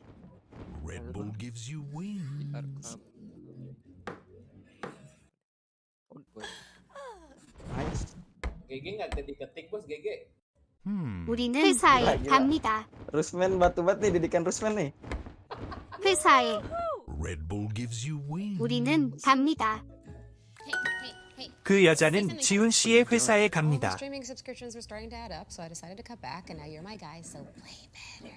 Hold up, you don't have to sacrifice. State Farm has options like combining home and auto, so you get a rate that fits your budget. Keep talking, Jake from State Farm. Hey everyone. Ayo ngapain lo? Ngapain? What? I thought I was your guy. Ngapain? Not anymore, he's my Udah guy. ngikir aja, bos. For surprisingly great rates that fit any budget. Like a good neighbor, State Farm is there. Call or click to get a quote today. The magic of time begins for you.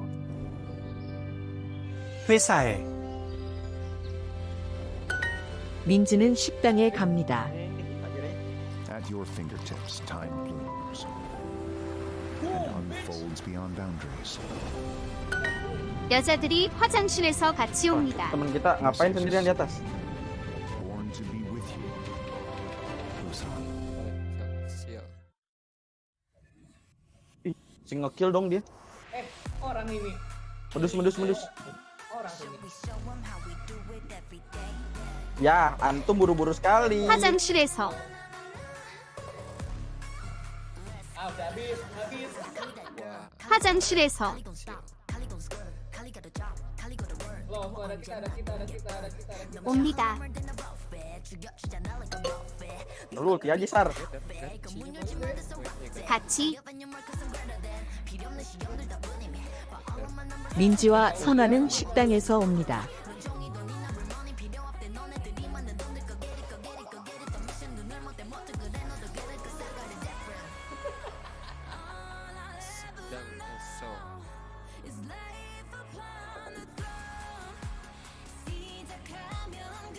gue dari ini diincer mulu, main core gue anjing ini.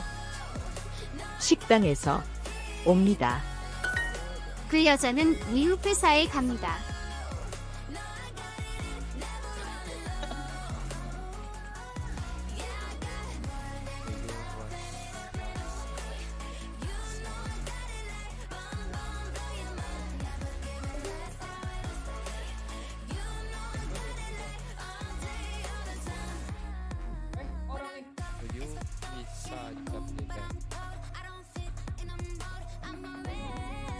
Mau di hook anjir. Ayo taruh Sar, munduran Sar. Gue nggak ada skill 2.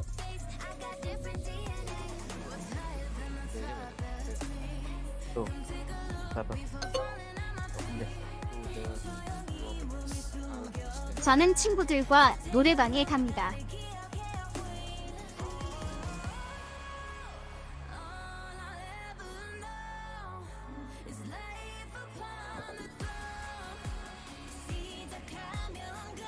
Ini reload.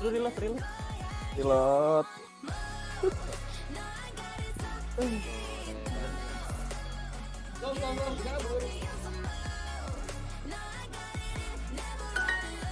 그 여자들이 노래방에 옵니다.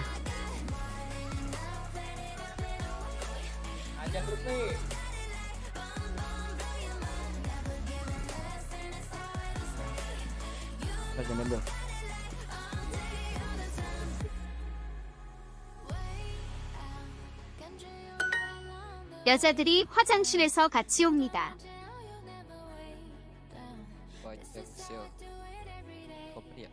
화장실에서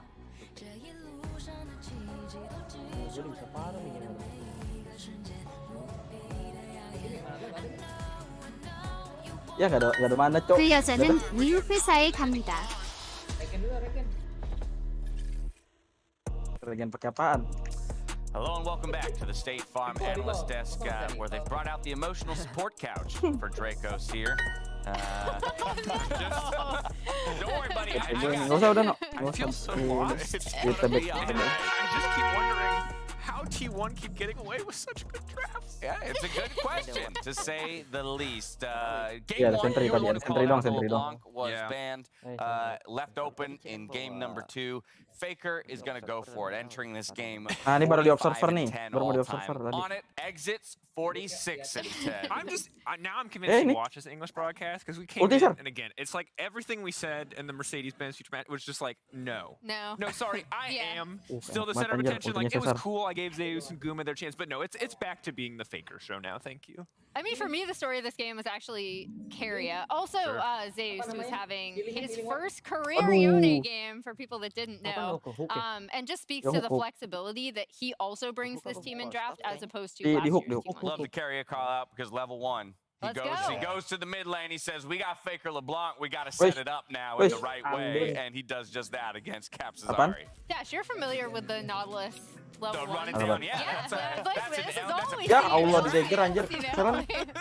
And I love the way that he would have been doing this, right? Because we are talking about at the start of this, oh yeah, we need strong weight jungle. We need something that can try and work with Caps. But when they end up having these plays in mid lane, they burn the flash early off of Caps, suddenly you can't play aggressive there. And T would have been putting so much pressure into this bottom lane, as you're seeing on your screen. It means that Jankos has to be here. So you don't actually get Jankos and Caps linking up in the way you traditionally think of for G2. Because T would have run in the bottom lane. And my God, that kick was spectacular. And I think the thing here, really the struggle in draft this time around is the fact that Flack had felt like he had to play Aphelios. When you already see the first 3 champions locked in being Lee Sin, Nautilus, LeBlanc, there is nowhere you can go that you can survive. Your Braum gets one chance to peel you on the slowest ability in the game, and you can see in so many of these clips, there's just no room for him to play. Menangin war, abis itu Rosan.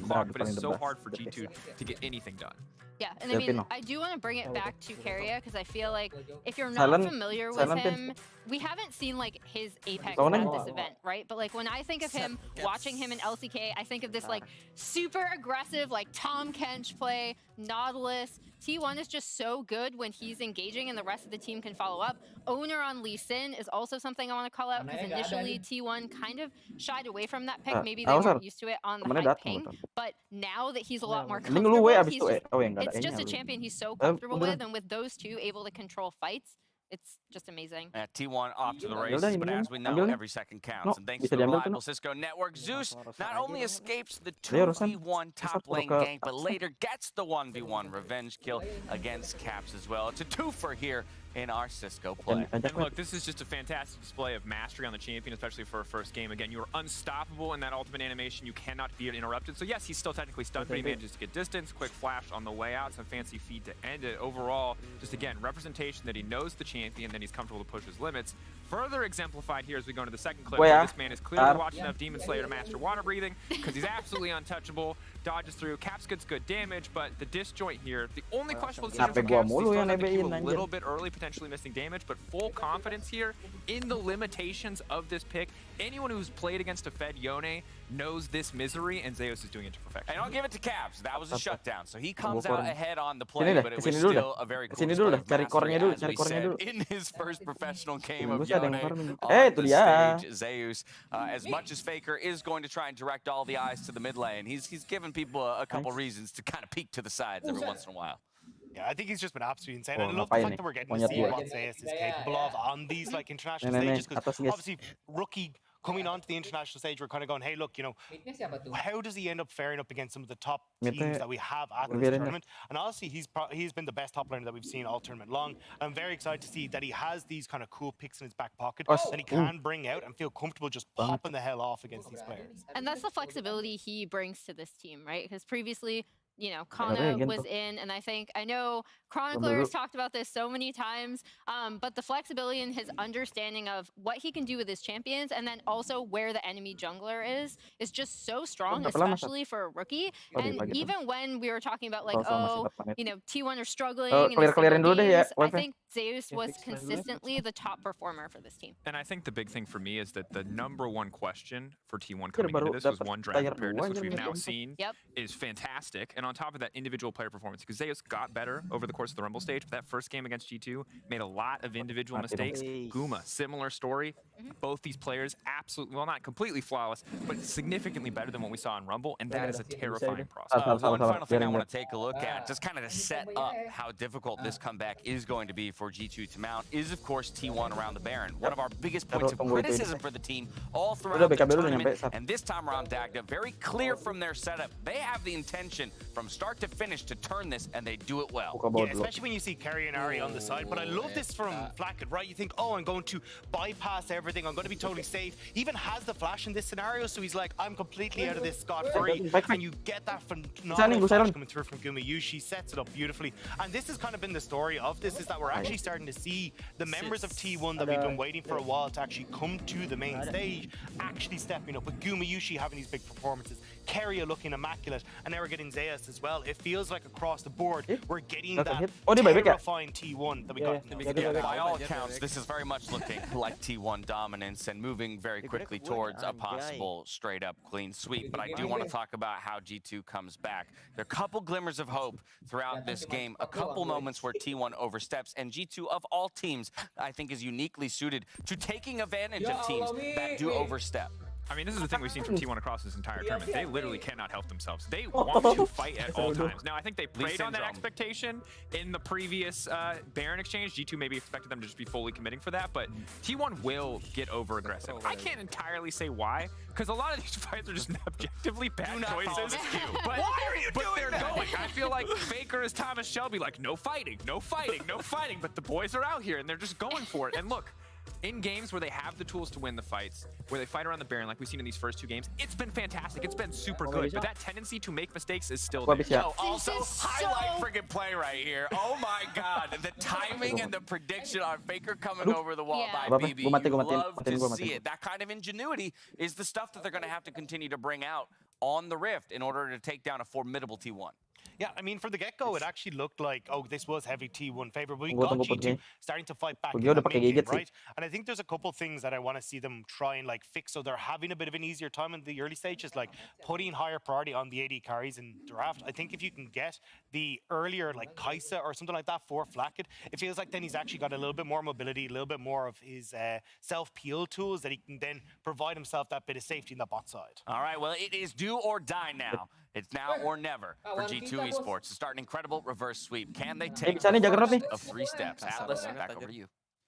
Thank you very much, analysts. Fantastic analysis on the day thus far. We'll see whether this is going to be the last day or whether reverse sweepage is going to be coming. I don't think that's a word, but it is now. It is now, and I'll get to say it again if it is actually going to come true. Well, when we think about G2 and best of fives, this year they've been undefeated. Well, that's not true. They did lose to Fnatic, and then they went undefeated.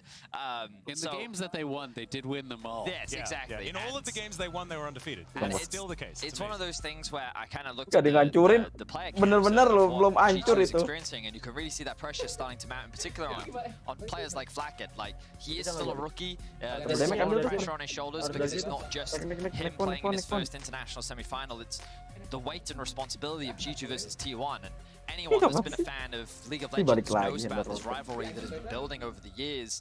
And I can imagine that pressure is really starting to weigh on his shoulders. So we'll see if he can step up and mount up in what will be a very difficult task to overcome. Absolutely. I mean, I think even for Caps, you know, he obviously has an incredible amount of experience. He's not one to crack under pressure. But I would think that there's so much pressure on him to be that spark plug for the team, right? He is the guy that everyone is kind of expecting to be the difference for G2. When G2 are at their best, it is because Caps is enabling them. Early Nocturne feels orang tadi dia level, masa level 2 ngambil skill 1. Yeah, I really like it, because this has been something consistently banned on both sides of this matchup thus far, so certainly feeling like a big priority pick from Jankos, an opportunity for a Twisted Fate to come in as well. You know, the turn the lights on, turn the lights off composition. I very much like that. It's going to be Xayah, certainly sticking with comfort here on T1's side, and with 2 games in the bank, you can pretty happily just play with what's worked thus far. They're not forced to make any adjustments just yet. We'll see what the priority is going to be for the second round of picks. As VA goes up, something like that. If Oda wants to go there, we'll see what he's thinking. And I was going to say that the moment you see dive, the Xayah just makes so much sense, right?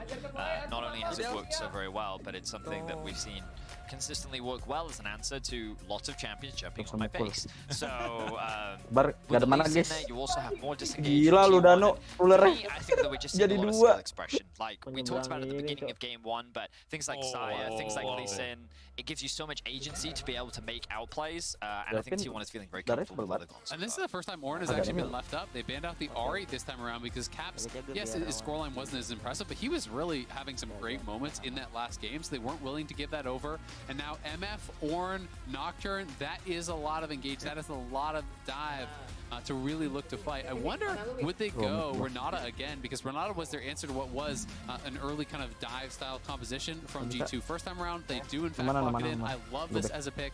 Xayah plus Renata has to be one of, if not the best duos in bot lane at answering dive. You dive in on the Xayah, into the Blade Caller, into that ultimate, and then you have the Renata ultimate flying through as well that disrupts you. And it's really difficult for MF because though it travels slowly, it has great range and can actually reach the MF from outside of MF's ult range. I was going to say it also means that T1 don't have to ban Nautilus if they don't want to, because we've seen Renata has been used consistently across the globe as an answer into the champion. So they can get rid of some of the other more nuance. They can ban away the Rakan. I think they can consider Pike as well if they considered it a problem. Maybe they don't after the first game. Maybe they think that it's perfectly fine, but they can actually choose to leave the Nautilus open, which while offering a lot of crowd control, won't have that say, will give them still a strong 2v2 matchup. Yeah, and the Yone is going to be banned away here. A lot of respect for the first time that Xayah's picked up that champion. And of course, no Rakan. If Xayah can't have Rakan, no.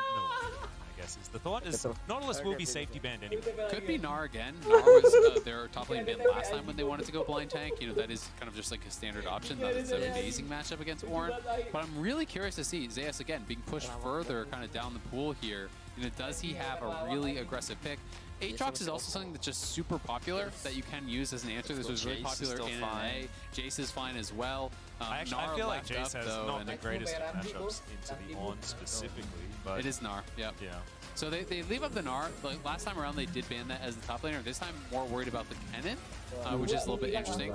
And it is going to be Gnar. So we'll have to see how he can actually handle that matchup. Yeah, I mean, this is something that Xayah is very, very comfortable on. He debuted on this champion, had an extraordinary performance in his first game. This is when we're like, oh man, Canna, watch out for your position. And then Xayah's had a few less inspiring games after that last year, of course, in 2021, before he found a lot of stability. But this is certainly something that he's very, very comfortable on, especially in the on matchup. As Zoe, another big pick for this tournament. is going to come through. I think it was Caps that decided to go with this one first here at MSI. Yeah, he used it as an answer, I think, into Zhao, who I forget exactly what I think it was Ari, was, right? Yeah. But it was something along those lines. In any case, the Pyke looks to be coming out once more. The front line primarily is going to be in the top side of the map. As I say that, a quick pivot to give them a little bit more agency in the 2 versus 2, a little bit more range and a little bit more prowess, along with the shielding and the utility that Karma provides. It offers a little bit more scaling towards the side of G2 as well. The question is, how will Faker now round out this draft? A lot of mobility on the side of Tier 1. They have a little bit of an engage with Nar, but their primary goal is counter-engage here. So how will they round things out? The Akali is what they're considering right now, and he will lock it in. Okay. It's the classic Akali Lee Sin combination, having them on the same team, certainly something that everyone... I mean, it is in the LCK. We love just picking Lee Sin and Akali together. No matter how things have changed with Vision and Shrouds and things like that, it's still something that we love pairing together, and Faker has loved this champion as well. But this is feeling like a bit of a flex into Zoe, because this could be difficult, especially early. Yeah, it'll be interesting to see how he can actually play that out. A lot of these range matchups can be difficult in the early levels for Akali, but you go into second win, you start D-shield, you really just try to sustain and kind of get your farm. I'm super interested, though, how G2's bottom lane goes, because I think it has to go well or it's going to be really bad. Iya, ini party beneran party 5. They can even go double Comet here if they want. You start MF plus Q with Comet on Karma. You get the slowdown. It makes it very difficult to actually dodge that Karma poke. But we'll see how heavily they want to index into early. I will say all 3 drafts. This one is probably benar-benar ngincer main-main yang kata clear wave gitu loh, skill 1, skill 2 gitu di mid. Jadi nggak expect lawannya kayak Strom gitu bisa. In terms of the matchup, in terms of what he sees, I'm gonna default to trust here because there's no reason to question him. It's more like when I look at the comp in its entirety, I don't see how this T1 comp functions without the enemy engage them. And the thing is, while Nocturne is typically dive, you have Zoe, you have MF's ulti, you have Ornn's ult can be used as a ranged engaged as well. Like, there's actually a lot of distance that they can use, which I don't think T1 have many tools to close that gap outside of a good Lee Sin flank or a Gnar flank. So I am a little concerned with the options that T1 will have, and they're very reliant on G2 kind of coming into them and being the proactive team. And I will say, you know, because T1 is such an early game team and so early game dominant, if you get lead, it's very easy to be first to the objective and the opponents have to come to you. True. Right? So I think if you're depending on winning your lanes, well, T1's a pretty good team to be able to do that.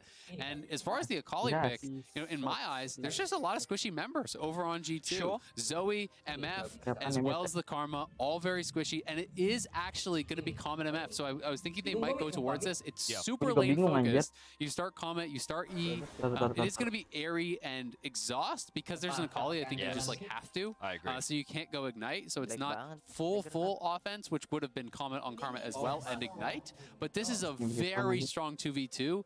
G2 should have a really good time in this 2v2, and we'll see if they can really make the most of that. Yeah, and it's also fantastic because this is a game where G2, it's not just an even matchup in the mid lane, it's a very, very Caps-sided matchup as far as the early stages of the game. So being able to play around that bottom side won't have Faker just looming ever present with that threat. It will be more Caps being able to make his way down. And he does have the Ignite there as well. Not going to exactly be able to teleport, but will have a lot more power on those roams as well. So Faker going to move back here towards the mid lane as we get this laning started. We'll see how T1 is going to go. One of the really cool things about this T1 comp, I want to say, I agree that it's not been their best so far in this best of 5. But if you get a Gnar into the wall and a perfect execution layered across, that is going to feel fantastic. I mean, for sure. And I very much agree with Zale that when you're an Akali and you look at those champions across the board, you think, I can kill all of them. Yes, exactly. And all you need is one good flank, and we've seen how great T1 is at getting that vision control, setting up for these objectives. So, again, I'm always going to default to trust when it comes to Faker. I'm just excited to see how he actually makes this execution. Dia doang, akun dia doang. Akun dia doang suka naik-naik sendiri. Gak tahu kenapa. Gak tahu kenapa lu kalau di server ini tuh naik-naik sendiri aja. They're just straight end up hitting more of their skill shots, right? You know, Targamas hasn't been able to connect with as many of the Qs. They get the push here. Jankos, they're not going to expect this. A wrapper without even having his red buff here. Absolutely no vision, but Kerry is going to spot him. Gumayusi now trying to walk this one Padahal out. lu hijau-hijaunya nggak naik terus. Kalau Aisha tuh kalau lu kayak ngomong nggak berhenti atau nggak ngomong sama sekali itu Yeah, absolutely. They're gonna have to at least have eyes on where the G2 members are. Jankos in particular here, because he could look for some sort of a repeat play. But you know, T1's bot lane getting very aggressive here, trying to play it in the face of their opponents. Really, you want to have the push when you're playing this type of a combo because Karma under her tower is so easy to actually deal with. But when you are getting pushed in, it becomes very difficult for the enemy AD to dodge your Qs because you know when they're going to step forward for the last hit. You throw the Mantra Q out, it becomes almost impossible, plus the slow there from MF. But if you are getting shoved in, it's just so much easier to kind of stand with the minions between you and the Karma. And Flakka and Targamas are going to struggle a lot more as a result. I will say, though, that in terms of the early laning phase, you also have Exhaust Cleanse versus Heal Ignite. So this is probably one of the reasons why G2's bot lane is also quite hesitant to try and go for a hard contest, because they also know at level 2, as we already saw, the hard crowd control that Carrier can provide is something that can be problematic. So I understand why they're showcasing a little bit more respect, and I imagine that after their first reset, that's where we'll start to see a lot more of that poke and aggression come through. Yeah, exactly right. But there is a slight pause, ladies and gentlemen. We are investigating. We don't have any information for you just yet. However, Scare Prize! Scare Prize, everyone! Don't forget to grab your exclusive Scare Prize Prime Gaming emote. It's free, it's cool, and you can strut your stuff while you flash in and turn a fight. And you can do it right now. You can. Supports. You just click that little button. Precisely. Go claim. That's the perfect timing for this, and that's why it's the first time that we've thrown it up, because everything's been so extraordinarily intense thus far in the series, and thankfully now we do have a little bit of breathing room as things going much better for G2 in this game. And I feel like we've been saying that over and over again as the series goes on. It wasn't a high bar. You're a minute in and you're like, I already like what I'm seeing. No one's dead. Nexus is alive. All right. Yeah, I do agree that game 2 is actually very close, and G2 was in a winnable position. It just came down to a single really well-played fight from T1 around the Baron that allowed them to swing in their favor. And ultimately, at this level of play, that is what can decide games, like a single fight, a single play. The consistencies I've seen so far in this series is number one. T1's bot lane have been absolutely dominant. Just straight up in the 2v2. In game 1, we saw G2 attack that lane a lot, but even then, they were able to weather the storm a lot. I think Zeus has been in a lot of favorable matchups and has taken advantage of those favorable matchups very well. I think where we've seen most of the contest has actually been in this med matchup. And even though Caps hasn't been on the winning side, to his credit, he has been going toe-to-toe and has been playing very well in the likes of Faker's opposition, and he's been doing what he can with the tools that he does have. I think the only person that we haven't really seen that same level of impact from is Jankos, because typically when we think back to the playoffs run in the LEC, it was him making these early game plays happen. You talked about it, level 2 ganks, level 3 ganks. He was finding a lot of like kills, not all the time snowballing, but it was just the odd kill here or there that would give G2 that extra bit of agency to control their lane a little bit more, mitigate the enemy's ability to roam. And so far, we haven't really been able to see him find a lot of success in terms of those early plays. And I'm not going to sit there and say that's entirely his fault, because we have seen the bot lane struggling a little bit. Caps lost his flash at like level 1 last game, and so he hasn't really been set up for success either. But his ability to impact the early game has not been seen so far in this series. Absolutely. Just a little bit of an update here. League officials are investigating. There's an issue with Gumayushi's peripherals. We will give you some more info as soon as we do have that, but hopefully having a keyboard and mouse working is generally a good thing to have for League of Legends. Unless you're on G2's side. Then you do not want Gumayusi to have I was going to say, well, wait, they also need those things. They just don't want Gumayusi to have Yeah, they definitely don't. Not necessarily my favorite pause. Us in the LCK have had a few that have been absolutely fantastic. Wait, they have just what do you mean? You've had enjoyable pauses? Yes, we have. We had the crazy skin issue. Which is Crazy. That's actually had true. a skin that didn't work very well, so we had to change the skin. and it came up crazy skin issue. It was absolutely fantastic. We had the very famous toilet issue as well. Yeah, this is horrific. Some of my favorite pauses in NA were actually back in the Spill Scarin days. Spence Scarin seemed to have a habit of always spilling water on the... And then would always go to the sippy cups, right? Yeah. Start using sippy cups. And then I think one time the sippy cup even got spilled. And it's just like, it was always hilarious because it came this pattern. Whereas every time they were paused, you're like, was it a spill? And then the camera would zoom in on the player. They're looking all shamefaced, like, oh no. They see it. They're trying to dry the keyboard as fast as possible. Man, that actually survived for such a long time. The spilling water meme. That was just Spill Scarin is a good one. It's a classic. It's definitely very, very good. It is. It's taking a little bit of a while just to make sure that we have community with everything working absolutely perfectly. We heard some G2 chanting in a Busan crowd, which I think Capstad, wasn't it? That's more from Capstad, more impressive than a salmon swimming up a waterfall. I think, in my opinion, based on just how incredibly one-sided that crowd would be. That, Korea does have a lot of G2 fans. A lot, actually. As far as any other team, like any non-Korean team, I think G2 has the most fans. But T1, though. Korea. Yeah, I mean... But it's T1. Yeah, so. I mean, even Europe has a lot of T1 fans. Everywhere in the world has a lot of T1 fans. That's the thing. Earth, I think, has a lot of T1 fans. Generally, people enjoy watching them play League of Legends. And why would you not? And that's why it's so exciting, right? Because this team has so much history. And of course, you know, I don't want to take away from their accomplishments over the last 5 years, but again, they built their dynasty, you know, by just dominating, right? By being unassailed, by winning multiple World Championships, multiple MSIs here. And, you know, they are now tied with RNG. Both have 2. G2 obviously looking to match that mark. You know, they have their 1 title year. But T1 would love to pull ahead and grab another international title for the first time in 5 years. You know, it was back in 2017 MSI, the last time they actually won an international title, and it was against G2, who they were able to take down there. You know, these two teams have just had so much history. You know, it was coming into the series, it was 11-10, 14 all time. Of course, the Caps record, much more favorable for him. But now, you know, you add a couple more wins for T1. You know, they're trying to kind of forge forward with what is a brand new, you know, T1, right? It is not the T1 of old. It was fun to go back and look at, you know, last time they won, it was Huni in the top lane, right? You know, playing for T1. It was, you know, Pina and Blank. It was Wolf and Bang down in the bot lane, right? Like, this is just such a different era that a lot of modern T1 fans probably never even watched, you know, back then. And this team just was so impossible to beat for so many years that it was like not just about them making it, it was just a foregone conclusion that they were going to win. You just couldn't do anything about it. The inevitability of T1, then SKT, was something that I think so many of us that watched back then 100% remember. It's like they load onto the Rift and you're like, well, go make a cup of tea.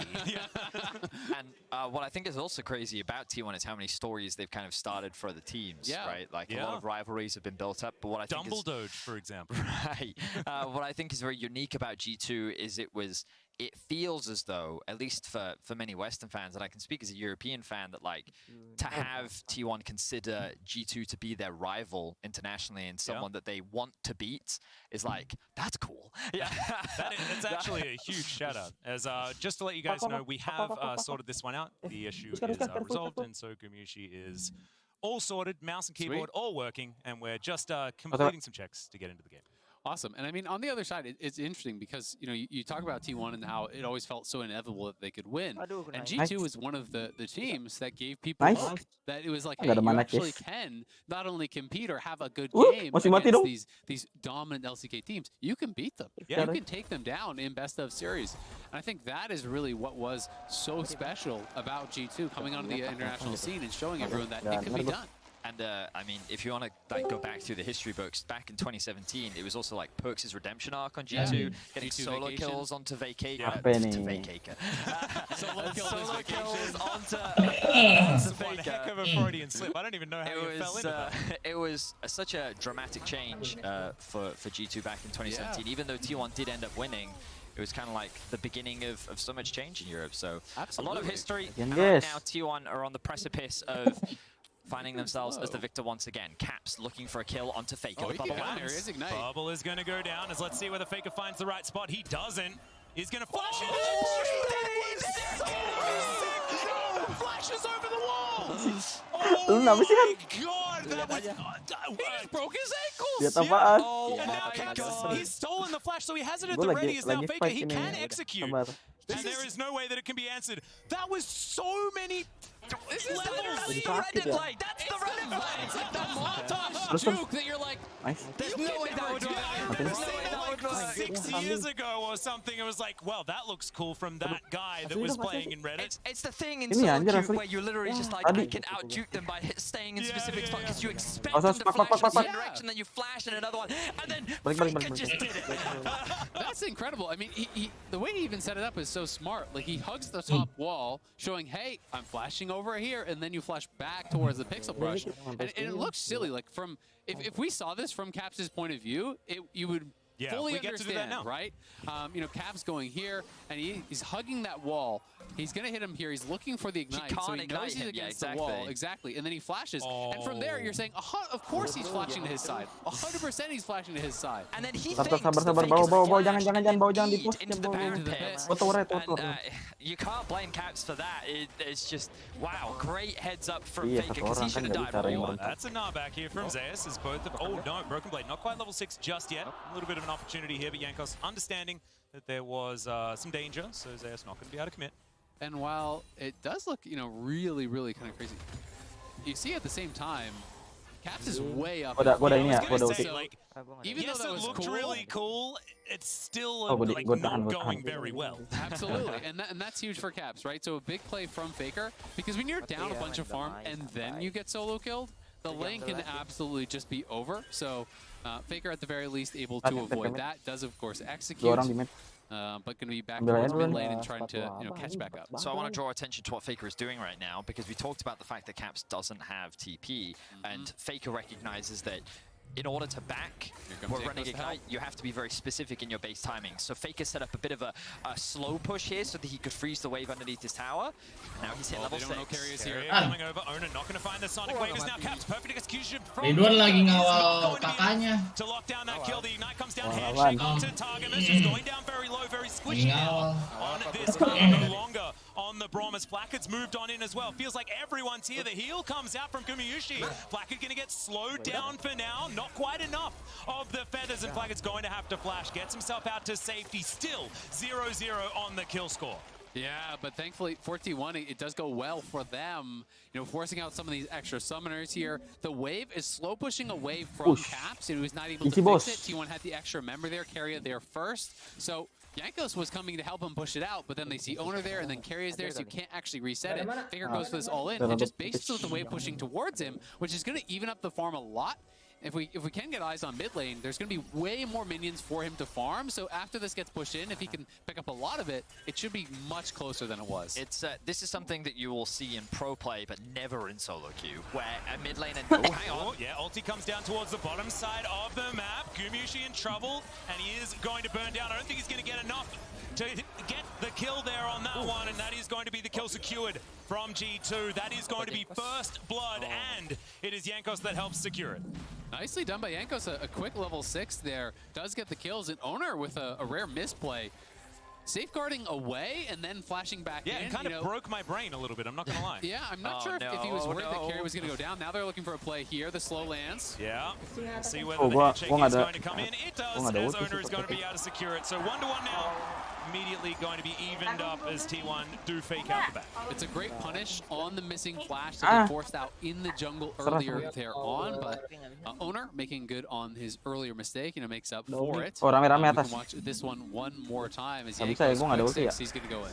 And this is some of the early game impact that we wanted to see from Jankos, able to instantly use his ultimate, recognizing that the bot lane of Tier 1 is just far too overextended. Carrier does invest the flash, Jankos thinks he can get that kill, realizes the safeguard is there to keep Carrier alive, has to disengage, so then Owner realizes, hang on, I can actually kill Jankos, chooses to flash back in, and Flackhead, he wants to fix this wave. Unfortunately for him, he doesn't have the assistance needed, and I think it's debatable. Arguably, he should have just gone back here, but he believes the rest of T1 has reset, and he ends up getting punished for it. Well, Ornhorn comes down, Zeus going to flash to get himself out of the way. That is a great ulti from Carrier. A lot of damage now onto Targamas and to Caps as he's just keeping within melee ranges. Now Faker just gets the Q, doesn't pick the right spot to get the ulti over the wall, but the 5-point strike is going to be there. Targamas doesn't have his flash. flash, exactly like you were saying. Kerry is going to lock down that kill, and T1 mop up a couple of extras in the river. T1 are punishing these missing summoners so well, knowing they can continue chases because of those track summoners. They're going to be up towards Herald, but Flack at the very least does get a play back on bot side, will deny some of these minions. Gumayusi though pushing in mid. T1 win the skirmish on top side. You can see they've littered that top side jungle with vision and will grab this. And when you have a losing lane and you lose Herald, it gets very difficult. Ooh, nah, there is going to be the knockup. Miss ya? Yeah. Broken Blade, they're threatened, but Paranoia comes in. That is going to be immediately the kick out, as it's going to be Oner that locks down the Herald. But Jankos, can he get anything else done? The rest of the team are coming in. Caps just looking to lock down Carrier. Carrier is going to try and W himself, but it's not going to quite be enough as Broken Blade flashes over the wall. Jankos eventually does go down. Targum is also just going to be taken off the rift once again, as now Caps against the world. Zeus is trying to skip through everything, but it is not going to be him that takes the kill. It's in fact Oner that mops it. And T1 continue to take control over the early game. Look at how quickly the gold is ballooning in T1's favor as G2, they try to contest the Herald. The thing is, they're strong when their ults are up and they think, hey, maybe we can actually look to contest this. Maybe we have smite advantage. He kicks him away from the fear as well. He's able to smite secure along with doing enough damage to secure the Herald, and then Carrier, while he does drop, look at how much is invested. Broken Blade doesn't have the HP to fight this. Gumayusi is full HP. He's forced to disengage. Caps only level 7 to the level 9. Oner's gonna get, well, I don't think he does actually get level 8 here, but regardless, there's nothing that Caps can do. And G2, they thought they could force that play. They didn't have the help, and it feels like desperation is starting to come through for G2. And I have to just give so much credit to the timing on that Lee Sin kick. He buffered it perfectly so that Nocturne would arrive and then is instantly kicked. And Flack, maybe seeing him die again bot side, no flash. Yeah, Faker. Perfect execution is going to be available, and he throws it out to tidy up the kill very comfortably. Faker in a side lane now. His comfort zone absolutely here on this Akali. I mean, they're just on fire, and Oner is looking so good. Guma has flash, but will not use it. Knockup comes in. That's a fantastic disengage ult from Carrier, though. Finds a handshake just to stun up the soul. Gold lead here, 13 minutes in for T1. Absolute domination here from the LCK #1 seed. Yeah, 7,000 gold almost the lead is. Yeah. Much larger than what we saw. I was wondering which game one you were referring to, as Knockup does come down onto Gumayusi. Of course, their first of the tournament was a very large lead as well, which G2 were able to come out ahead of. And it was with things like the Ornn that now G2 have for themselves, as Caps was looking for Gumayusi. Good ignite to go down there, but doesn't find the paddle star. As Oner just going to wait until Targamas goes down, but it's not going to be enough. He does eventually get back in there. Q going to land as well, and now Zoe feeling like a sitting duck right now. Has to go back to that portal jump. Wishes he didn't, as now Blackett going to get dove on once again. Faker's got the second activation, but it's not going to quite be enough damage, as he didn't want to get underneath that turret. Oh, not quite enough, as the bullet time is just going to push Faker away. Everything's just coming up T1. 8,000 gold lead, make it even more. Yeah, flashes to get himself out of the way of the ram, and I think he's still got a backflip or two available to him, so he'll be absolutely fine. You can just feel the momentum G2. There are so many things that are happening across the map where it's just not typical G2, right? Individually, they're making small misplays. Like you can see Flack had his ultimate while his tower, and then he holds on to it. He waits to see how close Faker is, and then he throws it out and is not able to get this kill. Targamas, they don't have any control on this side of the map. He's trying to drop vision when his top lane is backing, and he ends up getting punished for it. And it's just T1 is riding the control. Look, they're pushing all 3 lanes on the map right now, and they are just not slowing down. They realize the position that they're in, and they're not giving G2 a second to breathe. Well, Paranoia just to get over the wall. Big knob, but it's a great spell shield from Jankos, exactly as you say. Targamas now comes in, has the exhaust. It's now Flackett's here as well. 4 versus 1 as Zeus does now have it, and he keeps himself alive. Thanks, Carrier, for that one. And Carrier even grabs himself the kill as well. Zeus now with a grump. He's just going to eat that one up and be a little bit more healthy. Gumayusi now looks for it. Mini stun into the wall. Targamas is taken down. Gumayusi tidies up that kill also. And G2, oh man, I mean, 4 versus 1, and still Carrier gets there in time. It's just bullying at this point, isn't it? They can't even get the 1 kill. Carrier arriving in time for the bailout. Cap's going to look here now, but Oner can easily block. Yeah. And it's just been the Oner show. 10 out of 11 KPs running everywhere. Gumayusi is going to get taken down here most likely. I mean, I've said that a few times. He does have flash, and so he is Just going to try and create that distance. There's a hostile takeover Satu from bawa Carry. Now wraps himself around Caps. Is still looking to try and get that lock. Smoke nggak? Massive Nggak ada. lure into the wall.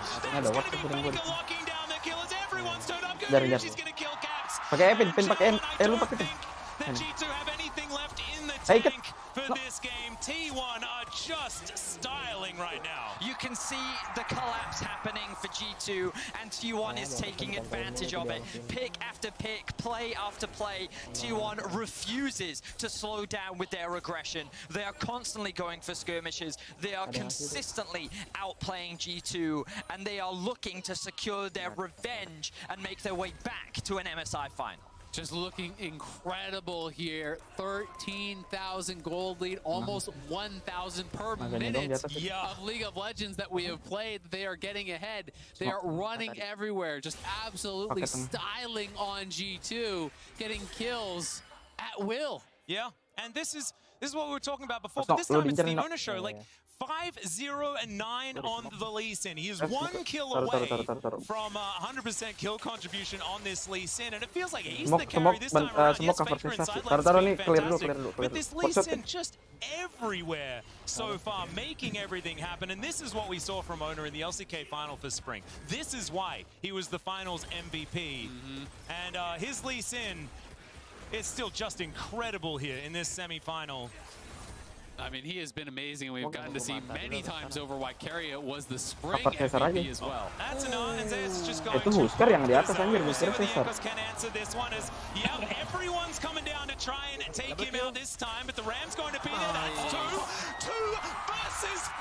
It's 5 people down here. The rest of T1 are launching themselves towards these inhibitor turrets. Zeus takes 2 with him.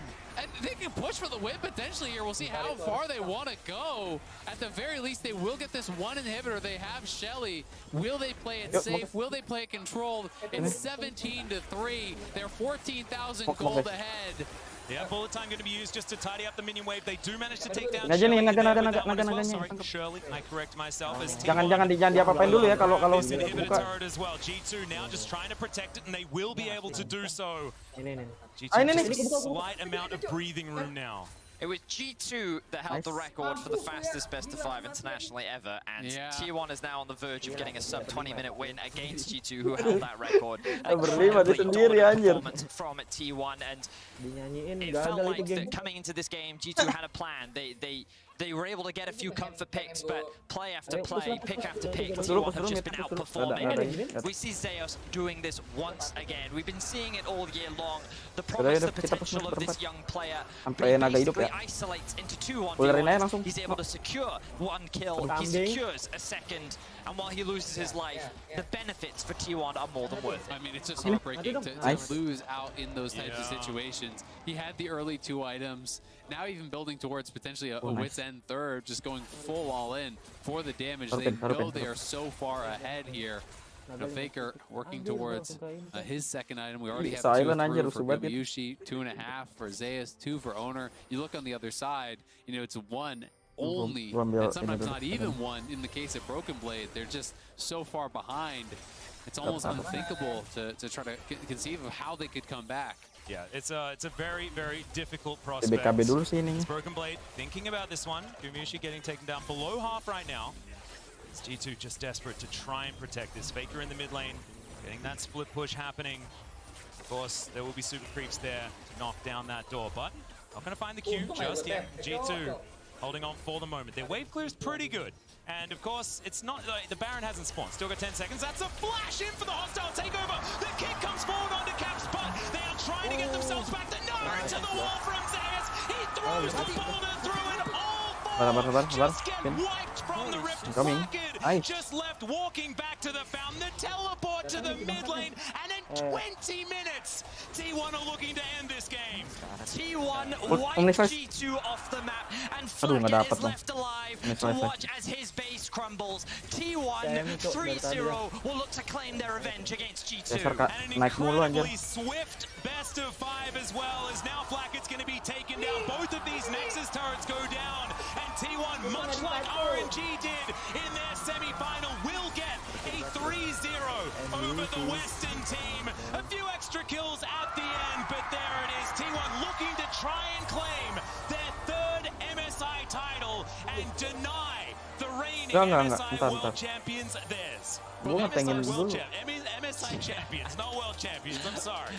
For the first time in 5 long years, T1 Gue jadiin fight dulu will deh. return to the international final stage here, and they left no salah, doubt about it. One of the most dominant best of 5s I have seen in a long, Atas. long time.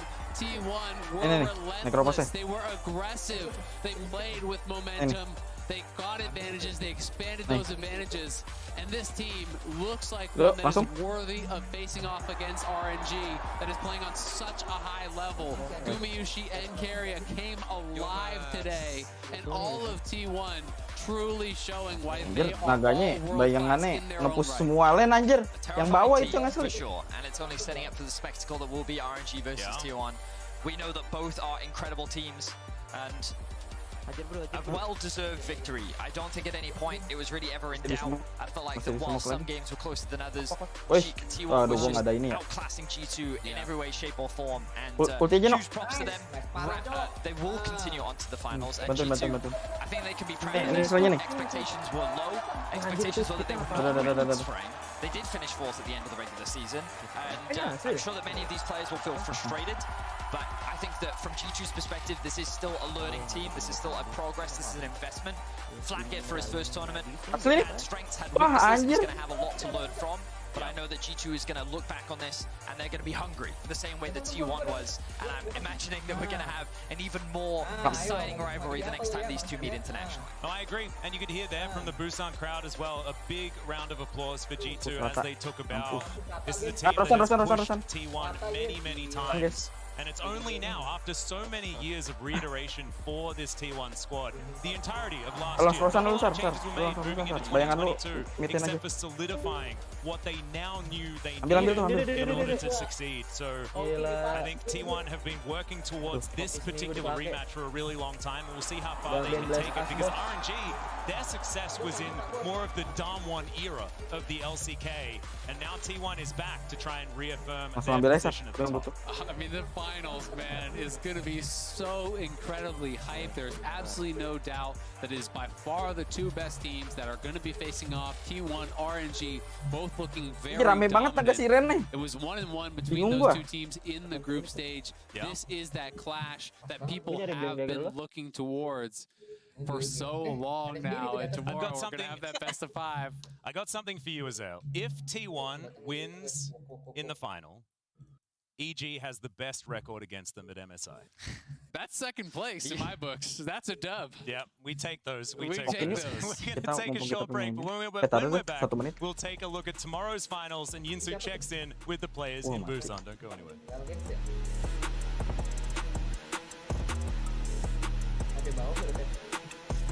Ya, harus di dash. Yang ada hancur aja, biarin hancur.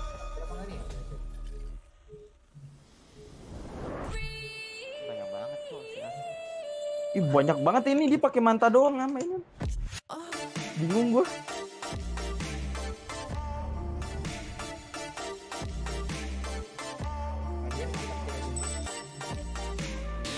Gua ya Radiance ya. Gua.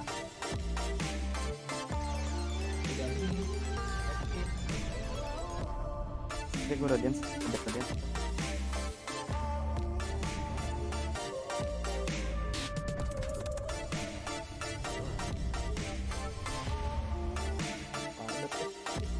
Semur sama naga si Rena.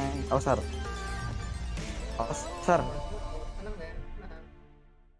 Ayo. Ayo.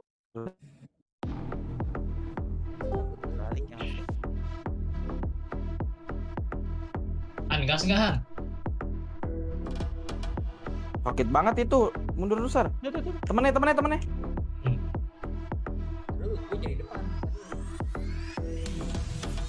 di depan, tapi lo di depan gimana itu? Ayo nih. Aduh, nggak ada. Itu lu mati. Tuh, gua nggak ada mana, guys.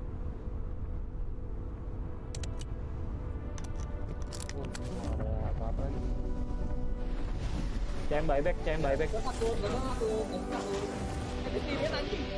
Ini gua di atas ya. Omnislash. Aduh, langsung refresh aja itu. Enggak. Ya.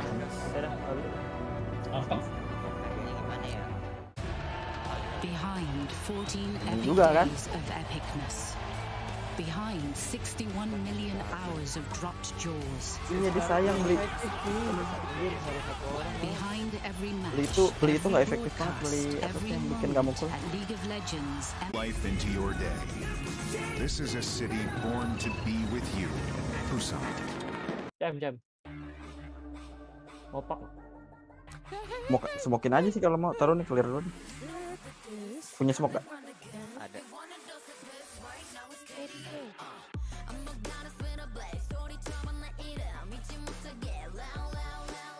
Smokin ya.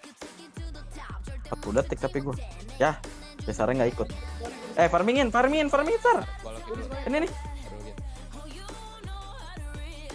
Ikat, no. Nice. Apa. Disconnect kiri gua. Tak dulu. Bisa-bisanya aja. Apa ya? Aduh, ada aja. Hack sih. Hack buat. Naga ya itu sih yang apa sih? Aku belum balik itu kan. Iya. Ini. No, bisa lu hack enggak, no? Ini. Nice. Baca komik dulu gua, bentar. Tekel. Yes. Naga.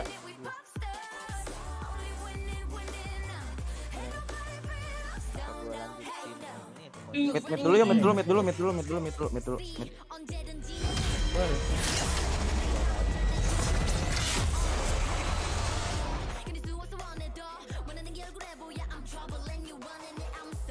Anjir, gue dihabisin.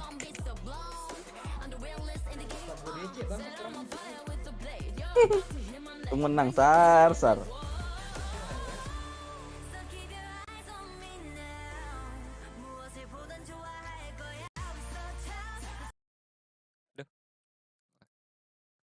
Pas belakang. Ini orang mana yang asli sih ya? Di ini Allahu Akbar. Di gua. Nih kena sekel. Yang asli kena sekel. Yang mana sih? Mana? Waduh, salah lagi.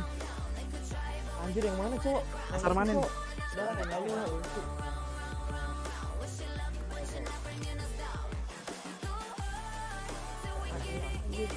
Bising banget tuh. Mana Sar? Dasar mana sih, Sar? Enggak, gua kira lu di depan, Sar. Gua khawatir dari tadi. Itu orang fisik. Pulang. Di bawah, panik tadi gua. Aduh, inian gua turun. Ya. Serius ya. Gua kira. Balik. Dasar mana sih? Disconnect itu PC-nya.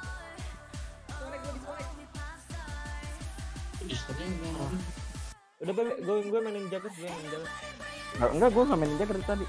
Oh, gue kira. Gue malah lari. Aduh. Bisa-bisanya DC. Ente momen. Udah.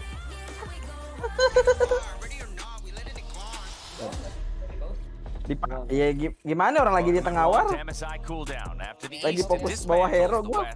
In a clean 6-0 fashion here at the MSI semifinals.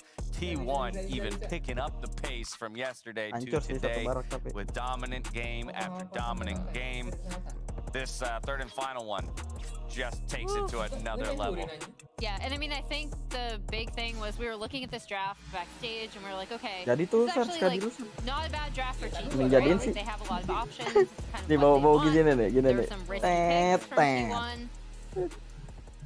Didn't end up panning out. Yeah, summary execution is what Game 3 felt like. It's like, oh, we've time to put them out of their misery. We've dragged this on long enough. Itu ondel-ondel, Ayo, Gong, let's go.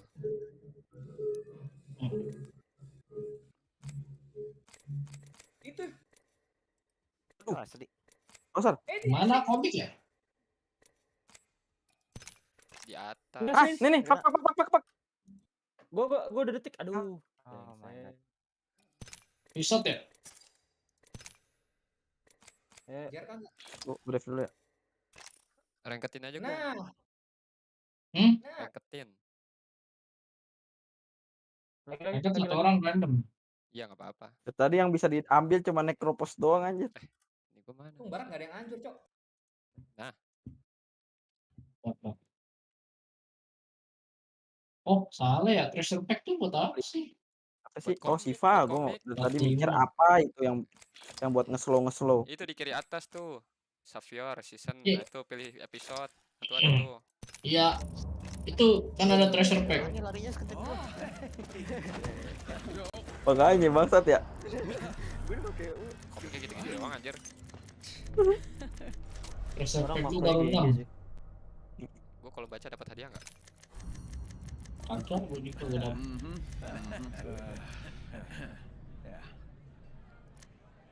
Nggak ada suaranya cuma Mana smoke tadi yang punya? Ayo smoke. Enggak ada. Ayo foto 2. Kalau ada suaranya video dong. Sabar. Suara percakapan enggak ada.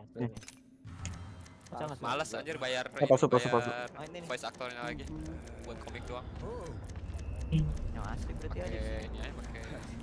Emang itu bisa nggak ngedetek bayangan? Enggak di situ.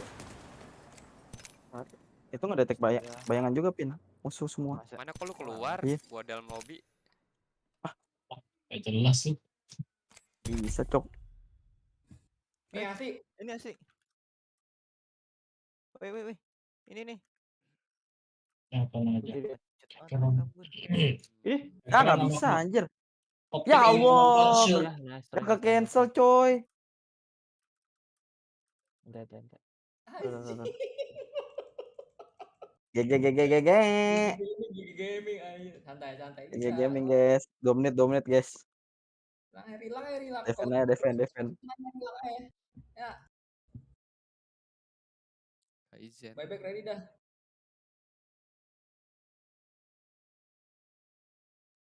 Anjir, ini naganya udah setara 5 orang anjir.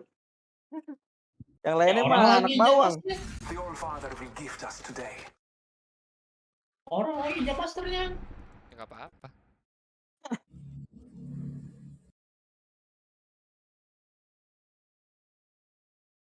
Mau nggak mau sih abisin 4 orang udah naganya bodo amat lah masih hidup. Iya bener. Tapi Tunggu bernyanyi dulu si anjing nih. asli. Ini asli. Loh kok? Mati. Nice. Asli dong. Nih, di carry nih ya. Teman dari anak Ridwan Kamil Di carry tuh sama si Nice. Gua nggak baca ini statusnya. Kriptonya level 100, Cok. Maju. Nggak apa-apa level. Anjir apaan, Cok? Kok asli? Kriptonya level 100. Lupus. Ya, dia yang 2 lagi level di bawah 20. Anjir, meledak lah. Teman kita, guys. Dia belum pakai skill 2. Bawa aja, bawa. Nah. Harusnya ada.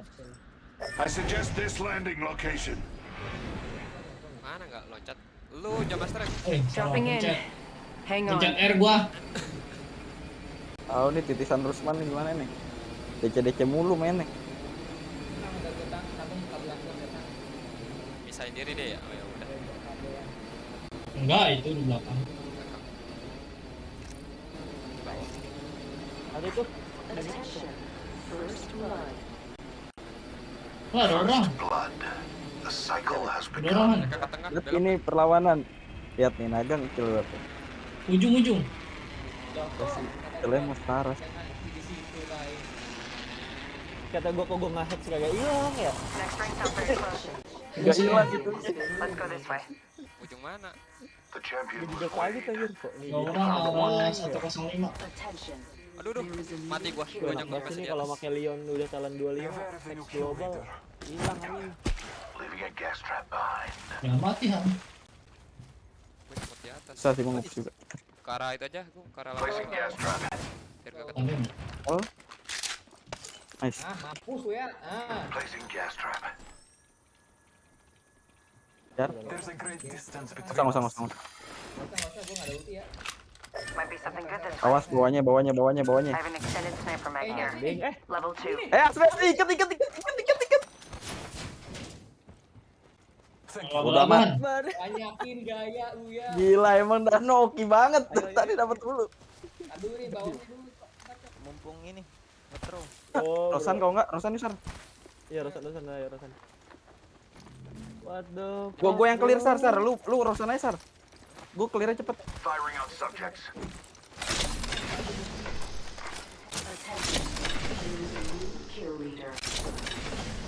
Careful, new kill leader. Got an Evo shield here. Level 2. Peacekeeper ganti. Bisa lu bling cycle nih, Pin. Sabar.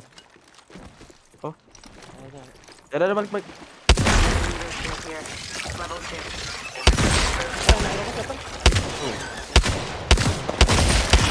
Gua tadi kalau lu ada bling, lu kira lu ada bling. Udah mati belum Rosan? Belum ya? Belum. Ayo, pakai.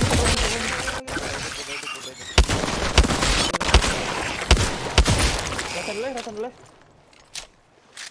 Nah lagi. Ini di atas.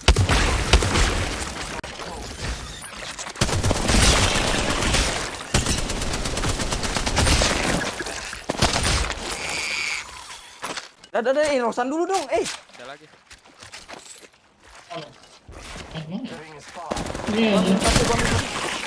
Ya, gua. Ada lagi. Mana ya? Oh ini di atas.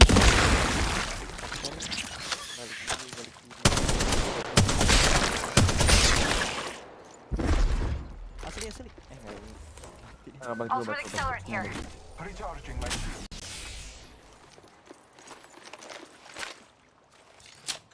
Leveler nih. Leveler aja, Sar. MKS juga mantep sih. Kalau muda gitu. Gue lebih prefer di pakai attack speed sih. Ini nggak ada attachment Iya sih, lagi. biar nyala mulu skill 3-nya. Sama itu Nih juga. di atas dia, Mi. Kira ada something. Use the map as your guide. The ring is moving. Santai no. Orang. Anjir dia bawa gem. Linetan. Teman kita mana anjir? Jauh Nah bener. aja lah itu mah. Suka-suka dia lah. The trap is set. Data soon to follow. Support kita nggak punya buyback Ini ya. kepala nih. Helmet here. Oh, Sar. Level 2. I could use that. Care package being delivered. Peter nanti lu punya botol putih. Next aja. Kantongan. Naga.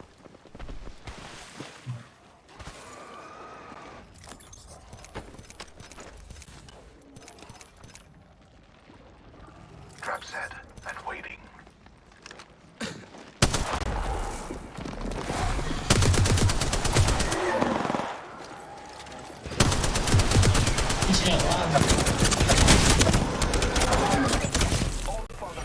Udah cabut.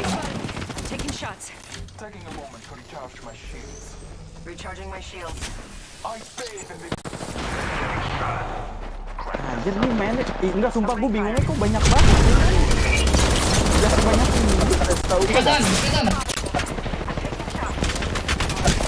Makanya. Heran.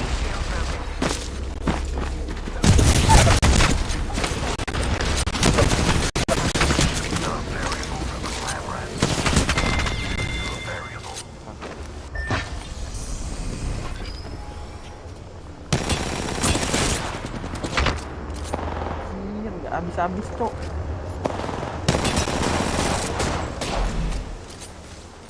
Itu ada double damage tuh yang asli tuh.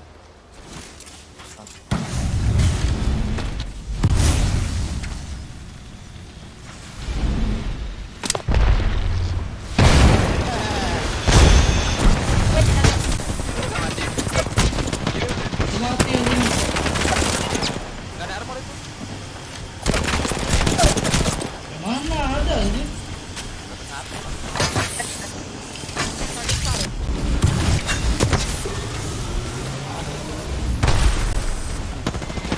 Oh itu tuh. Mati. Fakin dulu yang ada. Mati. Nice. Nice. Sama. Pede pada mau hidup lagi. Ini ngapain dia pakai medkit? Push. Pakai sling dulu. Push terus. Let's go. Let's go. Everybody. Arsenal. Arsenal. Ribet banget. Iya. Gue main sambil buka-buka Discord aja nek turunin. Terlalu maghrib dulu. Bangsat ya ini. Mending Mandi tidak dulu dulu. sudah. Taruh udah ini dulu end dulu aja. Bangsat. Bebekin.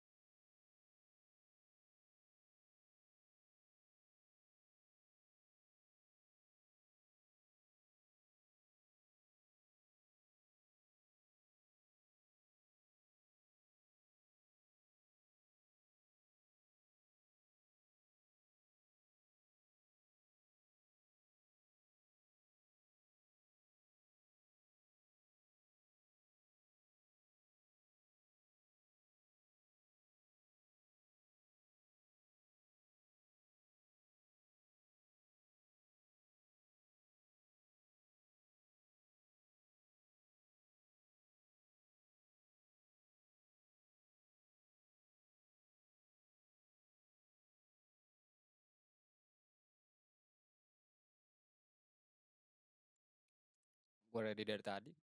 Gua nungguin lu. Lu baru ready anjing.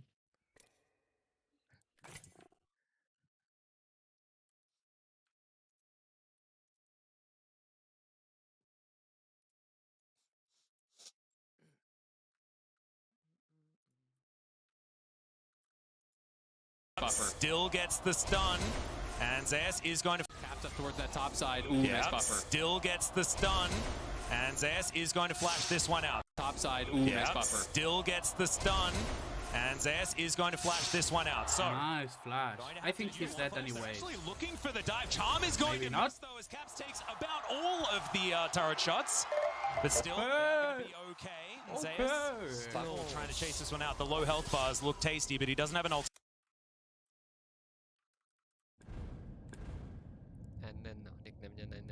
The winner's out there looking for you. He will find you if you let it. A match a day keeps the doctor away. Just kidding. I'm made of metal.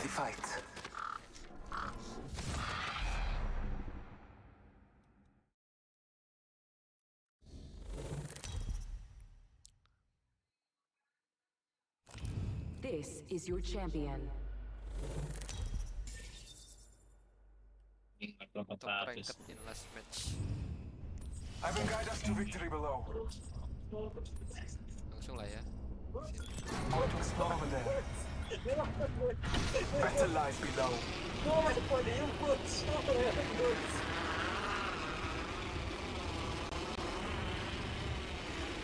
Kemana Yan?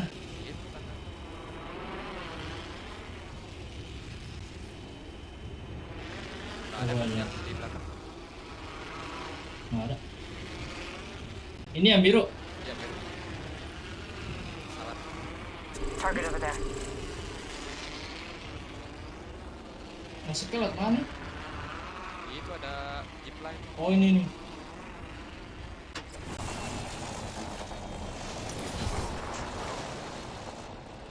Ya nggak bisa langsung zipline. Nggak kena anjir zipline-nya.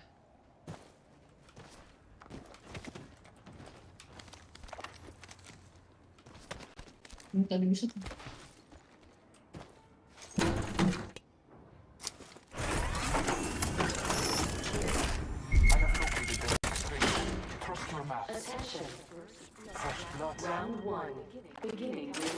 Oh, masuk dulu. We are inside the ring. Good faith. Ini tas level 3 nih. Level 3. Ya gua udah masuk.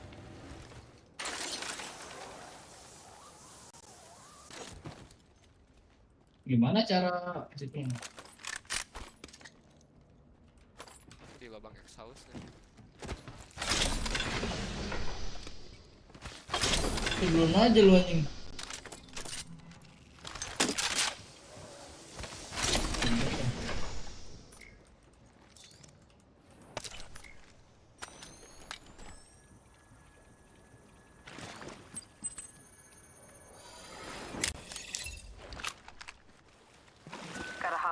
Gotta hop up here. Ini headshot. I found a heat shield here. Aja nih easy banget Han. Game 3-nya. Game 3-nya easy banget. Iya.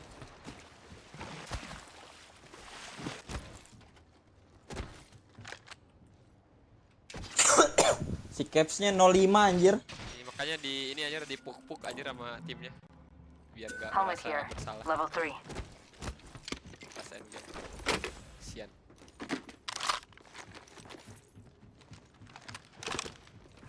Kalau itu Genar sampai double kill anjir.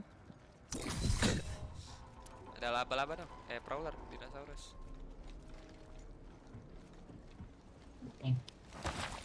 Gue butuh armor. I need a body shield.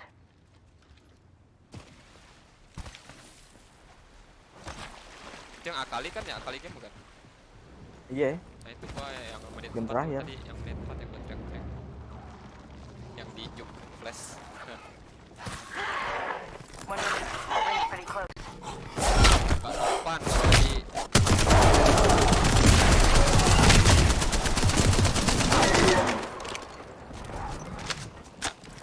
di Oriana ini yang baru nih support. The ring is in close proximity. Less than 1 minute.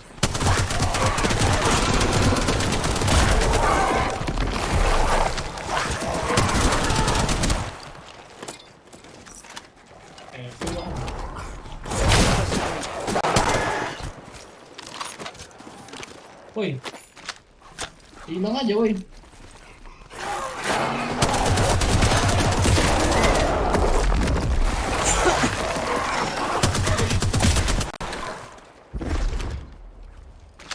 Giving my shields a recharge. Stabilizer here. Level 3. The ring's close. 10 seconds. Taking a moment to recharge my shields.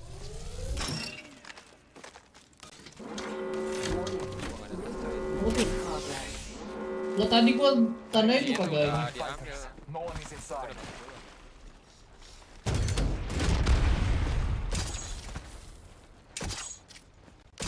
Crafting lah. Ya. Kayaknya di Rumble Stake-nya serem banget pas di inian pada 3-0 anjir. Ya, BO1 mah pada ini aja. Menye-menye. Guru. Emang format EU tuh cacat aja. Attention. Delivering care package. Nggak jelas. Incoming care package. Kepala lu turun. Hey, we're spread out a lot. Look at the map.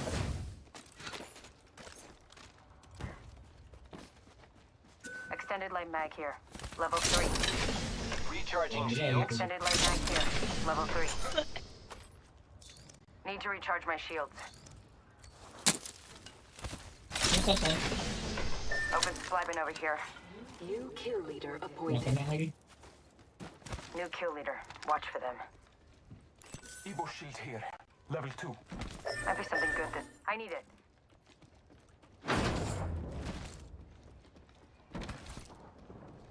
Ini belum bilut.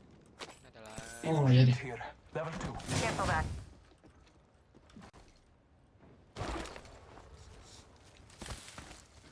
Ada musuh. Hostile right here. Iya, di gua. Jangan ditembak. Tahuan. Attention. This is a new kill leader. Hostile right here. Kill leader. Pada tolongin. Banyak nih. Target. It looks like people have been there. Ini gua kesini.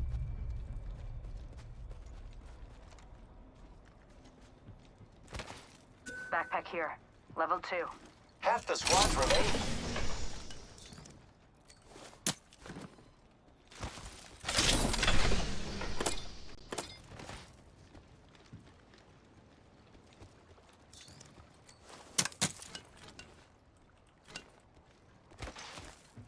Udah dibuka ini sama orang. Udah ada yang masuk. Material doang anjing. Dekat gua sini. Dekat kan. Lu nggak mau ke replikator kan? Replikator gua ada deket. Juga ternyata. Dekat lu ada replikator. Ada. Do you see the map? We're spread out quite far. Gancok. Di lu ada replikator. Wait.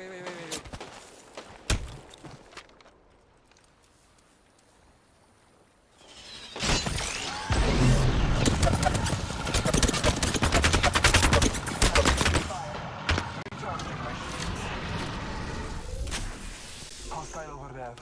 I am taking fire, friends. Recharging shields. Let's explore this way. Hostile right here. Recharging my shields. Nah, itu ada orang juga. Contact with target. Gua masih cabut. Naik kanan aman nggak?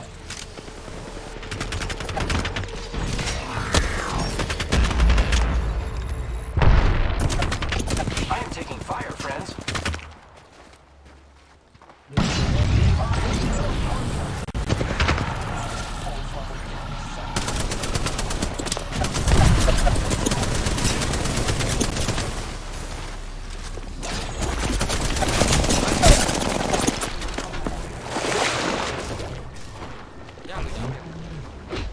Banget. Tadi musuh gua.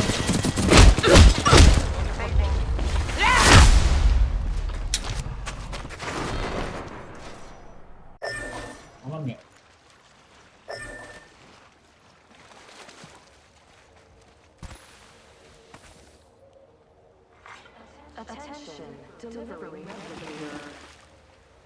Got a replicator coming in.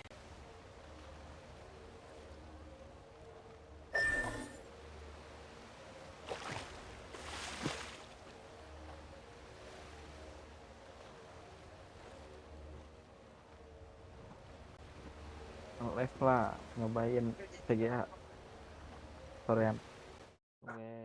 Sore malaman jam 10. Main lagi kan, No?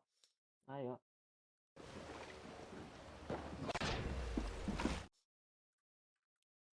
Ambil banner.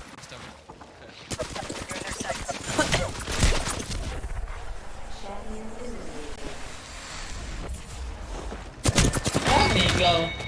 Ada yang ikut. Ada yang ikut. Hey, we got bad guys over there. Anjir. Tadi juga ke MF tembak-tembakan. Goblok juga. Padahal deket awal dia ini. Kayaknya emang lawannya susah sih. Oh, gini aja plus 20 nyicil aja. Iya, orang kagak apa-apain loh. Jadi di Twitter bisa stream anjir. Hidup ini bukan tentang cita-cita doang, kawan. Terkadang juga ada cerita tentang bagaimana kita untuk anymore and no flash. And the problem is mid lane, right? Because mid lane you're losing the wave there. Yanko's dropping Herald bot. They know that he's here, but can they actually get out in time as Ona dives? Ini bukan tentang cita-cita doang, kau. Nice. Ya, Tuhannya dia bilang.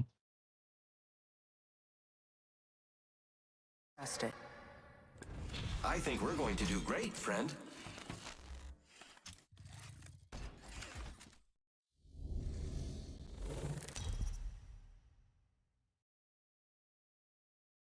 Introducing your direction. Semangka kuning nickname-nya. This is awesome. I'm the jump master. Study the land, find our advantage, then we jump.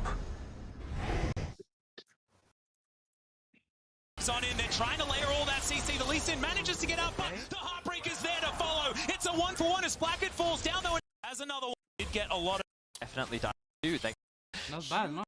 get close enough to the minion wave to body block the charm, and then I'll be fine. Nggak ada tuh di tembok. Ada nih.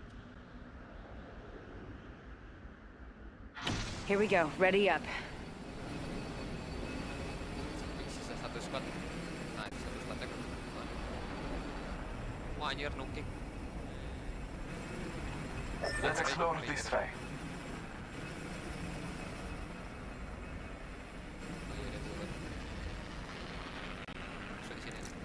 Target spotted. Let's explore this way. Wah, kagak nyampe, Jok. Nyampe kesini. First blood. Extended heavy mag here.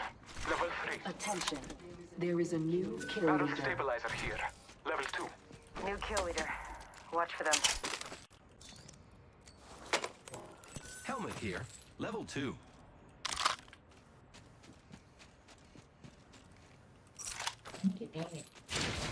I need it. Extended heavy mag here. Level 4. Mana sini? I could use that.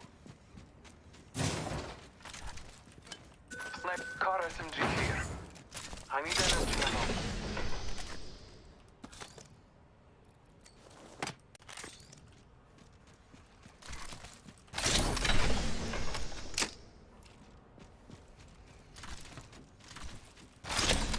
Might be something good this way.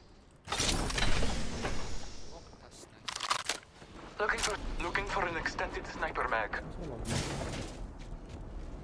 RSMG here. Extended heavy mag here. Level 3. Heavy ammo here. Got a sentinel here. Nice banget. Nice banget ini. Butuh armor.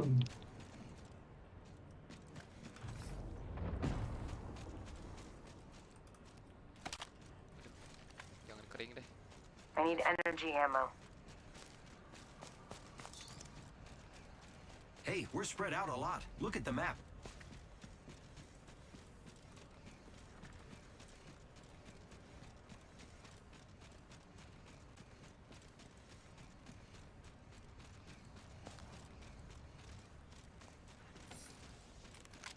I hop up here?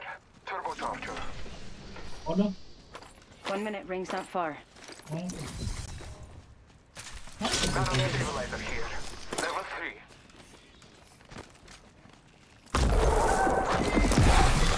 I have an Evo shield here. Less than 1 minute. The ring is not far.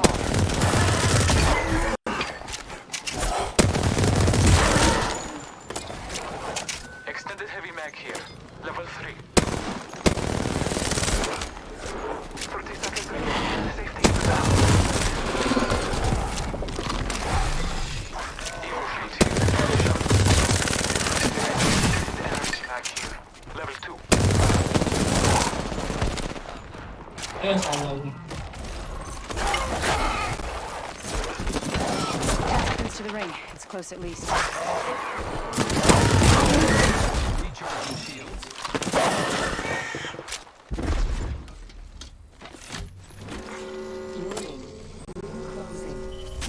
Ini harus mantap. Repairing. Allah. Aku mau heavy kan? Heavy ammo here. Cariin light dong. I need light ammo. Backpack here. Level 2. Oke lah. Heavy ammo here. Optics here. Close range. Extended light ammo here. Backpack here. Level 2. Backpack no gua. Need to recharge my shield. Ada orang belakang. Cabut. Backpack here. Tikung next. Setting up a zip line. Incoming care package. Going to phase. Extend light ammo here. Gua cek. Oh, cek. Gua enggak ada peluru.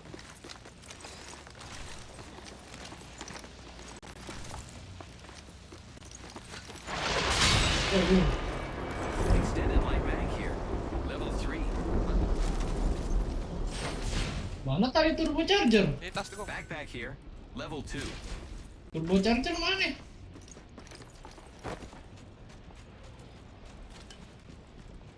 Mana sih hilang ya? Lu enggak ngedip. Udah. I need to hop up. Turbocharger. Gua enggak ada. Extended heavy mag here. Level 3. Oh hilang. I have located the next ring. Trust your maps. Oh hilang. Oh diambil berarti Han. I will not be long. Phoenix. Nih. Gotta hop up here. Turbocharger. Dibs. Ini. Itu naiknya gimana? Tangga. Ada tali.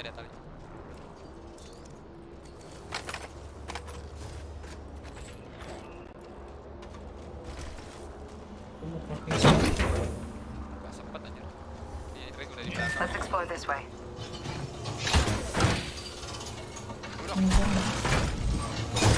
Ya, anjing.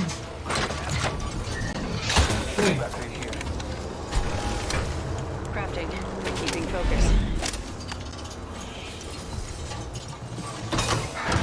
Taking a moment to heal. How the squads remain. Revel Vena. A champion just fell. Nilai Han. Ready to fly on a zip Extended line. heavy mag here. Ya, Level 4. gue ya. Let's move this way.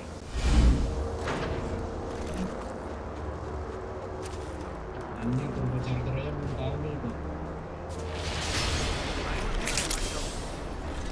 Gung. Hah? Zipline lu di mana? Itu tadi Han, gua tandain.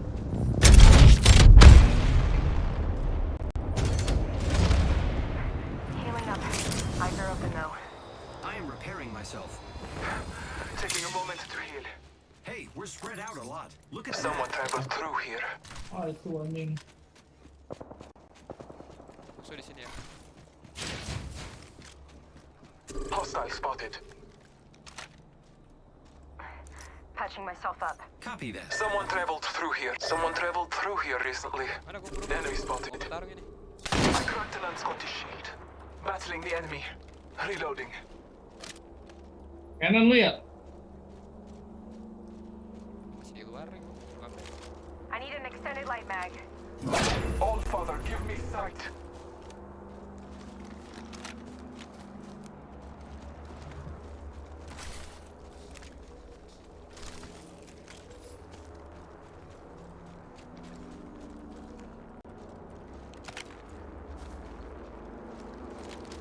Phasing. Ini ada laba-laba. Nyerang laba-laba dulu apa? Round 2. Beginning ring countdown. Look at the map. Lu nggak ngawal kakak lu, Pak. Polar.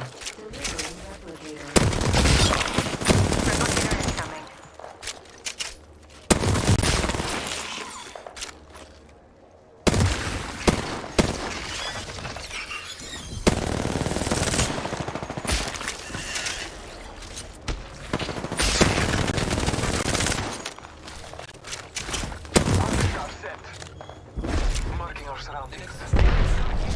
Level 3. Gue butuh light lagi dong. Thermite I need grenade light sent. ammo.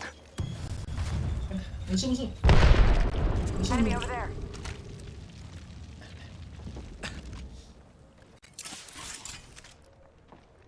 Iya, satu-satunya masuk ya. Recharging my. Throwing thermite grenade. Tar. Line deployed. Marking our surroundings. Recharging my shield. Gue gak ada peluru light. Muter apa? Bisa muter gak? Gak bisa jawabannya. Shots fired at me.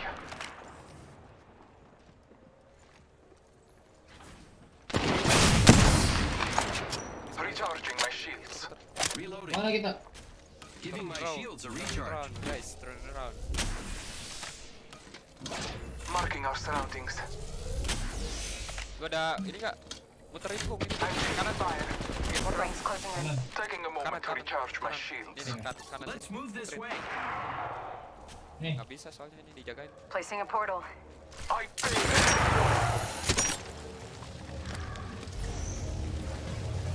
Far range.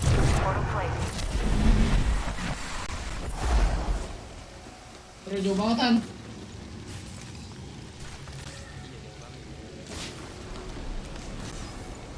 Gue gak ada zipline. Taking a moment to heal. Ini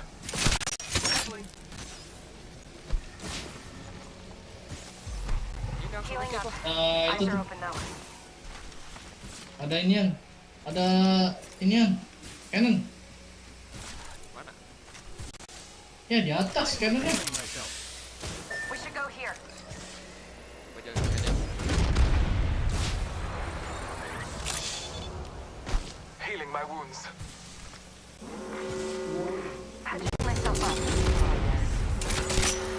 The ring is moving for the fighters. No one is inside. Woo! Target spotted.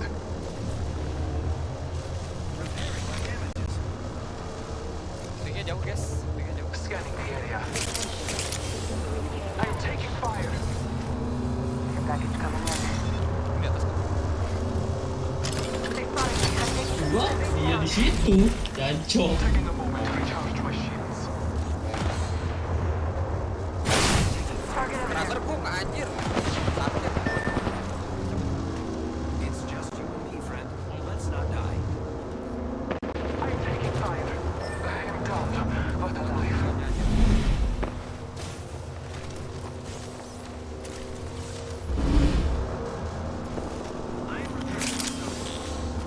Gue terjebak gua. Tolong, ini pintu keluarnya mana?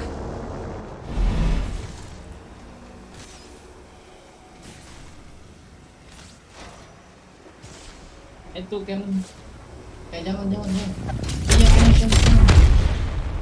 Giving my shields a recharge. Repairing. Enggak dihidupin anjing. Gue bawa beaconnya padahal.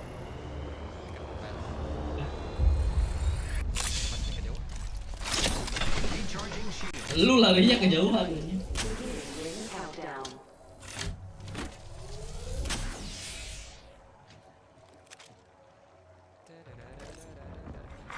Attention.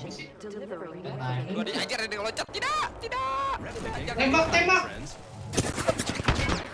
Ya.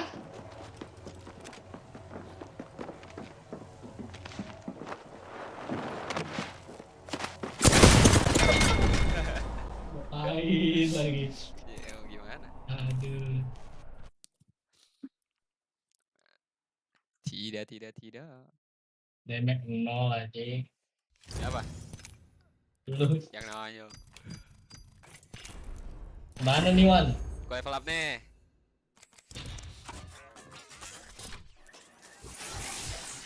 Bronze 2 nih.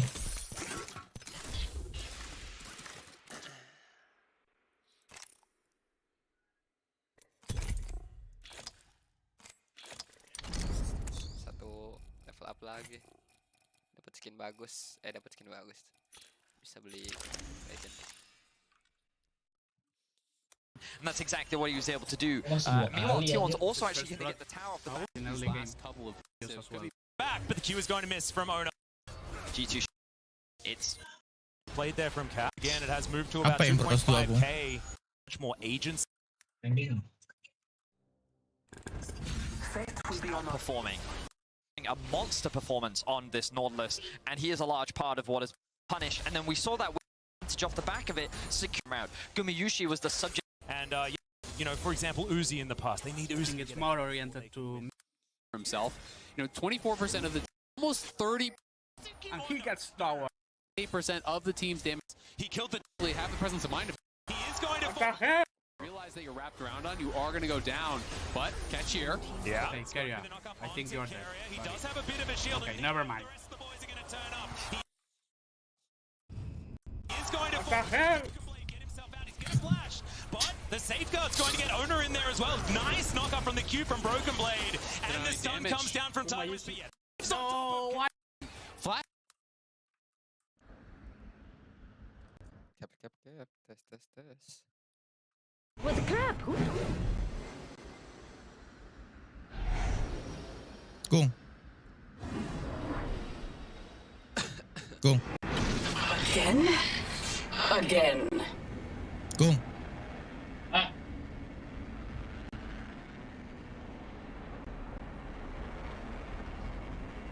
Udah gue beli Gung. Apanya? Ini sob. Ya udah. Ada orang tuh. Ada orang coy itu duluan. 2 squad. Belok ke port. No. Hostile spotted. Jangan. Round 1. Beginning. Masuk ke dalam monster hunt. Already inside. Attention. First blood. First blood. Tangan tak beradab. Oke. Sama laser, nice. Nice start. Let's go langsung war. Mana musuhnya? Nih. Heroes. Warna semua. Bocek nih gua. Bukan nih. Terketi. Gua pakai armor biru dah. Apaan lu, jangan pakai perasaan aja lu kan. Wah! Getting shot at. Broken enemy shield. Tolong! Reloading. Find them. Contact with Reloading. Males banget. Reloading. Wah, Enemy killed. M2. Menang enggak? Enggak seru. 1 biji anjing. Iritnya masih hidup anjir. Uber. Dan nih air. Recharging my shields.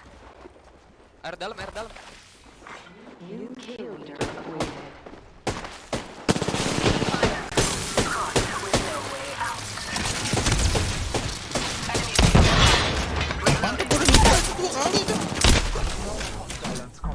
Gua mau ituan gua mau Gara gua habis. Under fire. Healing. Jangan sampai ngambil. Shields are depleted. Recharging. Yang sono. Gua pakai blood lupa gua. Ini musuh. Let us go this way. Marking our surroundings. Dia mau ngambil banner yang di sana. Patching myself up. Recharging shield. Someone traveled through here recently. Gua kejar. Kemana tuh? Track terus. Gak ada. Tracknya hilang. Salah belok gua apa ya? Ke kiri kayaknya. Ah ini kesini. Susah nyari muter tracknya. lagi gua jagain dulu. Anjir. Ngambil banner satu lagi terus dia. Gua sendirian ngikutinnya. Banner satu lagi ntar diambil. Yaudah di ping aja ntar gue nyusul. Extended light magazine here. Level 2. Yang mau light sama heavy. I could use that. Gak ada. Extended energy magazine here. Level 3. Ada. Have light ammo here. Ini 30. I found a 30-30 repeater here. Ayo. Iya. Extended heavy magazine here. Level 2. In progress. Evo shield here. Malah gua harusnya pakai yang ini. Pakai light. Bless me with sight. Kok udah ngambil? Komik. Standard stock here. Level 2. Aduh, gak enak banget. Mau heavy nggak Han? Gak, gua gak mau heavy. Heavy ammo. Ada apa? RSMG here. Sniper gua main. Sentinel here. Sniper sama shotgun. Care package being Never mind. delivered. Heads up. Care package coming in. Laba-laba ya. Tearing through reality.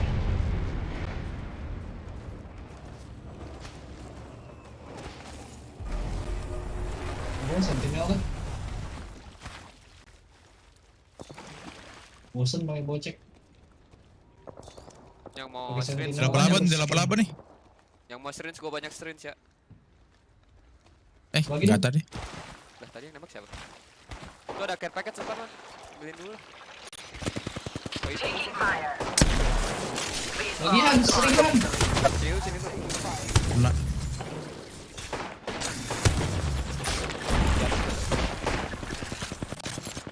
Ini ya motor apa? Recharging shields.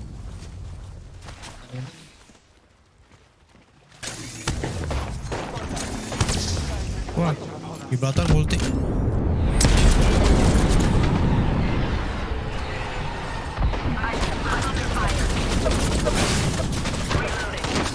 Anjing. Shields are depleted. Recharging. Calling upon nature's strength. Enak itu langsung Heal. Itu laba-laba anjir nyaru warnanya. Ini nih. Hostile right here. Getting shot at. Di Baltar. Let's put you in a bind. Portal's ready.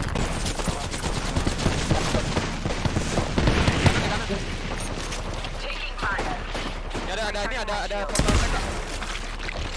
Portal gua ini. Itu portal gua. Aduh, gak ada baterai.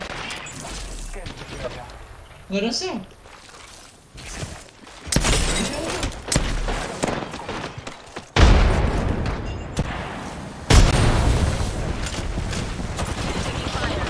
Ya, tai. This time I'm down. I shot at an enemy's shield. Bangun, Gung. Mana bangun? Oh, bisa. Eliminate the enemy. Belum. I'm down. Bangun. Gua tamengin. Ini lagi bangun. Mana orangnya? Second, we got this. Cabut. Reloading. Crack tuh. Crack apa? Ih, di 900 dia. Going here. Tadi udah lu hit ya? Sehit sama gua mati 60. Penuh. Anjir laba-laba sama musuh nyaru warnanya. Sama-sama ke detect. Ya, kalau lo nembak kena mah 900-an. Ya misalnya gue nembakin laba-laba satu aja. Nyaru warnanya sama-sama merah. Gue nggak kelihatan bentuk manusia yang mana, bentuk binatang yang mana. Masa gitu aja? Yeah, chains are going to connect from Faker, but Targamas has a door, and the door is very powerful. So Charm on to Zeus, looking to try and trade this one back, but he's just not doing enough damage. Caps just... Oh! Zeus! Try and trade this one back, but he's just not doing enough damage. Caps just... Oh! Zeus! Oh! He's traded back in the end! Oh! Caps got a huge shutdown here. Again, demonstrating the Image there. Zeus, but still, it is everything up. He uses the Everfrost to apply the slow, is able to land the charm, and at this point, you think, okay, he's waiting for the shield to disappear, and then he's going to land everything. But then Zeus preemptively goes back with his E, flash knocker, is able to get behind the return of the Q, and is able to find a big pick. Charm lands on the Faker. Yeah, that's the Q flash. It's Faker going down. Mau gue telepon gak, Gung?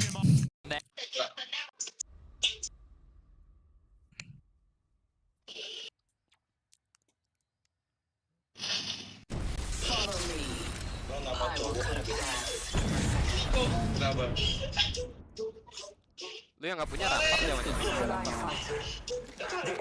Punya semua aku. Yuk castle dong. Males ah. Then T1 are dying on side lanes. We've seen Faker. Hitbox. Yeah, now that's the second time. The rest of T1 is getting so much more on the map because of the numbers that beat by Zeus. Apaan sih lagi teriyaki nih? Telepon Nenek kalau buka itu di HP. Deketin ke mic kan. Jauh anjing. Even though it may sometimes seem that they're making mistakes. Last game, right? Yeah, plus really tough to actually knock.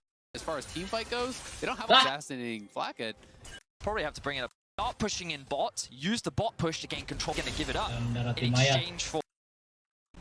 Here we go. Ready up.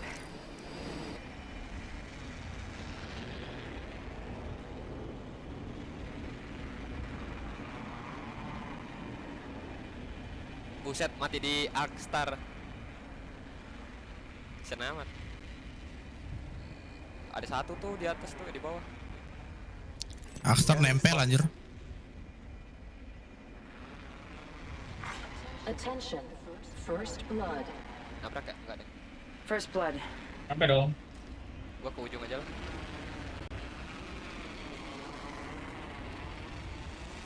Seperti biasa.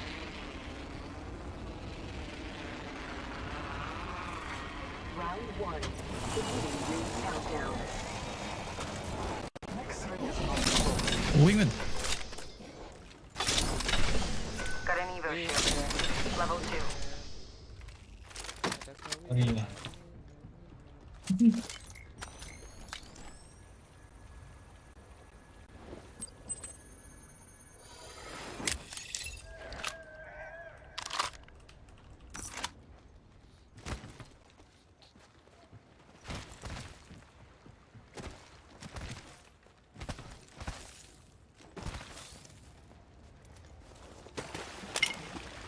Extended heavy mag here. Level 3. I could use that. Materialnya banyak tuh.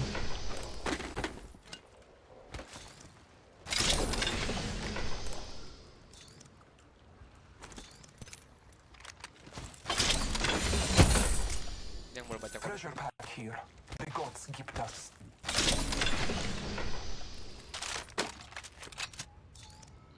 Barrel stabilizer here.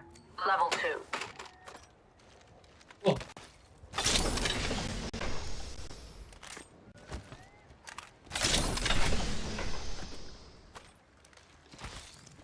Yeah. Backpack here. Level 3. Cancel that. Dibs. Woi, curang lo. Moving here.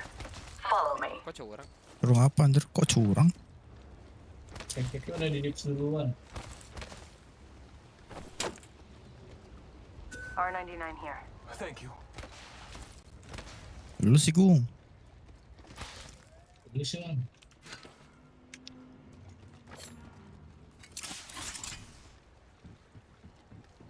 The ring is distant. Trust the winds. Got an Evo shield here. Level 2.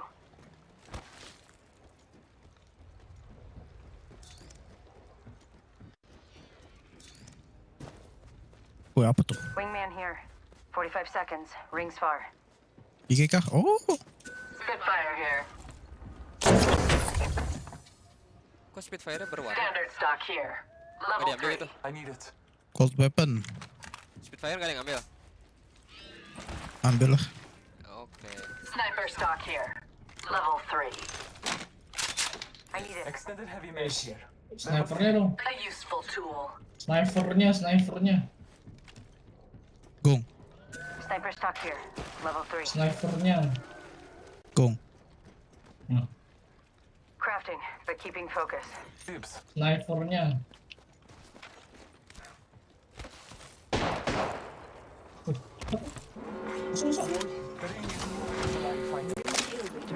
Light ammo. Cancel that. The champion fell. They did not deserve the title. Kill leader. Bagi itu dong. Tas. Nyamuk. Lagi. Nggak salah denger gua. Asu ya anjing.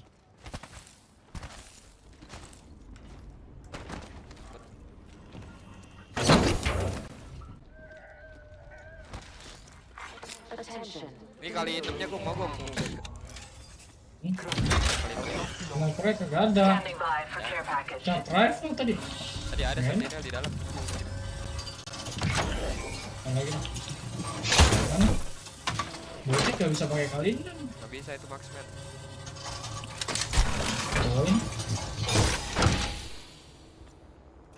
Finding them. Phase dare ready. Trust in the all fire. Ya, kepencet lu. Kocak. Lari. Focus on your maps.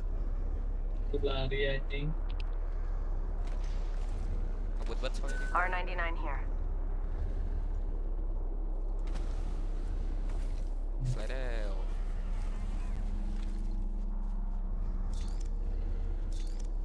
Found a heat shield here. Tenaga bawa ini kak. Bawa pesan. Biru.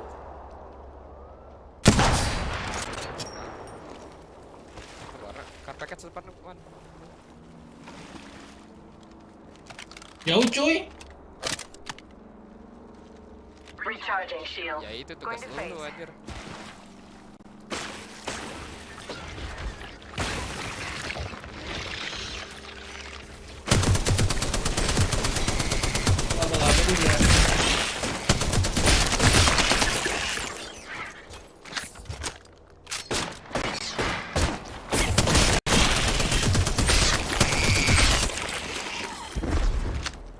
Recharging shields.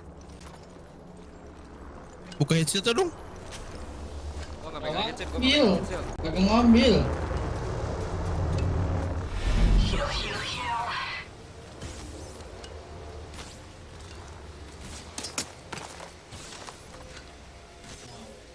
Bawa pesan ini. Healing. Kemana lewat kanan? Not so fast. Time to bind you. Gerbang. Repairing damages. Percuma lu di belakang gua ya, gerbangnya belum kelar. Oh, spam aja. Pasti dibuka. Oke. Patching myself up.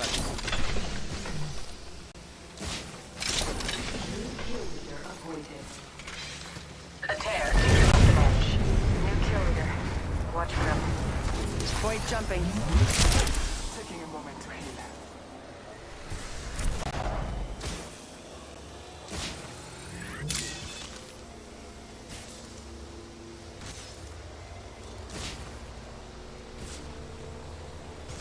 Repairing damages.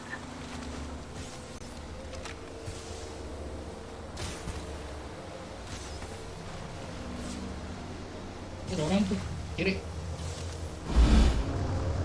Enemy over there. Lihat sana ya. Di kiri ada, kiri ada. Di kiri ada musuh. I'm under fire. They spotted Crack. me. I'm taking shots. Broken enemy shield. Crack. Mana ada? Healing up. Eyes are open though. Bukan bloodhound, kok nanya? Gua nggak tahu. Lu nge-track lah anjing. Recharging shield. Sini ya.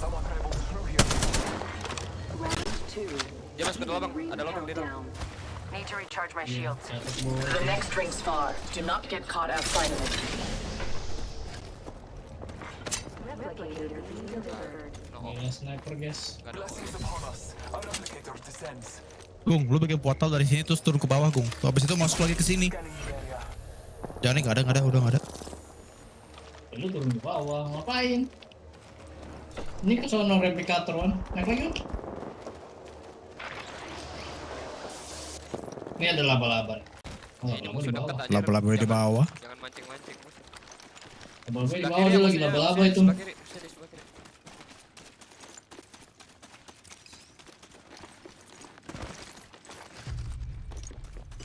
Terus banget nih Mas Yanto. Tutupan. 301. Replicator here. Mau crafting nggak? Enggak. Masih sempet kok ini ada orang. One moment. I'm crafting. Obak. Musuh-musuh di gua. Crafting. Give me a sec. Kayaknya. Kalau armor gua lagi di ini. Lagi di upgrade. Di bawah. Datang mereka. 3 biji. Mundur. Armor teh. Scan dong, kan? Ini. 2 detik. I can't use my abilities. Another squad is on us. Beda ini. Opening fire. One. Scanning the area. Belakang gua. Shields are depleted. Recharging.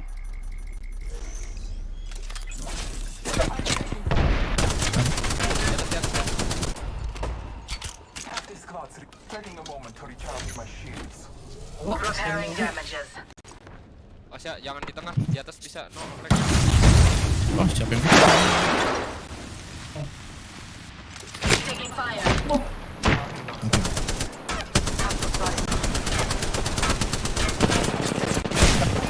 Gila, jago banget tuh tembak. Langsung drop. Opening fire. Oktan datang. Di gua ada Oktan. Gila apaan?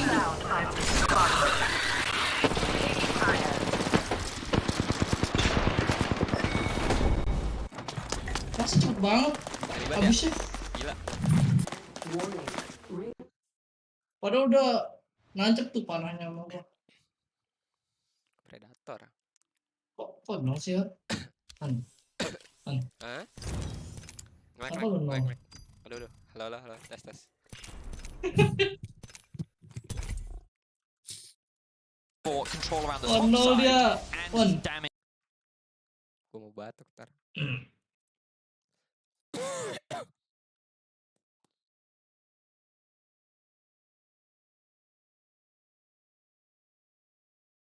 Tes, yo. Kalau ini, yo oke. Damage down onto this top tower, and you can see the vision investment as they're looking for Ulti Gumayusi. going to come through from Broken Blade. Gumayusi going to try and get out with the Gale Force. Also uses the Feather Storm. It's a lot invested as now Jankos. Oh. Decent sidestep onto the Heartbreaker, but there are too many buttons. G2 No one is gonna punish this? is going to fall down. Now T1 will find their way into the fight, but have they got here fast enough? As it's a really nice get out of this one is the question. Oh, huge! Huge by Broken Blade. Charming is Caps as he They might priming for the bait, the ultimate. Multiple over the map, so let's just try and force something. And typically, T1 would cross map somewhere. I think Gumayusi But it ends up falling should short. have gone close to Faker. They're not quite able to finish off Owner. I think they would have gone for Baron for sure. It is getting strong. Flacket, straightforward. more he gets become more and more difficult. But now into Braum, but like that's not who you Artemis, okay. So who cares? Yeah.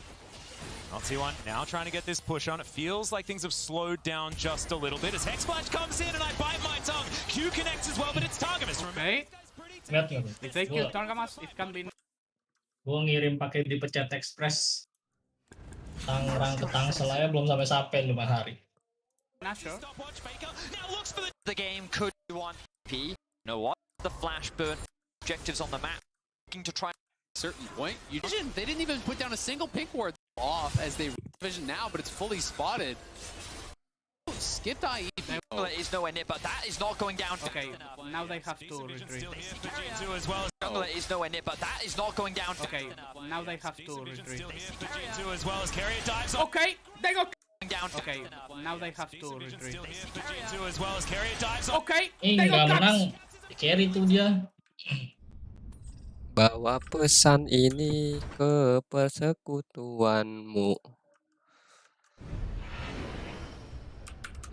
Kung di Celduk ada yang jual singkong keju ya, Kung? Hah? Di Celduk ada yang jual singkong keju ya?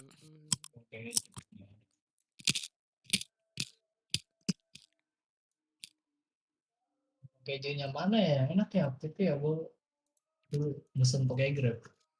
Lupa.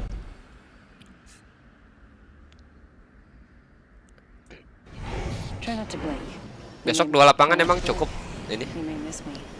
Raket deh. Ame, katanya ber-13.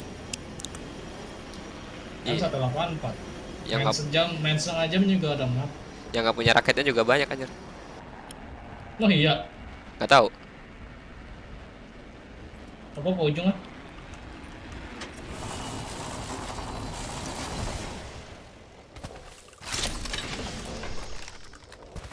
Bawa pesan ini ke persekutuanmu. Sekarang apa sih? R31 ya? Oh, udah. Mau R300. Evo shield here. Level 2. First blood.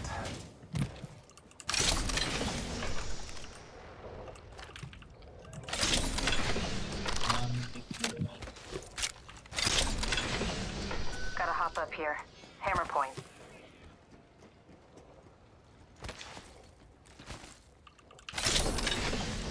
I'll take that. Extended heavy mag here. Level 2. Gotta hop up here. Turbocharger.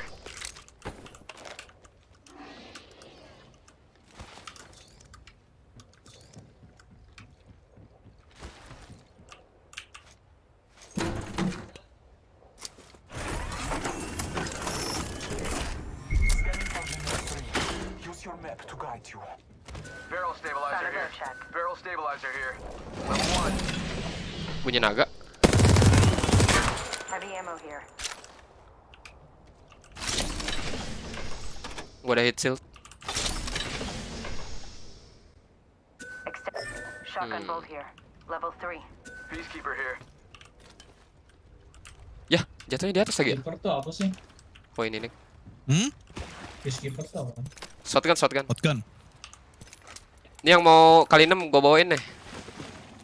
Mana? Gua bawain. Belum pakai sniper sih. Terus itu ada yang pakai kendaraan. Nih ya, musuh. Cabut mereka.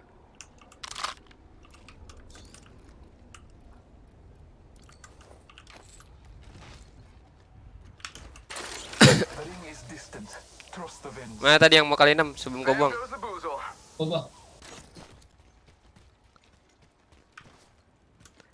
Ini dalam dinosaurus sudah kan ya? Udah dilihat. Kan armor dah, kagak ada lagi. Sini ke gua. Kuping biru. Nih ya. Kira dapet. Kira gua dapet situ. Gua mau farming. Ini armor gong. Evo shield here. Level 3. Evo shield here. Alah, punya lu anjing. Oh, level 2. Evo shield here. Level 3.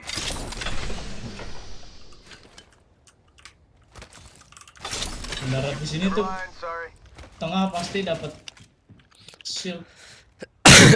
Aduh.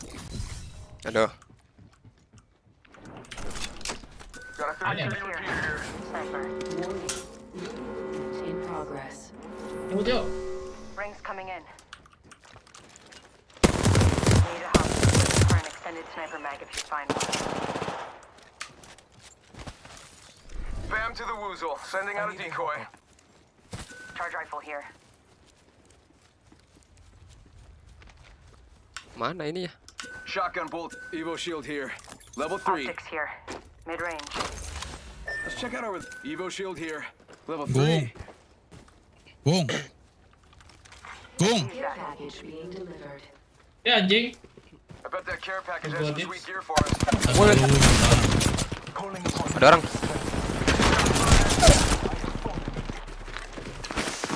Duke to the rescue. Watch.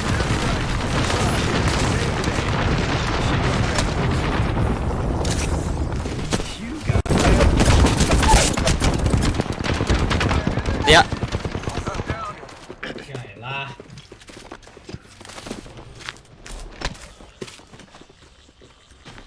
Gua di sini, Wan. Mati deh, nggak jadi. Apa jagung menurut mulu? Anjing. Orang belum bersih lu, Bang.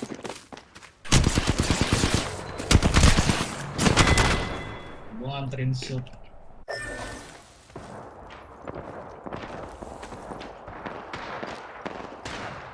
Dia biar mereka gelut.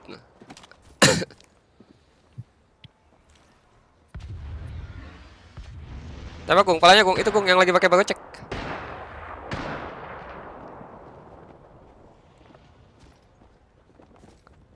Mending ambil banner Kung, terus cabut. Ya, ke-detect. Anjing. Ke belakang.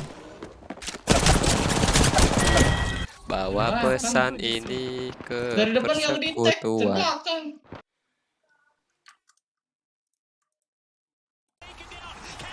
Ooh, Flacket did so strong here. The Flacket is still absolutely huge in this fight. The flash. Oh! Double kill for Faker in the end. It's Gamushi still trying to fight Jankos. Moves back towards his teammates. Jankos goes golden, but I just don't think. Holy! The gap closed to lock down this siren. Gamushi going. Oh my god! Holy! Now they'll secure Baron. What a flash from. Holy fuck! Yushi! What a play! Vamos con él! Vamos. Gimana sih, Wah?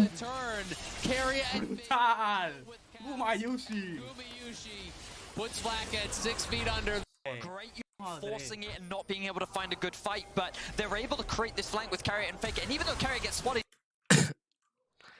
Bawa pesan ini ke persekutuanmu. You made the right choice this time. Support dah. Kita kill this Either line. you're against me, or you're with me and against me, because that happens sometimes.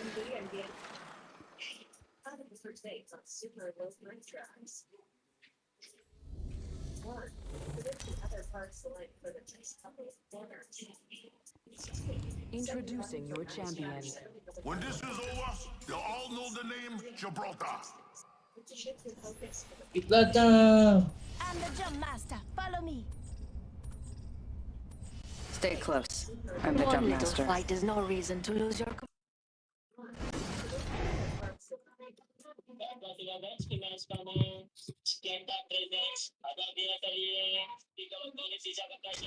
And then I'll break everything else. Follow the leader.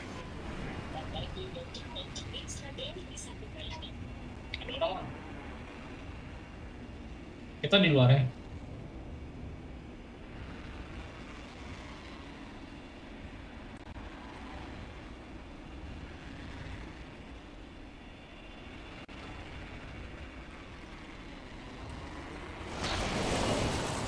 Enemy landed near me. Got my boozles at the ready.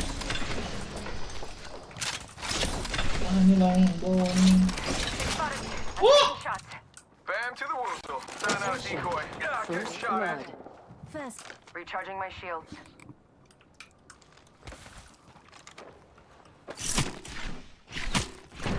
Round one. Ada yang gocek. Countdown.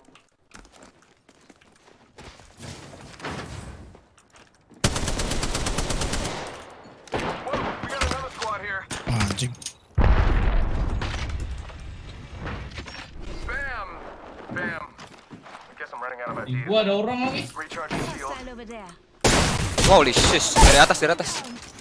Atas, Wan.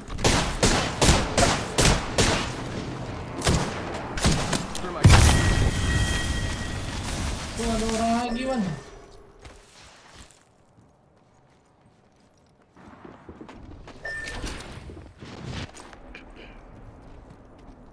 Lawan nggak? Lawan enggak, gue lagi nembakin orang. Di atas anjing tembakin. Jangan nanya orang enggak, gue lagi nembakin orang. Di atas lo.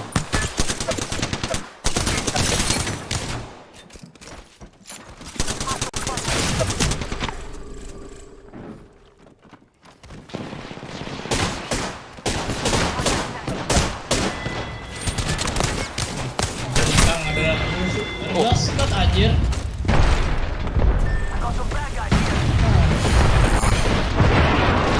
Gue susu pakai SMG gue. Bukan pakai wingman. Pakai wingman meninggal mulu. He doesn't engage my carrier. He gets one shot from the fight, and at this point you think it's over, but then things start looking a little bit closer as Flacket and Yankos get their return kill. I was afraid of Flacket. Here they're going deep onto Gumayushi. You can see the Gale Force. Yankos get their return kill. I was afraid of Flacket. Here they're going deep onto Gumayushi. You can see the Gale Force forward to get behind him for the feather pull, but then Gumayushi recognizes it, flash E, pulls it Buram through. banget kan. Apanya buram? Nomor 6. Nomor 6. Nomor 6 apaan? Hah? Ini yang di YouTube channel Farhan Fatur.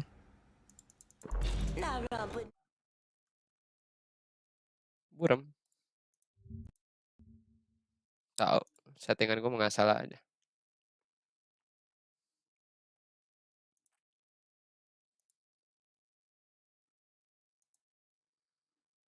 Ini yang Iya, mentok 480. Gong. Gue beli kursi nih, Gong.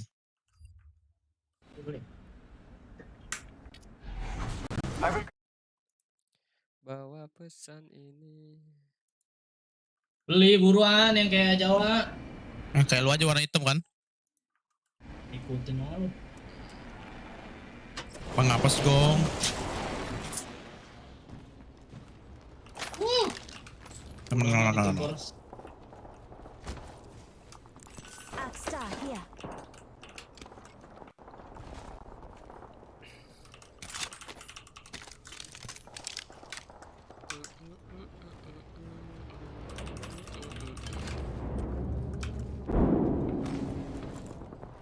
Oh, rezeki.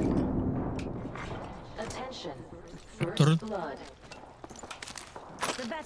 Optics here. Sniper. Hilang anjir. Marking our surroundings. Apa anjing gak gua ambil? Heads up. Not all of us are in the ring. Wih, lama banget turunnya. Nih, kanan. Ikut gua. Nice aku. Makan di shield segala lagi.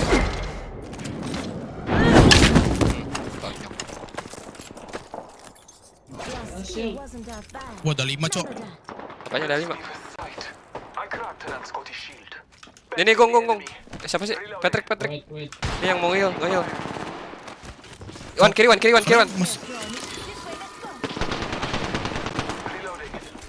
Gua reload lagi. Enggak lihat. Kabur deh.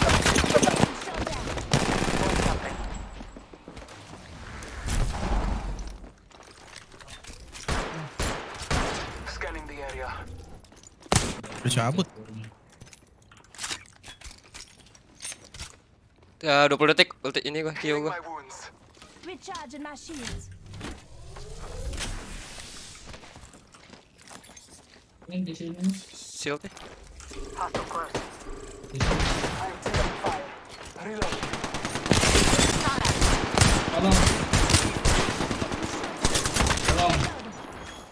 Reloading. Dari belakang, Mas. Flash. Recharging my shields. Taking a moment to recharge my shield. Ini, Patrick ke bawah.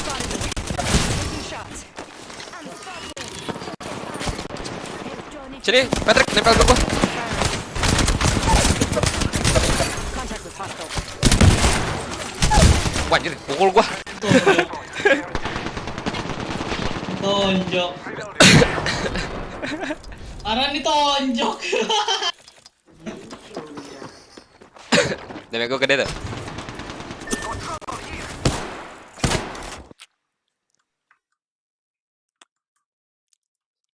Races and Flacket unable to flash in time to react to that round. T1 playing that very well. The CC is still full health. Nih, T1 bakal menang, man. Ada Joe Besmar soalnya. Tontonin. Buff. Still hanging around. T1 playing that very well. The CC chain from Keria, unreal. Flash over the wall. Caps never got to play as Keria. Faker before. So smart.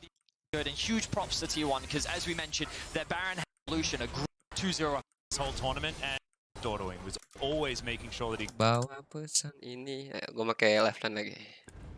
Penasaran. I've seen it all. Nothing surprises me. You and I will survive together.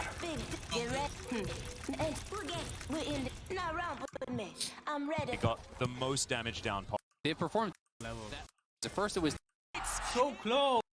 Caps RNG and well, Faker could get okay, Caps. down here. Oh man, Caps still committed. No, Too many mates. so close. Famos. I'm the jump master.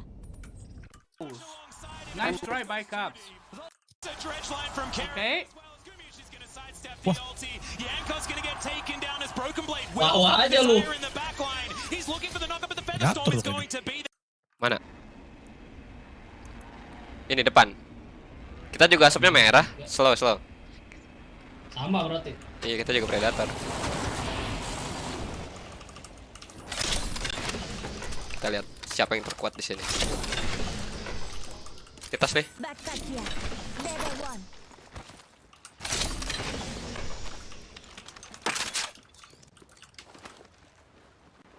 Gotta hop up here. Tempo. Ini buat bocek bukan ya? Bukan ya? Ini buat bocek sama Sentinel. I could use that. Marking our surroundings. Attention. First Wah, blood. ngerti tuh nambah damage-nya gimana. The battle happens quick. Dibaca Sama makanya. damage anjir. Dibikin jadiin shotgun anjir. Cuma fire doang kan. Got some arrows Nambah here. ferret. Kalau nembaknya sesuai. Turbocharger. Oh, fire red. Ini nariknya harus ini, ada tandanya, Gung. Nah, ini belakang. Ada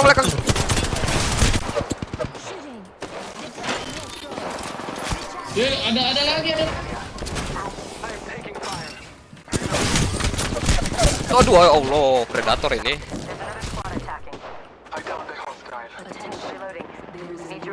Gung, dalam rumah, Gung. Bangunin, Gung.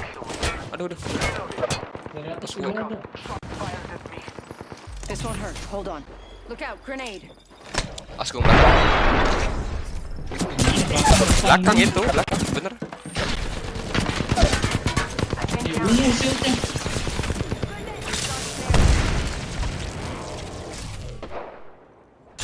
Wah, ini ada kekeran emas. Turun, bisa turun nggak? Turun, bisa. Di dalam ya, di dalam, Mon. Udah dalam aja lah, kita dilindungi Riton. Keran emas buat apaan sih? Dulu. Parang dulu. Dalam. Nice, wih sendiri. Holy shit. Belakang, Man. Belakang lo.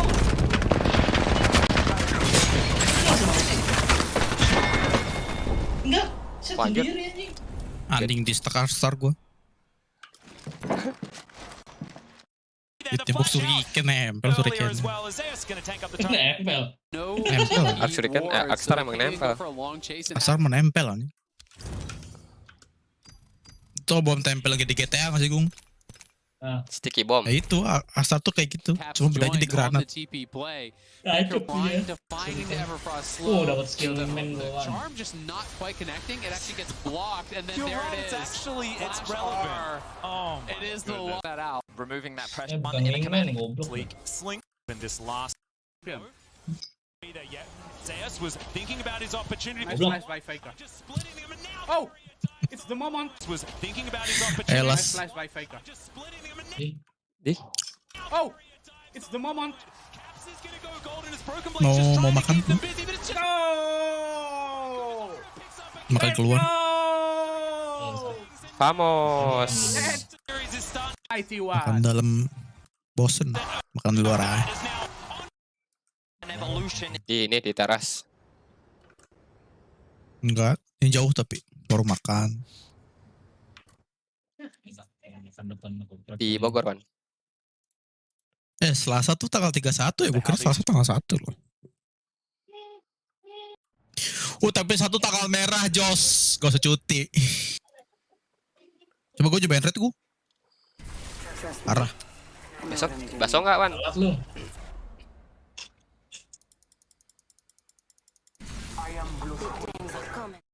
Lu mau upgrade PC, Wan? Mau.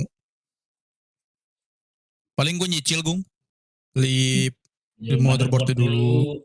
Di prosesor, RAM. Udah 3 itu prosesor udah. dulu aja nih. Udah kebeli 3 itu udah, gue langsung ganti semua nih. Mending beli prosesor dulu. Prosesor 2,5, Gung. Ya lu mah nyariin gue beli yang F. Mending gue beli yang biasa daripada yang beli F.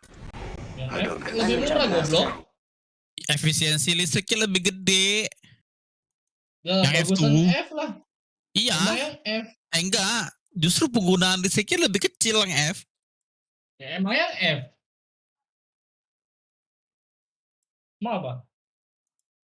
Ntar power kurang aja. Berkurang. Itu gara-gara kagak ada ininya goblok. Gara-gara nggak ada internal grafik. iGPU-nya nggak ada, yang F tuh seri F. Jadi lu harus yang pakai biasa. VGA. VGA mah ada, gue yang 660 masih ada.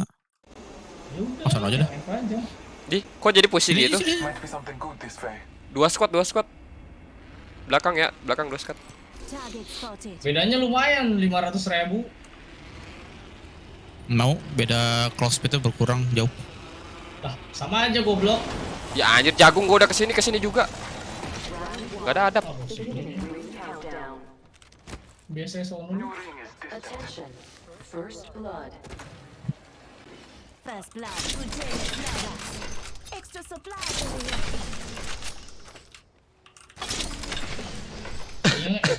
Aduh. Nyala yang mending yang biasa. Selalu sih.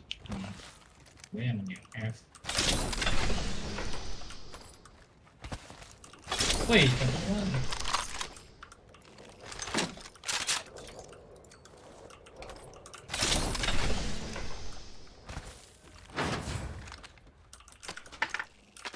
Kayaknya jauh nggak?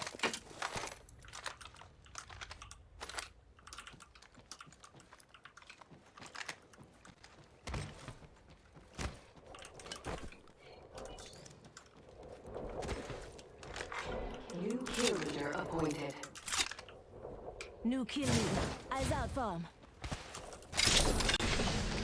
Extended heavy mag here. The champion has been eliminated. Champion out.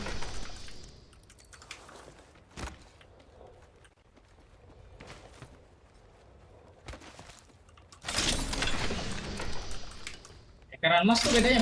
Ada nih, gua ada kekeran emas nih. Mau? Gak, kalau mau gua kasih nih.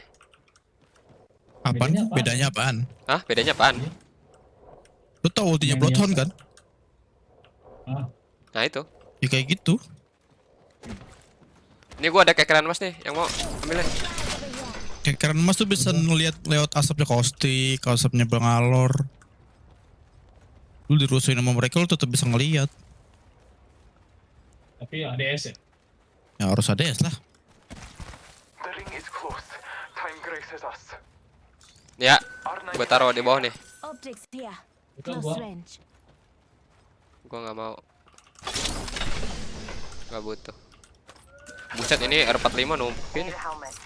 Ring's not too far. 45 left. Topan. Tadi ada mas-mas senjata apaan, Man? Redline. Oh mas, ada siapa? Flatline ya. Boleh dah. Ini gua ada extended. Jarang itu. Extended mag. Enak itu inian heavy-nya.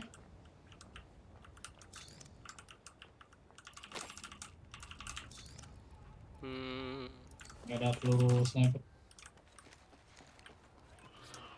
Oh, ada musuh di sini nih. 10 seconds. The ring's close. Over there. Your gratitude is graced. Mana? Gua nggak lihat. Ada apa nggak sih? Terlalu lupa gua. Warning. Movement in progress. Cara aktifinnya gimana, Wan? Pick up apa? Aktifin ininya, kekeran masnya. Tinggal keker Udah aktif aja, itu, anjir. tinggal dikeker aja, klik kanan. Ini keker tuh.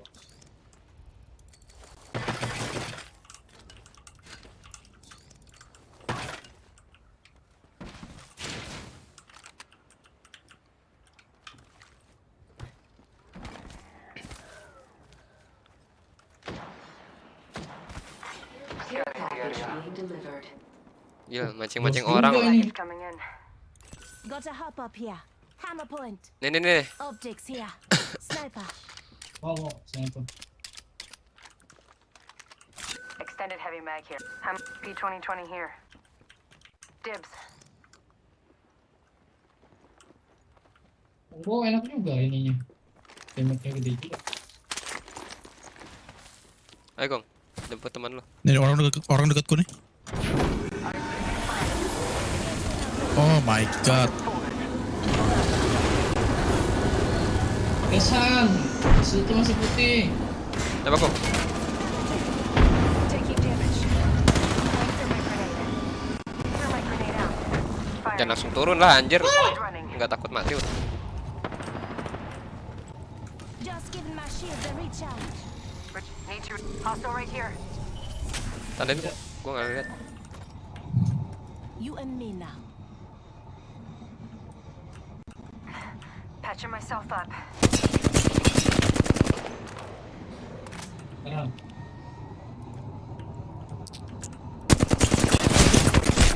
Wah, anjir. Ya, Sakit meninggal banget. anjing. Kayak nge-cheat anjing. They spotted me. I'm taking shots. Need to recharge my shield. Gua di dekat mobil. Going to phase.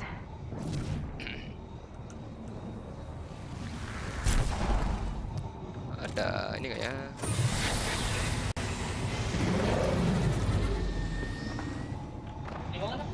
Gue di mobil. Opening fire. Shieldnya merah anjing. Harapan itu orang ini highlight. Tiga orang, Gong. Cancel lah, cok.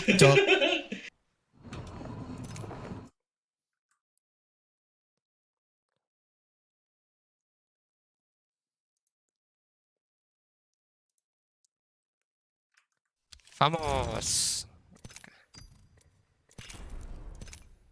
Dikit lagi naik level nih. Setengah lagi nih. Ya, katanya makan dulu. Makan dulu nggak nih? Kalau makan dulu, gue makan dulu nih. Halo ya. Enggak. Lu mah, Wan. Bohong aja lu, Wan. Dia hilang dia.